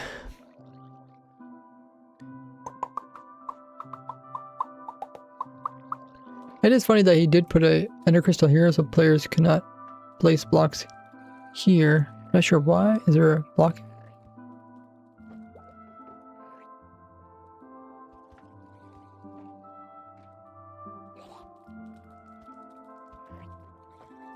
Huh.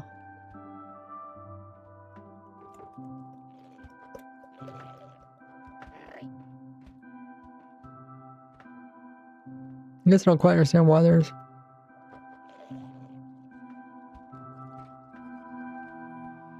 Why is there so many levers here?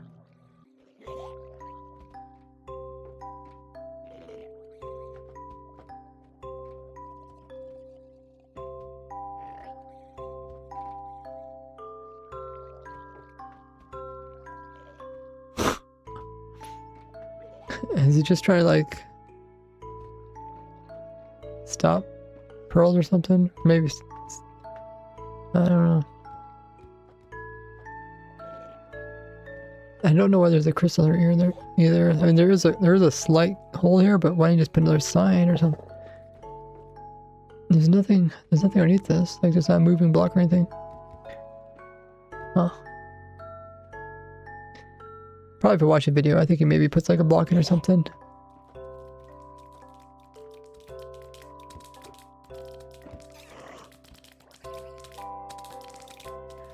Well,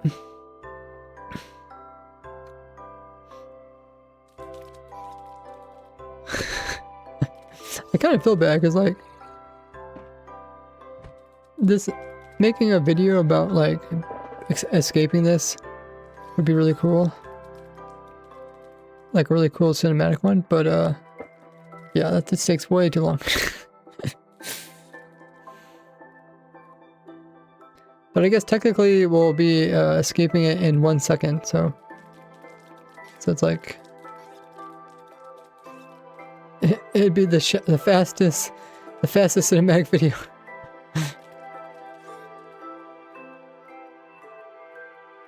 Crafty says it's fake. Okay, the feed leaks is fake. Because I mean, coconuts seem strange, especially if they don't really have a spot to put them unless they make beaches bigger or something. Like currently beaches and islands are not really big enough to have a whole biome of trees and other stuff. And what the heck would a coconut do? Like it would just be up in the air. I wouldn't like have really have physics, I don't think.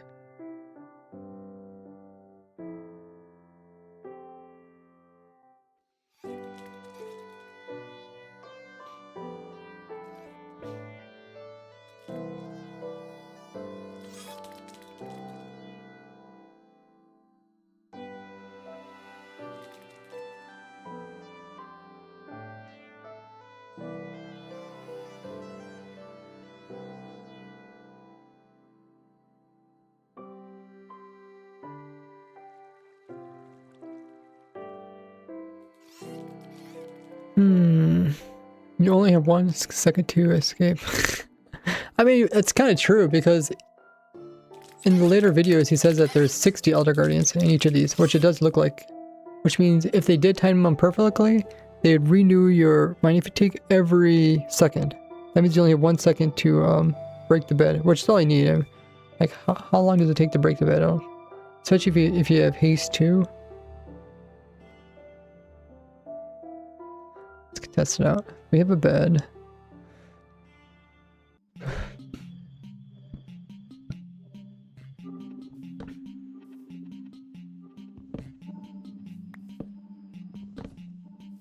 Yeah. It's probably like a second. If you give yourself haste. Let's try our command. We'll change this to haste. Haste 1 should actually give us haste 2.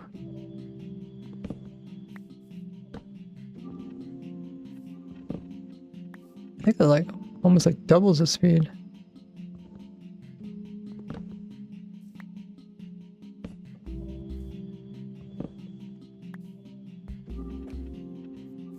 Because the player is not inside of water, they can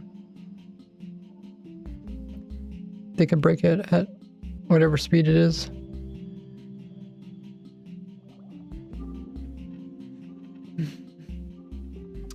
I should see if there's anyone else that escaped. I'm guessing there is people because he said like nobody.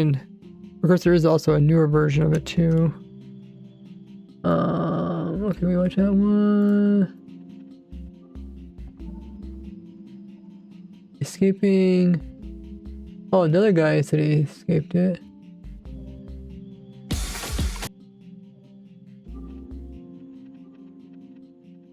Wow, these guys are getting millions of views on their escape videos.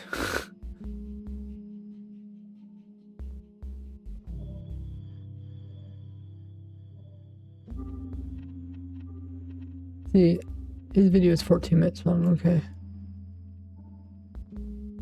Gaia's Vault. It is claimed to be the best Minecraft prison in the world. Why? Well, you see, a couple months ago, the Dream SMP server built a prison called Pandora's Vault and said that this prison was inescapable. That was until people like me had found a way to escape. So a month later, someone decided to fix it and make a better prison called Poseidon's Vault. But soon enough, someone escaped that prison as well. So again, a newer, better prison was made, which also got escaped. And then someone made a newer prison, and someone escaped that. And a newer prison, and a newer prison. Fast forward today, we have the newest prison, Gaia's Vault. And since it has fixed the mistakes of all the other prisons, this is the most advanced prison in the entire world. It is the epitome of Minecraft redstoning. It did things I didn't even know were possible in Minecraft. But despite that, I decided I would take on this challenge and try to escape it. Because you see, the person who built this prison, Sven, said he was willing to show me around the prison. So in this video, I'm going to get the owner to give me a tour and lock me up in Gaia's Vault so I can escape it right in front of his very eyes. This is escaping Gaia's Vault. I heard it's a pretty good video too, like cinematic and stuff.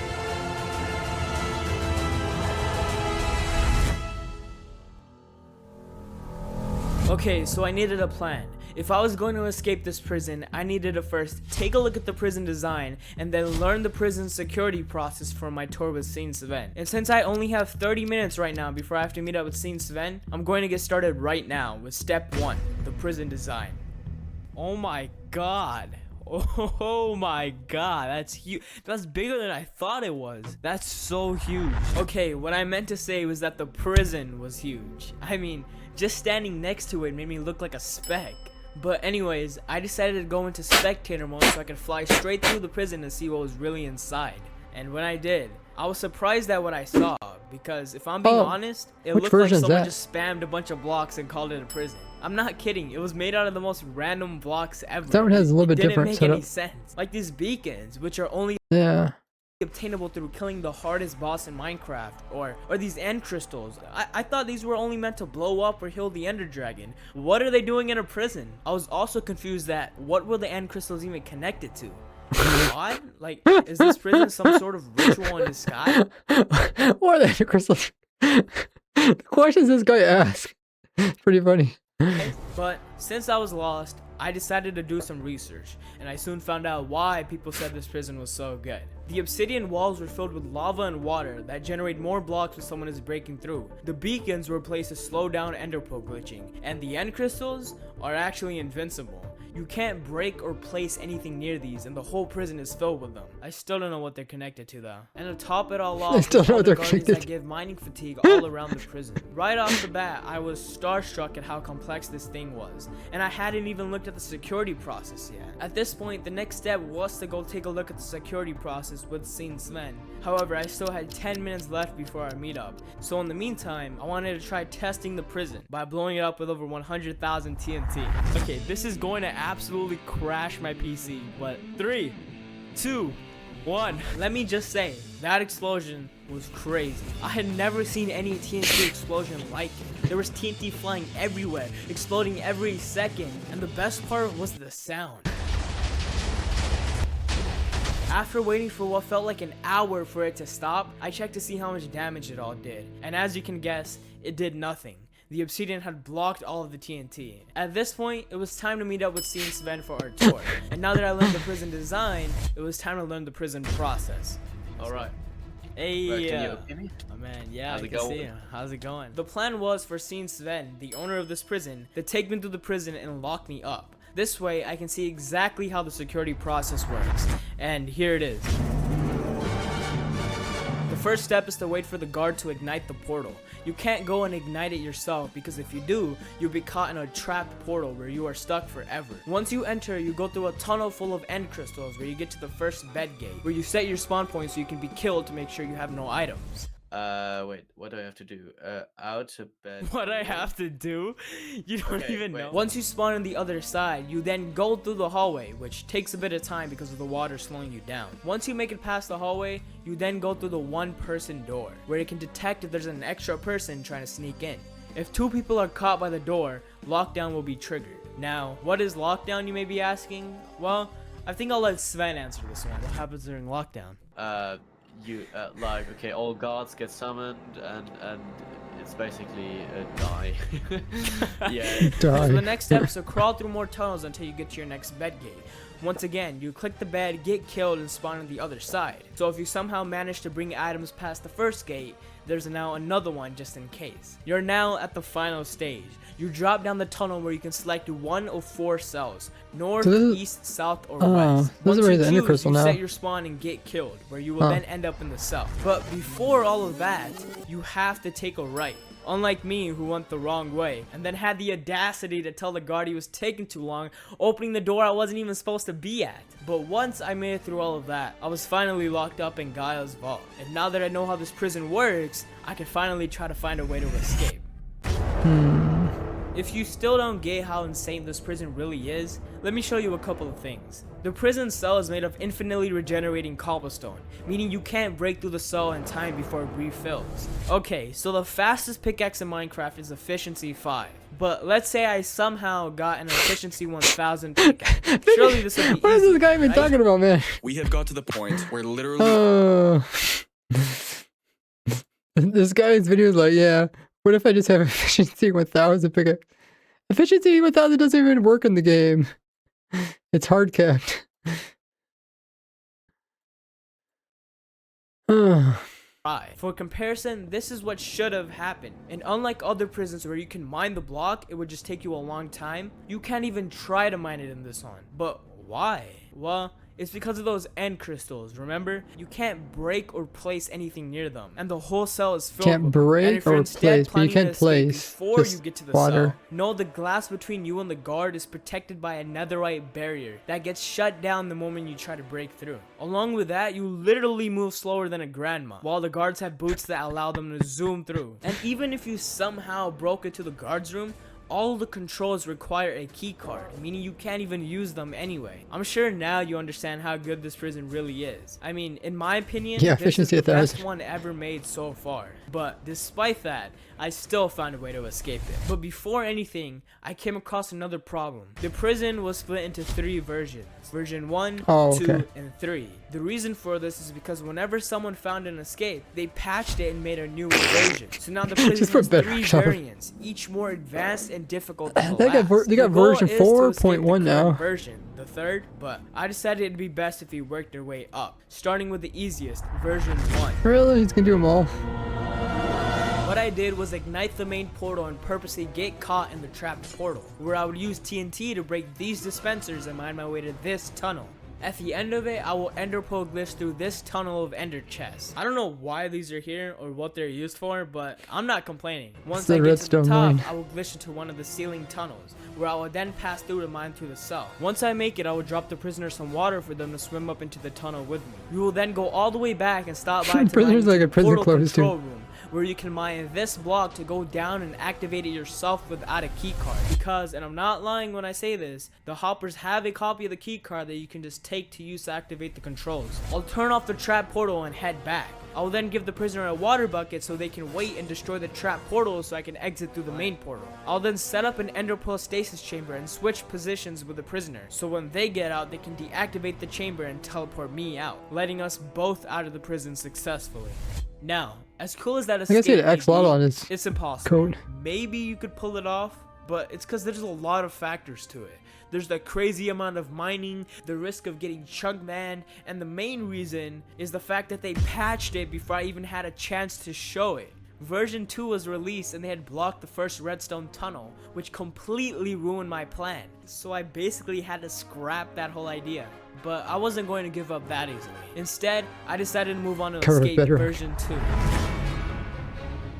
Now, I didn't find a way, but what I did find was someone who did. You see, I was going to try to do it on my own, but I came across a person by the name of Front and saw that they had already escaped with the approval of Saint Sven. This isn't my video, so I'm not going to show a lot. I'll link the video in my description, go check it out. But basically, they used a contraption that can break bedrock, and they used an elytra to fly under the whole prison, and ender pearl glitch through the bedrock up to the cell. They then blow up the prisoner's bed and shoot harming potions for the prisoner to kill themselves, making them respawn outside of the prison. That's about it. As short as it was, the escape was actually approved as valid by Sven, but best believe it was patched in the newest version. I mean, it seems like no matter what you did, it So was the way just going patched, to I get guess, patched is in the next version. It's is that they don't let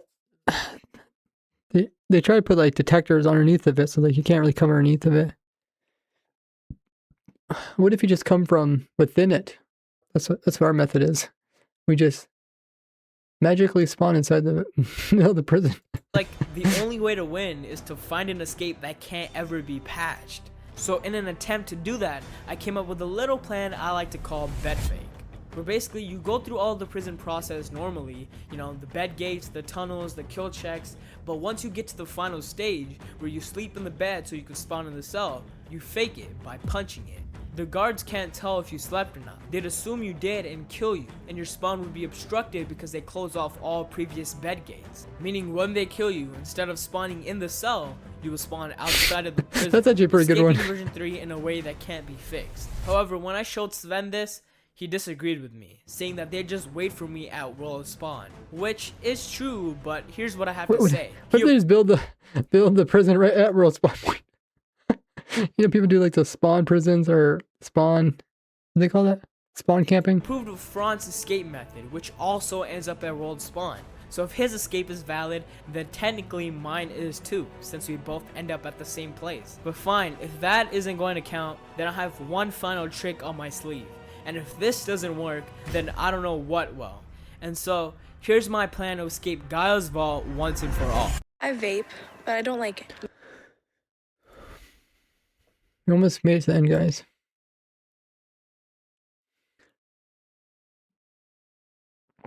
Most of these are all people doing solo escapes. I guess ours wouldn't technically be solo. But it is a really quick one.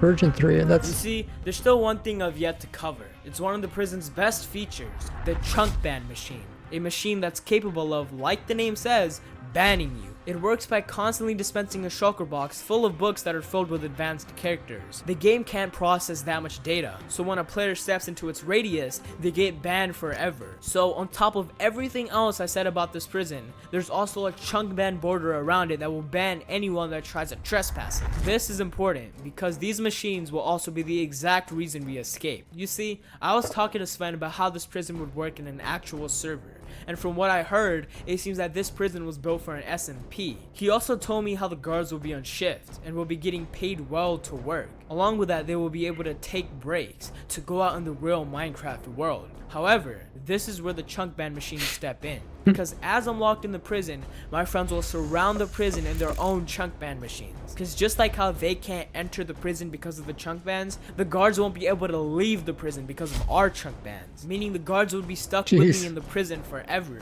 They can't leave. They can't go see their family or friends or go normally live in the SMP like you're supposed to. They would be stuck working at an infinite job in the prison, and at some point they won't want to work anymore. Even if they got paid a lot, they still wouldn't, because it doesn't matter how much you pay them. There wouldn't be a point if you can't even use it. Like, if they got paid diamonds, for example, where would they go use them? On the other corner of the prison? You can't keep the guards working for you forever. They'll want to leave, and the only way I'll let them go is if they let me go. So either they set me free or get trapped. That's a pretty good idea. Like, hold them hostages. Ever in what is basically my prison now. The guards are now my prisoners. Look, I get that this isn't an ordinary escape, but I can't do anything else because they'll just fix it and make a new version, patching my old method. Every time someone escapes, the prison gets a new update fixing it. The cycle will only break when they can't fix the prison anymore. The only way I can truly win is to make the guards let me go themselves, because you can't fix that in a new version. When I first told, I'm pretty sure they could fix that. They just need pearl teleporters, one inside and one outside, right? And then they teleport themselves out, and then they teleport themselves back in again. They never have to actually like walk between two places. Man, he denied the offer, saying that they could just escape the chunk bans, or if anything, the guards would be willing to work here forever. Which means I for sure won't get his seal of approval, but I mean, here's why they'd have to let me free. Look, if we chunk banned all around the prison, including the nether, you can't escape. Especially not in that clustered prison with mining fatigue, you can't. And if you really think the guards would be willing to work here forever, really? Do you really think the guards would want to live in this their entire life? I mean, yeah, it's a redstone masterpiece, but the tight tunnels, waterways, tubes, and Wouldn't wanna be constant soggy claustrophobic. pants? Who would want to live here? Even so, what's it to you? If the guards don't let me out, then what would be the difference between the guards and the prisoner? The guards would have no more freedom than what the prisoner has. We're both going to rot in this prison forever. Because if I can't leave, then neither can you. And trust me when I say those chunk band machines aren't going down until I'm out of here. So, what's the decision? Are you gonna let me free, or be stuck in here with me for the rest of our lives?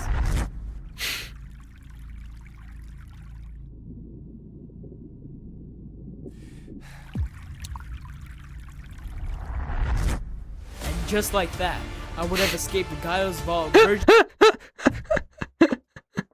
They just let him out. 3 in a way that can't ever be fixed. I mean, that was pretty good.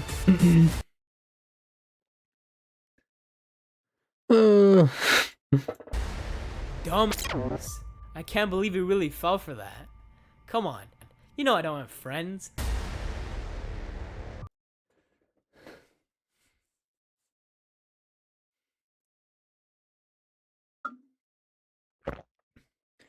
So that's another person that escaped, and he talked about somebody that escaped by like somebody helping them. Final updated. I finally updated.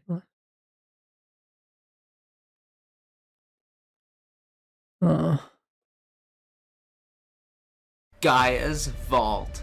Today is this prison's birthday, and it is one of the most famous prisons ever created. Not only is it an icon, but it has revolutionized so many aspects of prison building. But what you have to realize is Gaia's Vault was a pioneer, and that means it was the prison that set the bar for so many others. And it set the bar pretty low.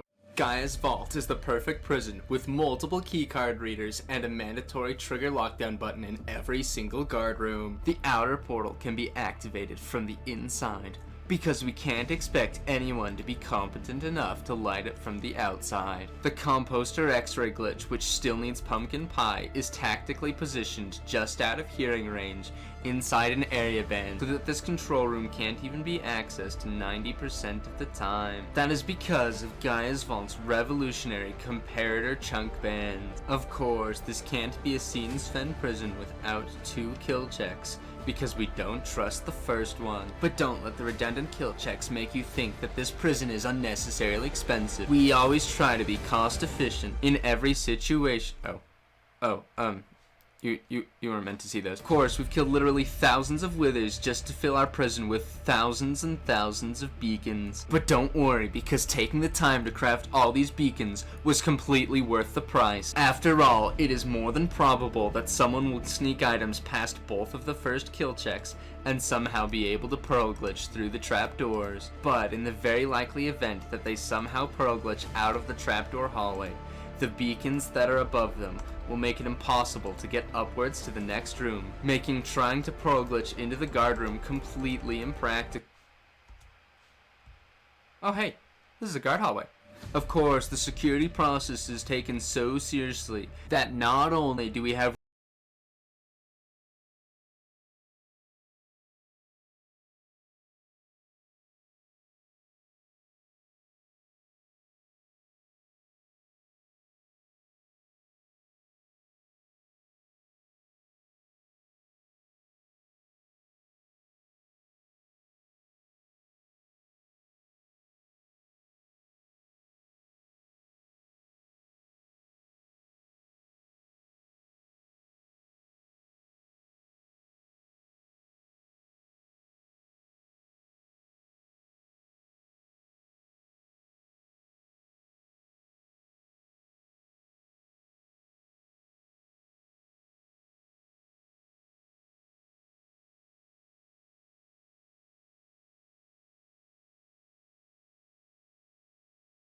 that makes sure that all That's what I was saying when I seen it. I was like, what? Why they have so many? Why are they so of its hundreds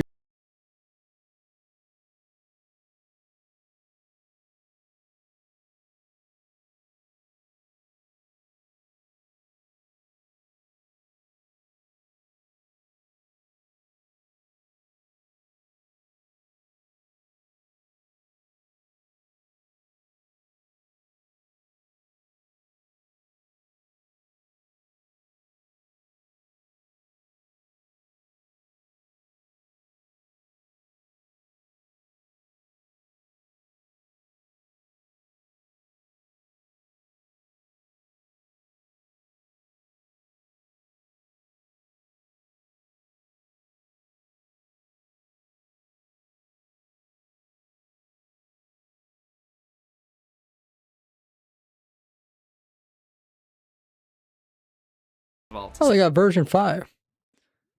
Why didn't when I downloaded it was it version 5?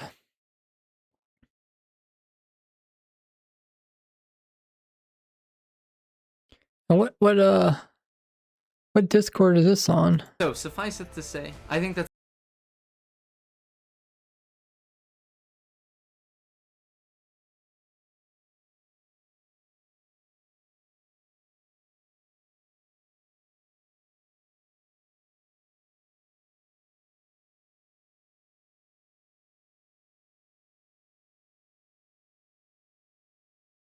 Kind of tool. So Corey, Alice, and I decided to challenge ourselves to recreate Gaia's vault. Corey would decorate the outside and I'd redesign the entire interior. I have to be completely honest with you, I did not put as much work into this as Corey did. So this is the interior of Gaia's vault, ipsimiso. Now, I have to explain a few things before I show you more closely. First of all, I'm not the first person to recreate Gaia's vault.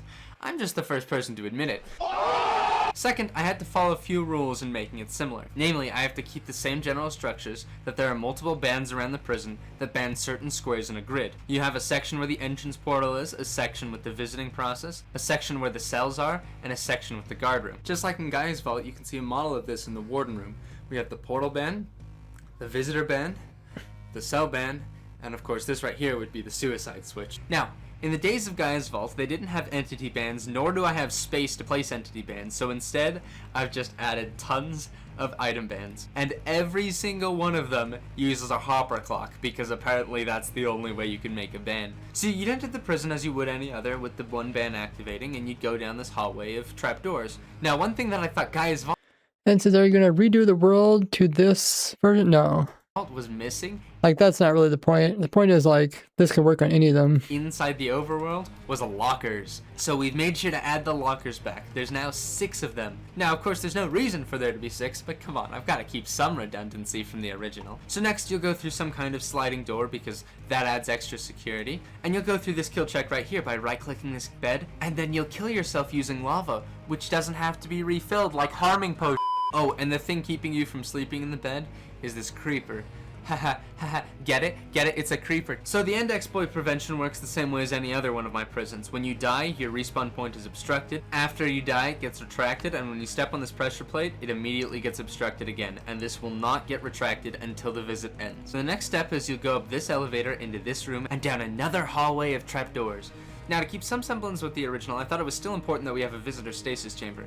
The problem with that is visitor stasis chambers are stupid, because of course, if I throw this pearl and miss, I can use it to get items. So that's why we've placed it here. If the visitor fails to throw this pearl, then they have to go down, and they'll go through a gate which brings them back to the first kill check right here. They have to do the first kill check again just in case. But of course, that's probably if they fail on purpose. It's pretty much impossible to fail on accident. Just look straight down and right click. There's a reason the stasis chamber is down there. We'll see in a little bit. So after you set your stasis chamber, you'll go down another long hallway of zigzag doors, because I don't know what you add to Gaia's Vault, and you'll come into here. Now, Gaia's Vault had 4 cells, just like ours does, but we've decided to make them better. First of all, they've been decorated, and they don't have end crystals, because end crystals are stupid. But second, even though we only have 4 cells, we don't have 4 prisoner capacity.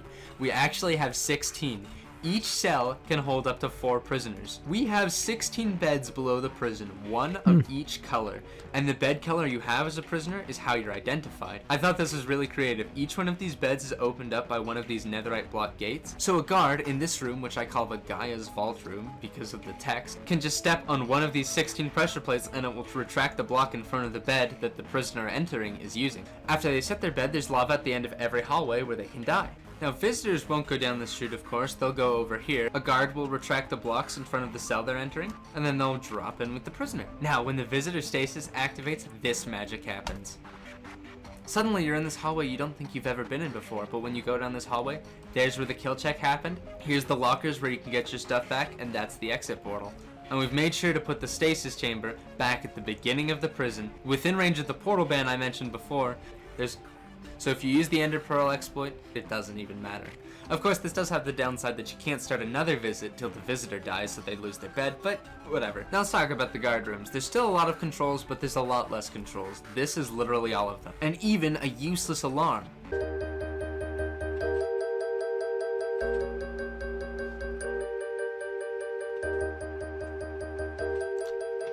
So yes, this version of Guy's Vault also has an alarm. It's completely useless, but it exists. Of course, the guards are also decked out with a ton of gear. We're equipped with ender chests, shulker breakers, stasis chambers. Now obviously we have a superior composter glitch that doesn't use pumpkin pie and can see all the cells completely clearly. What's more is every single one of them is just barely outside of the range of the cell ban, so you can area ban sections of the visiting process without banning the guards and the composters. You can have access to all the cell controls I mentioned earlier. There's this beautiful farm right here, and if you go into this door, there's this epic cave. I'll be honest, we just had a lot of extra space and this looks very cool, so you know, why not add a bit of theming to Gaia's Vault? This was all, of course, decorated by Coriolis, by the way. I didn't do this part of the interior. And the final section of the guard hallway leads over here to each individual guard's beds. Now, all 4 of the guard beds go to this shulker right here, and straight up to this exact point, and there's a reason for that. If you're a guard in Gaia's Vault trying to exit, the process is so simple, I'll do it all in one take. You basically put 3 slime blocks right here where your spawn point is, put an ender pearl in your ender chest, burn yourself in the lava, and when you respawn, you'll be on top of the prison. What's more, your respawn point is right here, and you can barely see it, but there's a pressure plate. And when you respawn, you step on the pressure plate, and it exposes a hidden ender chest you can use to take your ender pearl and fly away to freedom. Some bonus features. Everything is built below y=70, so portaling in here is basically impossible. There's only one guardian cage in the center, which barely has enough range to cover everything, and it's just out of range of being TNT minecart. Portaling in here is impossible. What if your pearl comes out of a really fast portal? By the portals. The suicide switches obviously cover everything, and it's just out of range of being TNT minecarted by the portals. The suicide switch is obviously below y=48. There's this area right here that's guarded by the portals, which barely has enough range to cover everything, and it's just out of range of being TNT minecarted by the portals. The suicide switch is obviously below y=48. There's this area. What's y level 48?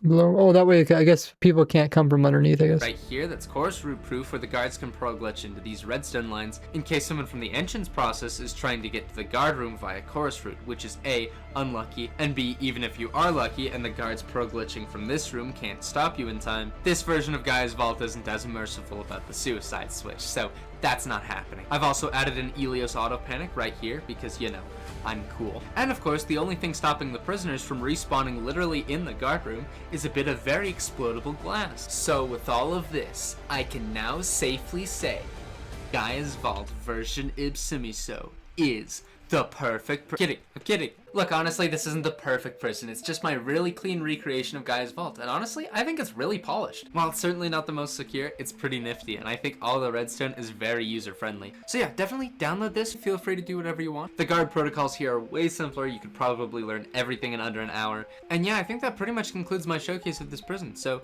you know, happy birthday, guys. So he remade it.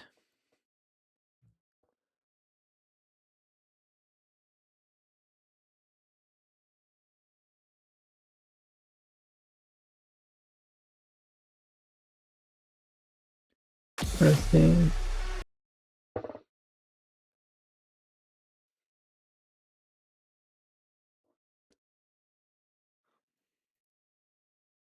Tale of the Minecraft prison community?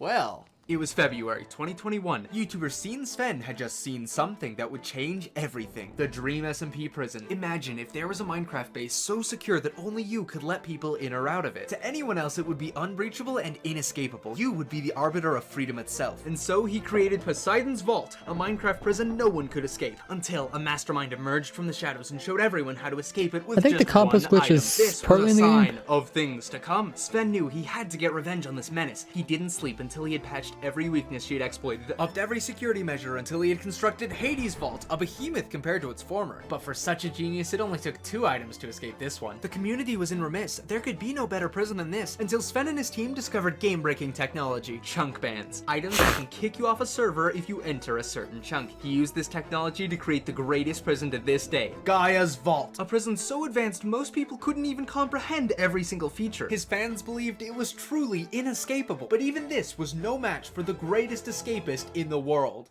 Every one of Sven's prisons had failed. But what you don't know is that Gaia's Vault was not the end. Seeing Sven had one more masterpiece forming in the shadows, as top secret as you can get, a prison with hundreds of guards, thousands of cells. It would be the most elaborate and sophisticated structure in Minecraft's history. It was immune to stasis chambers, withers, and every possible escape method. But yet, we've never seen Sven's final prison. Where did it go? Who's hiding it from us? Is it so secure we can't even see the video about it? Well, let's finally learn the truth. This is the story of Seen Sven's missing prison, Neon Void.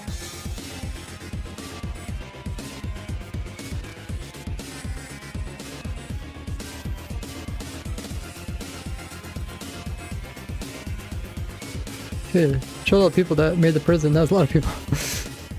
Right, real quick, if you haven't kept up with Minecraft prisons, this series of videos basically kickstarted a community of thousands of people that to this day are still designing technology to trap Minecraft players in boxes. This is what they've dedicated their lives to, all the while wondering when the man who started it all would release his final prison. But before you can understand what happened to it, I need to tell you the same story I just told you, but without all the lies. Yeah, the prison creation myth most people know is completely wrong. First of all, there were dozens of videos of people escaping Poseidon's vault long before the famous one where you just hope the guard zones out long enough so you can break a sign behind him. And for those of you familiar with this channel, I know this is going to be hard to swallow, but most of these videos are extremely inaccurate and contain a lot of misinformation about how prisons actually work. They've been debunked a dozen times and they won't be relevant to this story. Although, fun fact, they actually inspired Seawalk Gaming's escape room videos. Second, Sven did not make Hades' Vault. In fact, he didn't really care to make any more prisons after Poseidon's Vault. It wasn't until he saw screenshots of a prototype built by the Deaf Creeper that Sven had an idea. This prototype was by far the best prison being designed at the time, so Sven offered to build a cool exterior for it and even promoted on his channel when Deaf Creeper finished. Thus, Hades Vault by Deaf Creeper was born. Now, Hades Vault was way ahead of its time. It was actually pretty hard to break someone out, aside from just slowly mining down at the cell if you're lazy and uncreative. But as soon as it released, one absolute mad lad managed to escape it not once, not twice, not even thrice, but 6 times. His name was Jerry Lum, and every time Deaf Creeper would patch Hades, Jerry would tear it to shreds, sometimes even while Deaf Creeper himself was operating the prison. In fact, he's probably the reason Hades Vault had to be upgraded all the way to version 19. This guy has taken down more Minecraft prisons than you can even name. So when Deaf Creeper began plans on a brand new prison, soon to be Gaia's Vault, Jerry was the first person he invited to help, especially because he introduced a valuable new technology, chunk bands, which is a misnomer by the way. This is the size of a chunk, this is the area they actually cover. It's 16 times bigger and it's why we call them area bands today. Would be really embarrassing if you made that mistake on a 3 million view video. Anyway, when Gaia's Vault released, it was more revolutionary than any other prison,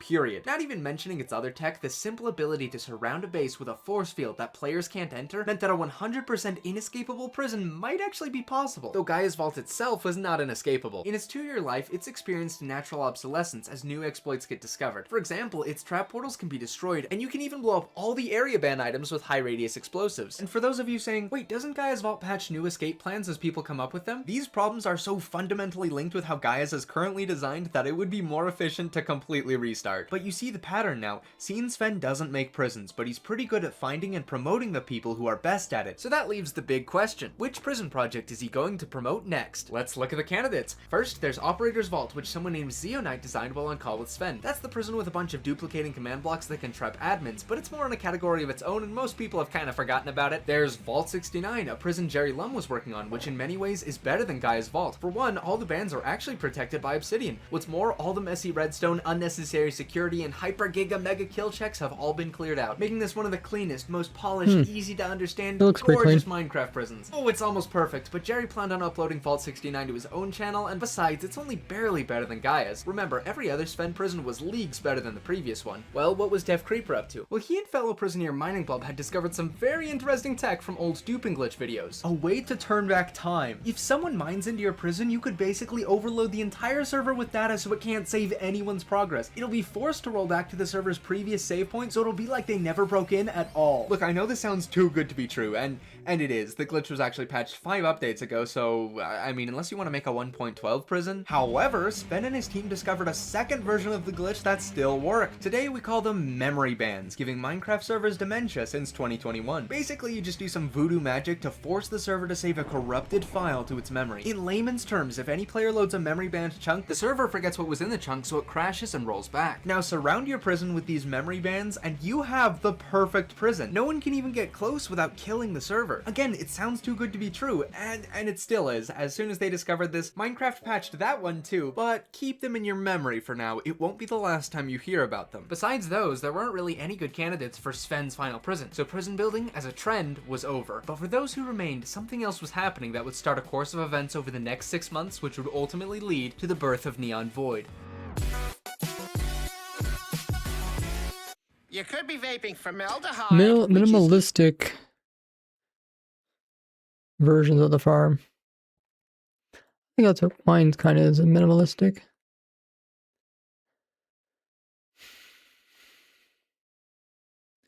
I don't know why the version. Oh, I suppose version 5 is. Maybe it's not under his channel.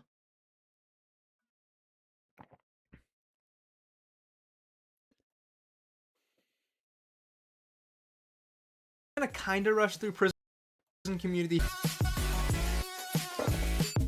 Alright, I'm gonna kinda rush through prison community history, so don't worry if you miss the small details, you just need the broad idea. So, you remember Vault 69? Well, people started to realize what made it so good. Up until this point, prison design theory was basically just throwing together as many high-tech looking, uber-secure contraptions you could think of, with no idea which ones actually worked and which ones were useless, and then just crossing your fingers and praying it all holds together. But Jerry Lum had a systematic way of listing every single weakness he or anyone had ever exploited in a prison and patching them one by one until he reached the ones that no one knew how to patch. This had become the golden standard, and if Sven were ever one by one, which ones are on the list? list?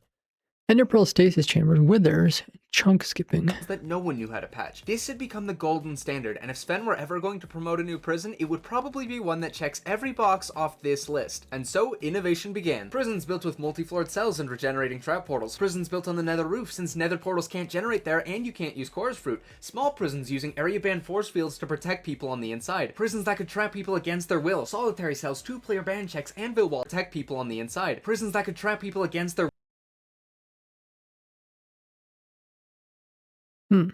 That looks like. It looks like the uses armor stand trick. Yeah. will, solitary cells, 2-player ban checks, anvil walls, end exploit gates, instant redstone, merciful auto panics. But did any of these patch every escape on the list? Elios Citadel. Raven's Coffin. Neptune's Monument. Ooh. Arctic Bastion? Loki's Final Vault? Okay, you may be starting to see a pattern. There are some escapes that none of these prisons seem to have nailed down. Soon they became known as the Universal Escapes, thought to be unpatchable. Enderpearl stasis chambers are self-explanatory. Activate a pearl, escape any prison. Withers were first fully... So I think that's like patched now, because now if you die, you lose your pearl. Demonstrated in the infamous Wither Drill video, they can literally destroy ban items, so very overpowered, and chunk skipping, which in simple terms is launching an entity so fast it basically teleports through unloaded chunks. That's pretty much what we're doing. You can do this with llamas, players, TNT, and even withers, so kinda overpowered. All this is to say, if you could prevent even one thing on this list, you'd be famous. I mean, that's a big deal. Knock knock. Who is it? It's a guy named Good at this game. He says he just discovered a patch to every single universal escape. Wait, already? How? Said the community. I can't tell you, said Good at this. Why not? Said the community. Because, said Good at this. It's a private exploit. Wait, hang on, so someone finally has the cure-all of prisons, but they won't tell us what it is? How did we get here? Oh, of course, Zeonite. Remember him? He's the one who designed Operator's Vault for Scene Sven earlier. By the end of 2021, Zeo had discovered something game-breaking. Huh, why does that name sound familiar? In the most literal sense ever. With just one high data shulker box placed at the precise moment a server attempts an autosave, you could force the server to save a corrupt... Oh, thanks for the raid, Firecrest. How was your stream? File. It's like the memory ban exploit, but with two main differences. First, it affects region files, which is a 512 by 512 block area. And second, instead of leaving an inaccessible 250,000 block area on the server, Minecraft chooses to delete the corrupted file and all the data inside it. With one block, you could vaporize an entire prison. This was the equivalent of a nuclear bomb in Minecraft. It could terrorize hundreds of servers if people knew how to recreate it. And so there was a responsibility not to tell anyone the secret until Minecraft fixed the problem themselves. For the first time, the prison community was exposed to the idea of a private exploit. Eventually, the no region exploit was fixed by the devs, but it left an impact worse than Hiroshima. See, there was obviously the group of people honestly trying to defeat the Universals. In fact, they'd recently found out Lazy stasis by crashing Learned servers. how to patch stasis chambers, but only on one server software. But anyone who didn't have the time or energy to test and study glitches all day now had a loophole to get the same attention. Just tell people that you patched a universal, but since you don't want the method to get leaked, you can't tell anyone. It's the private exploit. One guy, for example, claimed he could get Bedrock in the latest version of Minecraft by renaming a name tag in such a way that it would execute a give command without /op. Another guy said he invented a shulker box that when placed would delete all the entities in a chunk. Of course, most people didn't take these exploits seriously, but they were almost impossible to truly debunk. Back to Good at This Game, who claims to patch all 3 universals with just one exploit, a Minecraft time machine, also known as the TRM. I am not joking. I've already explained the crash exploit where the server is forced to revert to the last autosave, but imagine if you could roll the entire server back to any save file of your choosing. It wouldn't matter if the prisoner completely escaped, just roll back the entire server and put him back. Problem solved. What server owner could possibly have a problem with this? Good at This appeared very confident about his exploit though. You really can't tell us how it works? No. And your testing didn't have any mistakes? No. Can you send video proof? No. Can you show us the TRM on a server? No. Does it actually exist? No. I mean, yes. Okay, fine, I can show you. So there's currently an emerald block on this pedestal. If I go up and pull this lever, the server will go back in time to before I placed it and it will disappear. Ready? Okay. Oh my gosh. Yeah, obviously the TRM didn't work. Did you think I was serious? I could make a whole video about the TRM drama, but what's important right now is that the community was tired of private exploits. And if there's one thing actual experimenters hated more than anything, it was sifting through the attention-deficient liars for the real truth. Well, it's already 2022, and it's been a while since anyone has seen Sven. I wonder if his new team has even started building his final prison yet. Well, just 10 days into the year, a very special Minecraft prison started to be developed that was destined to change everything. Cyclonic Convolt! A humble little prison on the Bedrock edition of Minecraft, led by 2 people named Xenos and Actually Coke, with 4 other people contributing, tripling the size of the team. Now, humble and little aren't the right words. In fact, they're the wrong words. See, Xenos was inspired by prisons like Gaia's Vault and Arctic Bastion, and if you've seen those prisons before, you can tell. Convolt was so elaborate, in fact, that you could just barely load the entire prison at once. Xenos' team was clearly ambitious, but there was one thing holding him back. Liberals. Not in the political way, to be clear. See, many minimalists considered Jerry Lum's style of prison building more scientific, while the kind of prisons that inspired Cyclonic Convolt were rooted in a traditional style like Gaia's Vault. And minimalists had a big habit of making fun of old-style prisons for being unnecessarily complicated and redundant. It was literally the prison equivalent of, ew, that's like so last year, no one builds like that anymore. Yeah, you're just adding random stuff so it looks more complicated than it actually is. Like, yeah, it's just a copy of Gaia's Vault. You're so right. Come on, guys, let's go to Daedalus Labyrinth some more. Yeah! But while the mocking minimalists may diminish the confidence of many redundancy fans, Xenos was not like the other girls. In fact, on February 12th, 2022, he wanted to double down and make his project even more elaborate. He would just have to keep it hidden in the shadows to avoid criticism. Don't listen to what the haters say. Start from scratch. We'll triple the dev team again. Quadruple the size of the prison. Keep it top secret. We're going to make the single largest, most sophisticated, secure Minecraft prison in all of history. Told you he was ambitious. All we need now is some rebranding. This is not even a prison. This is like a whole town. Our dad likes. Oh my goodness. I cannot believe.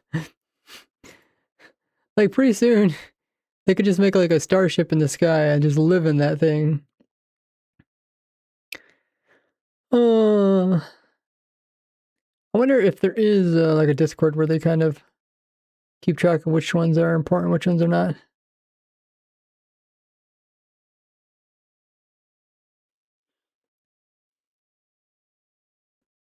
Yeah, it does. It kind of catches up on everything that happened that I missed. First thing you'll I really notice is didn't follow that anything. Sven still isn't involved. Not yet, at least. He was off fighting a blind woman killer or something, and no one in the Undev had really considered that Sven would be open to sponsoring another prison project, let alone one in Bedrock Edition. In the meantime, it's important to see exactly how Neon would evolve from its infancy. Wait, hold on. You guys said you're still using Bedrock Edition?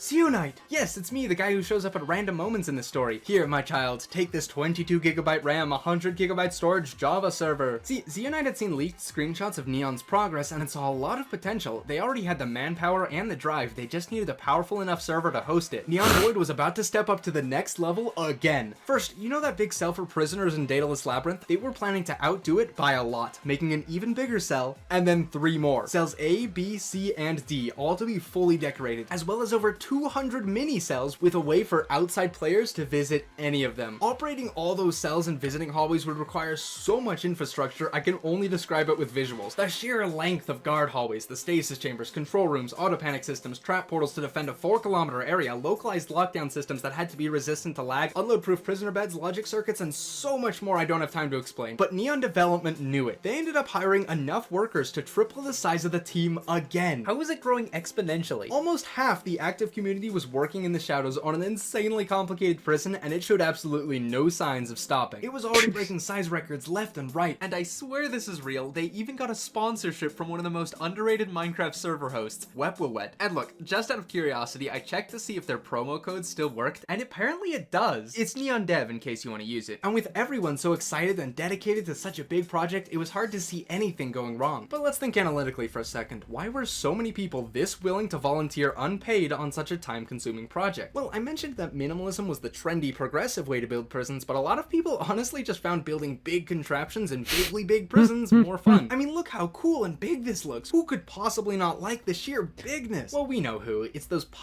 The thing is, if they never finish their prison, then nobody can ever escape from it, and therefore it's inescapable.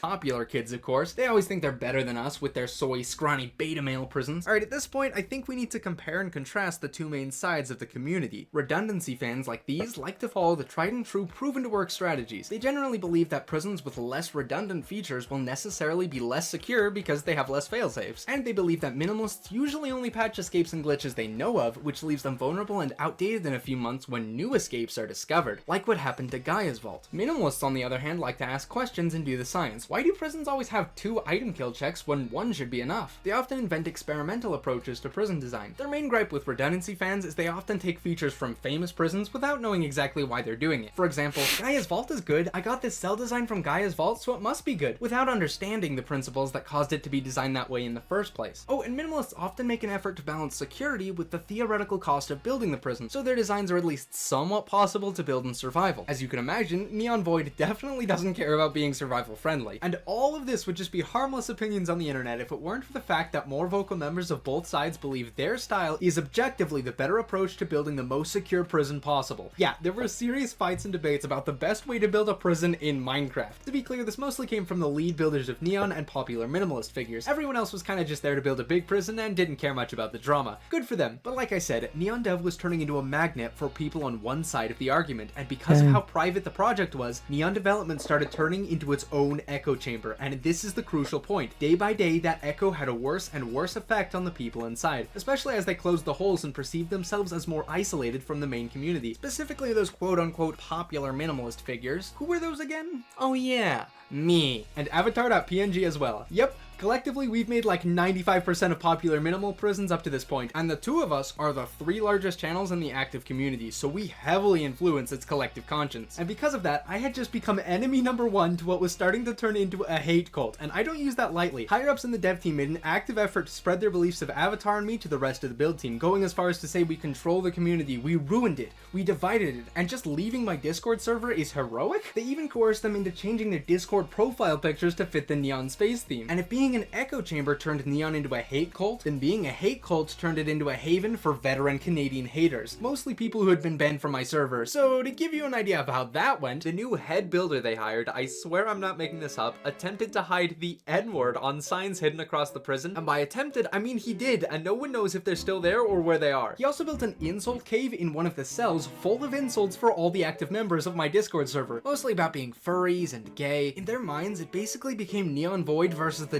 degenerate furries that have too much power over us and hate our freedom and traditions. So when I joked that liberals were holding them back, I was only mostly joking, and for the record, I'm not a furry. Anyway, it even got to the point where they were making Neon Void security more redundant solely for the purpose of triggering the libs. Like seriously, Neon was becoming the world's most elaborate troll post, and they definitely weren't afraid to hide it in their many trails. How can the vault making community be so active at this point? But like right now, when I searched for like the vault acting community, nothing popped up. Like unless it's underneath of just a couple of content creators' names.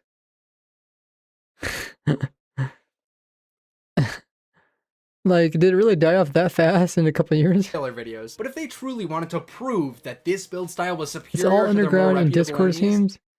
Yeah, somebody invite me to one of these communities. I just want to launch our cannon into one of their builds or all their builds. Why not? they would have to do what we could not. Patch the universal escapes.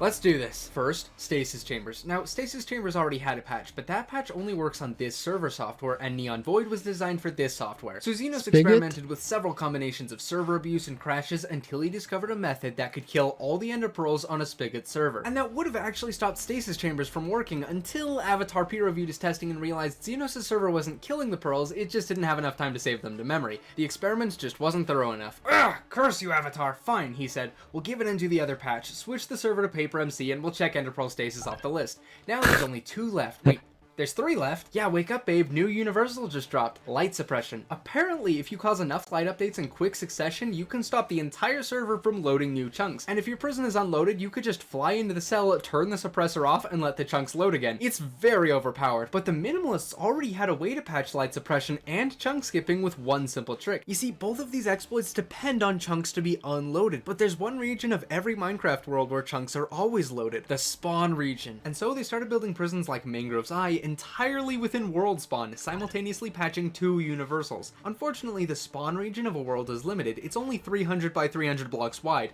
and Neon Void is, well, 7,000, so Xenos would have to find his own way to force chunks to load, and he thought of something pretty clever. Chunk loaders wouldn't work because server restarts shut them off. So what if instead you create a bunch of alt accounts and spread them out across a grid to load the entire prison manually? They would all have hack clients installed with auto reconnect turned on, so if they ever got kicked or the server restarted, they could log back on right away and keep the entire prison loaded 24.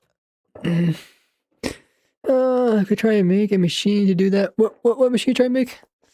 I think the current setup is fine. I just want to, when I make a video talking about like the prison, I want to be like somewhat relevant. I don't want to be like talking about a prison that is 5 years old if there's a newer one. The ones that launch TNT or players. Oh.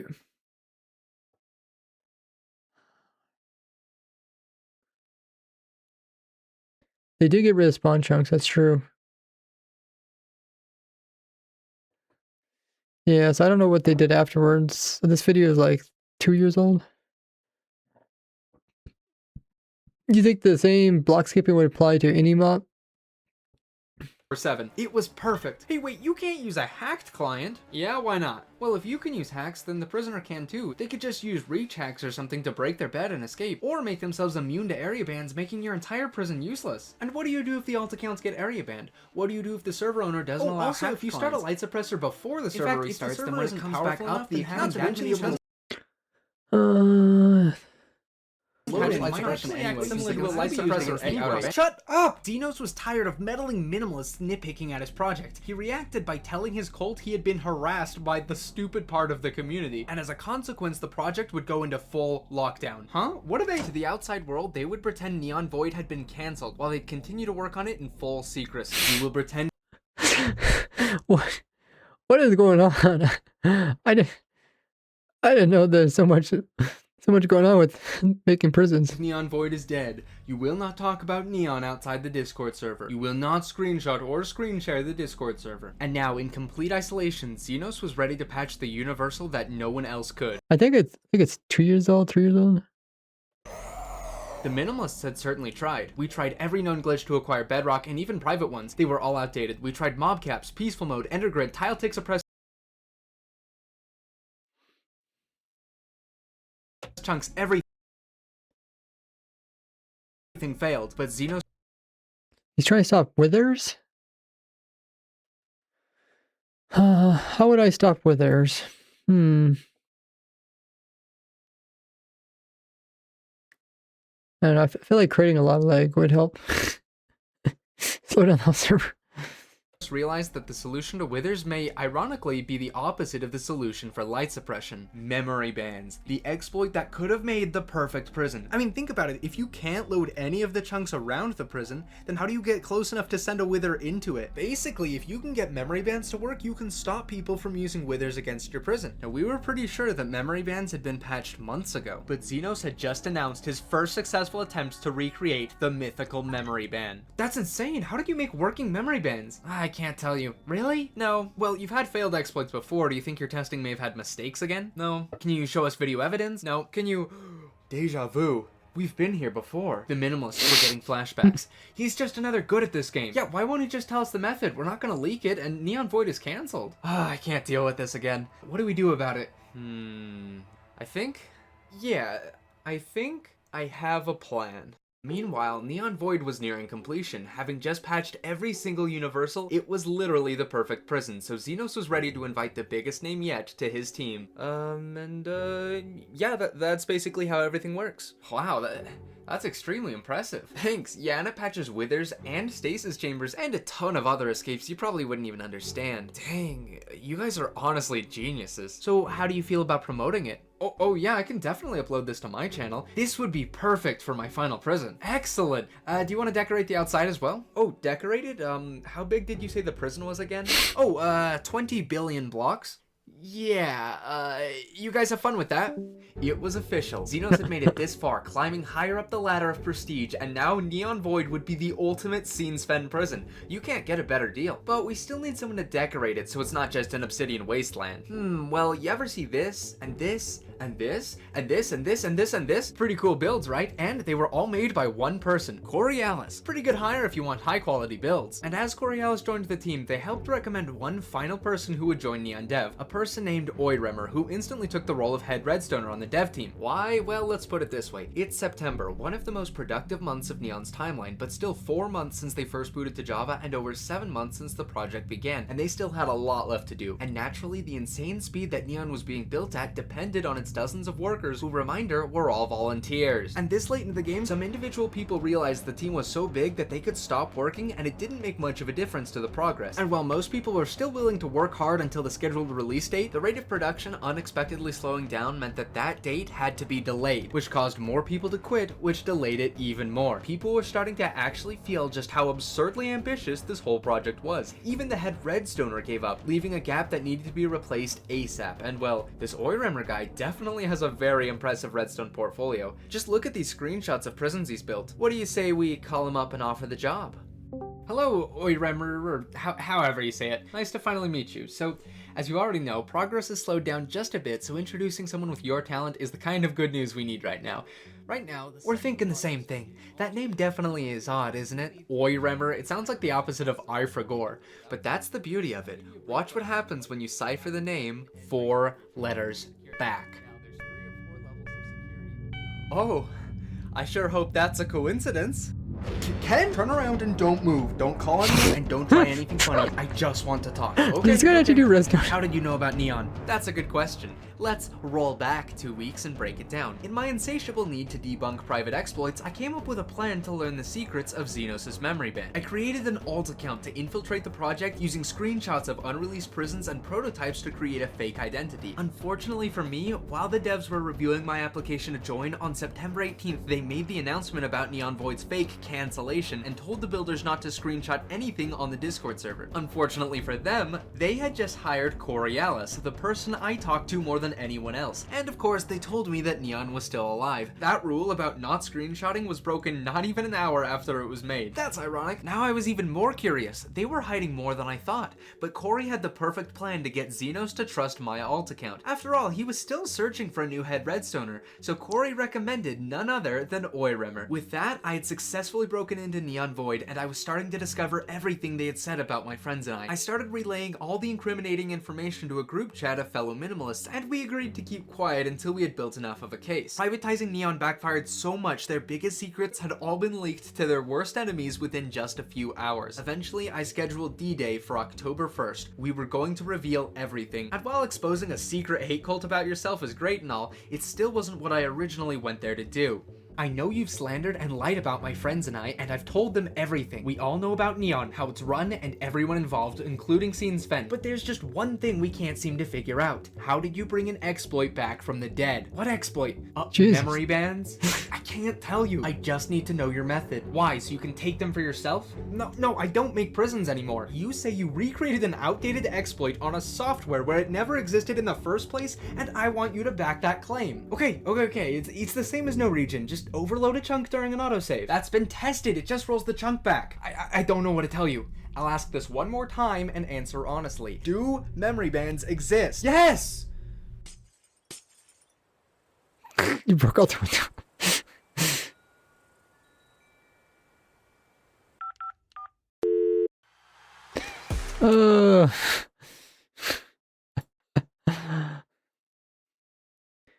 It's funny that like the prisons come down to like chunk bands, area bands, memory bands.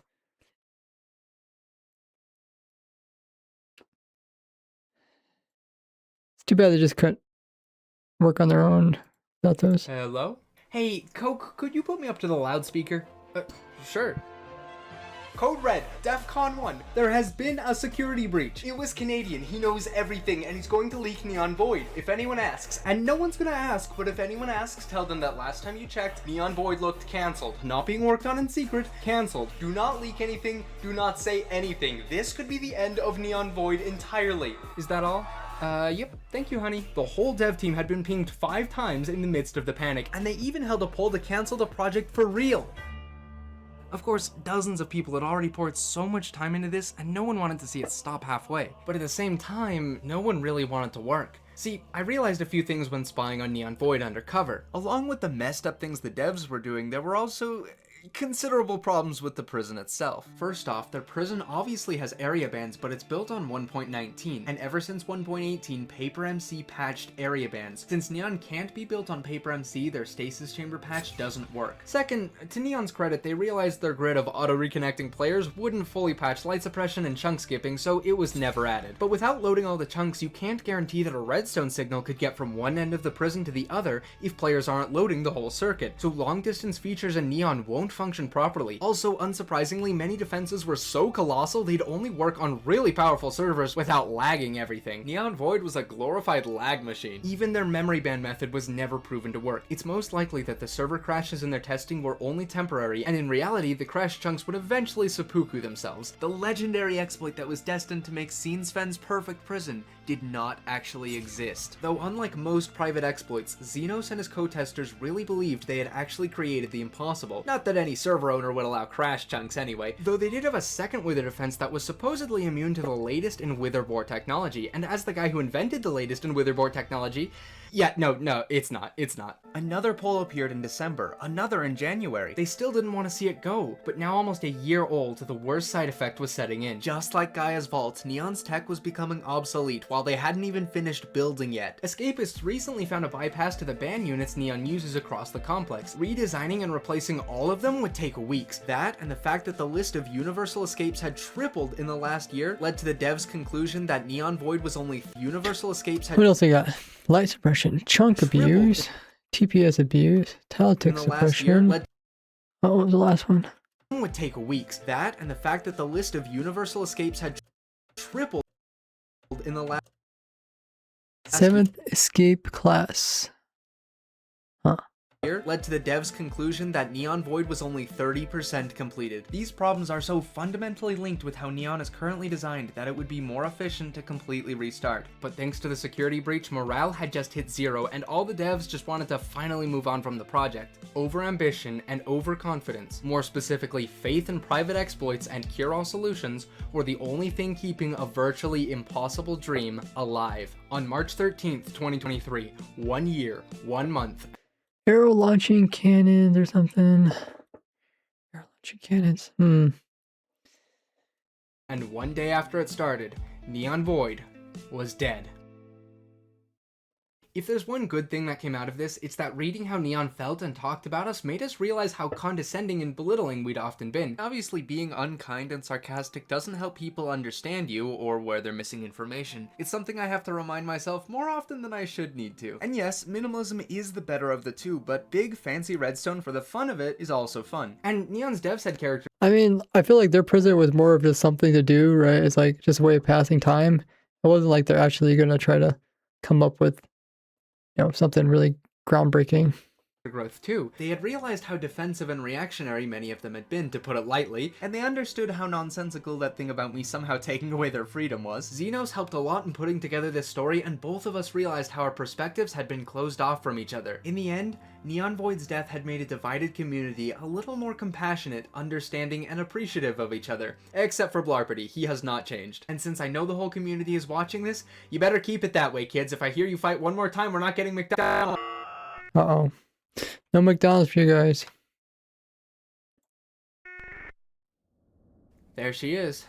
All these hallways never used, cells never occupied, baby I guess there's shoes a little bit never more. worn. This place has over 25 million redstone-related blocks. Gaia's Vault, for reference, had under 30,000. When I recorded my first speedrun video, I imagined being in an infinite procedural liminal space of random prison features and rooms, and this is pretty close to what I imagined. The massive floating rectangular rooms remind me of Aperture. I would say you could call this the Minecraft prison backrooms, but they literally already have the entire backrooms just sitting in the corner, as well as a parkour course, another parkour course, working hangman. That's what I'm saying. It's just like a bunch of like mini projects that people put all inside of it. For bedrooms, a few Tron references, that's not surprising, and so many extra rooms. Ironically, the only thing they did finish was the decorative parts. There's 20 gigabytes worth of architecture, terrain, and void across the world, as well as all 4 major cells, none of which were ever bigger than the Daedalus cell, by the way. But either way, they are beautiful.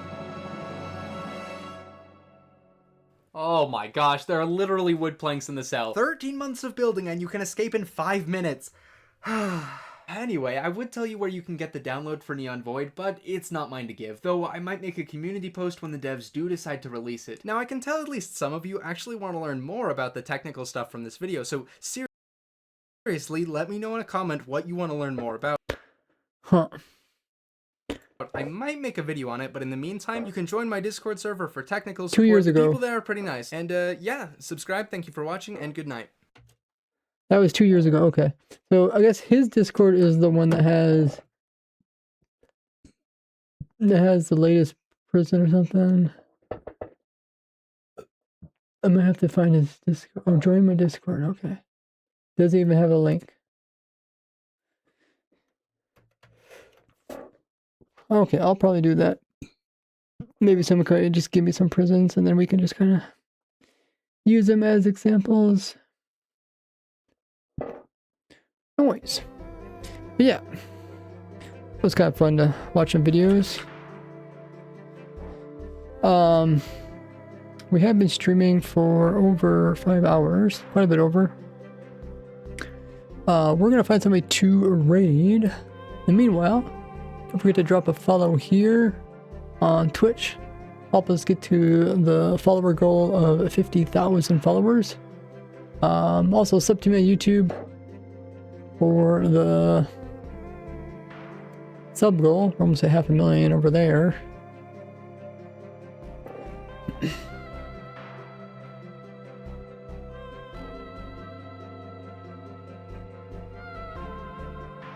Let's see.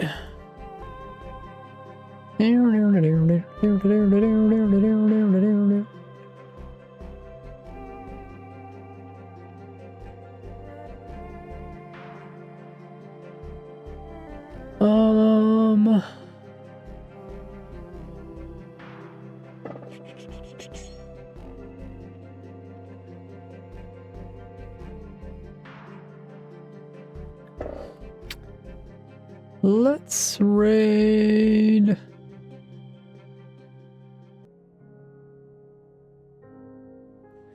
Luke Craig. He's doing his hardcore world. Let's start that raid up. Raid Luke Craig, okay.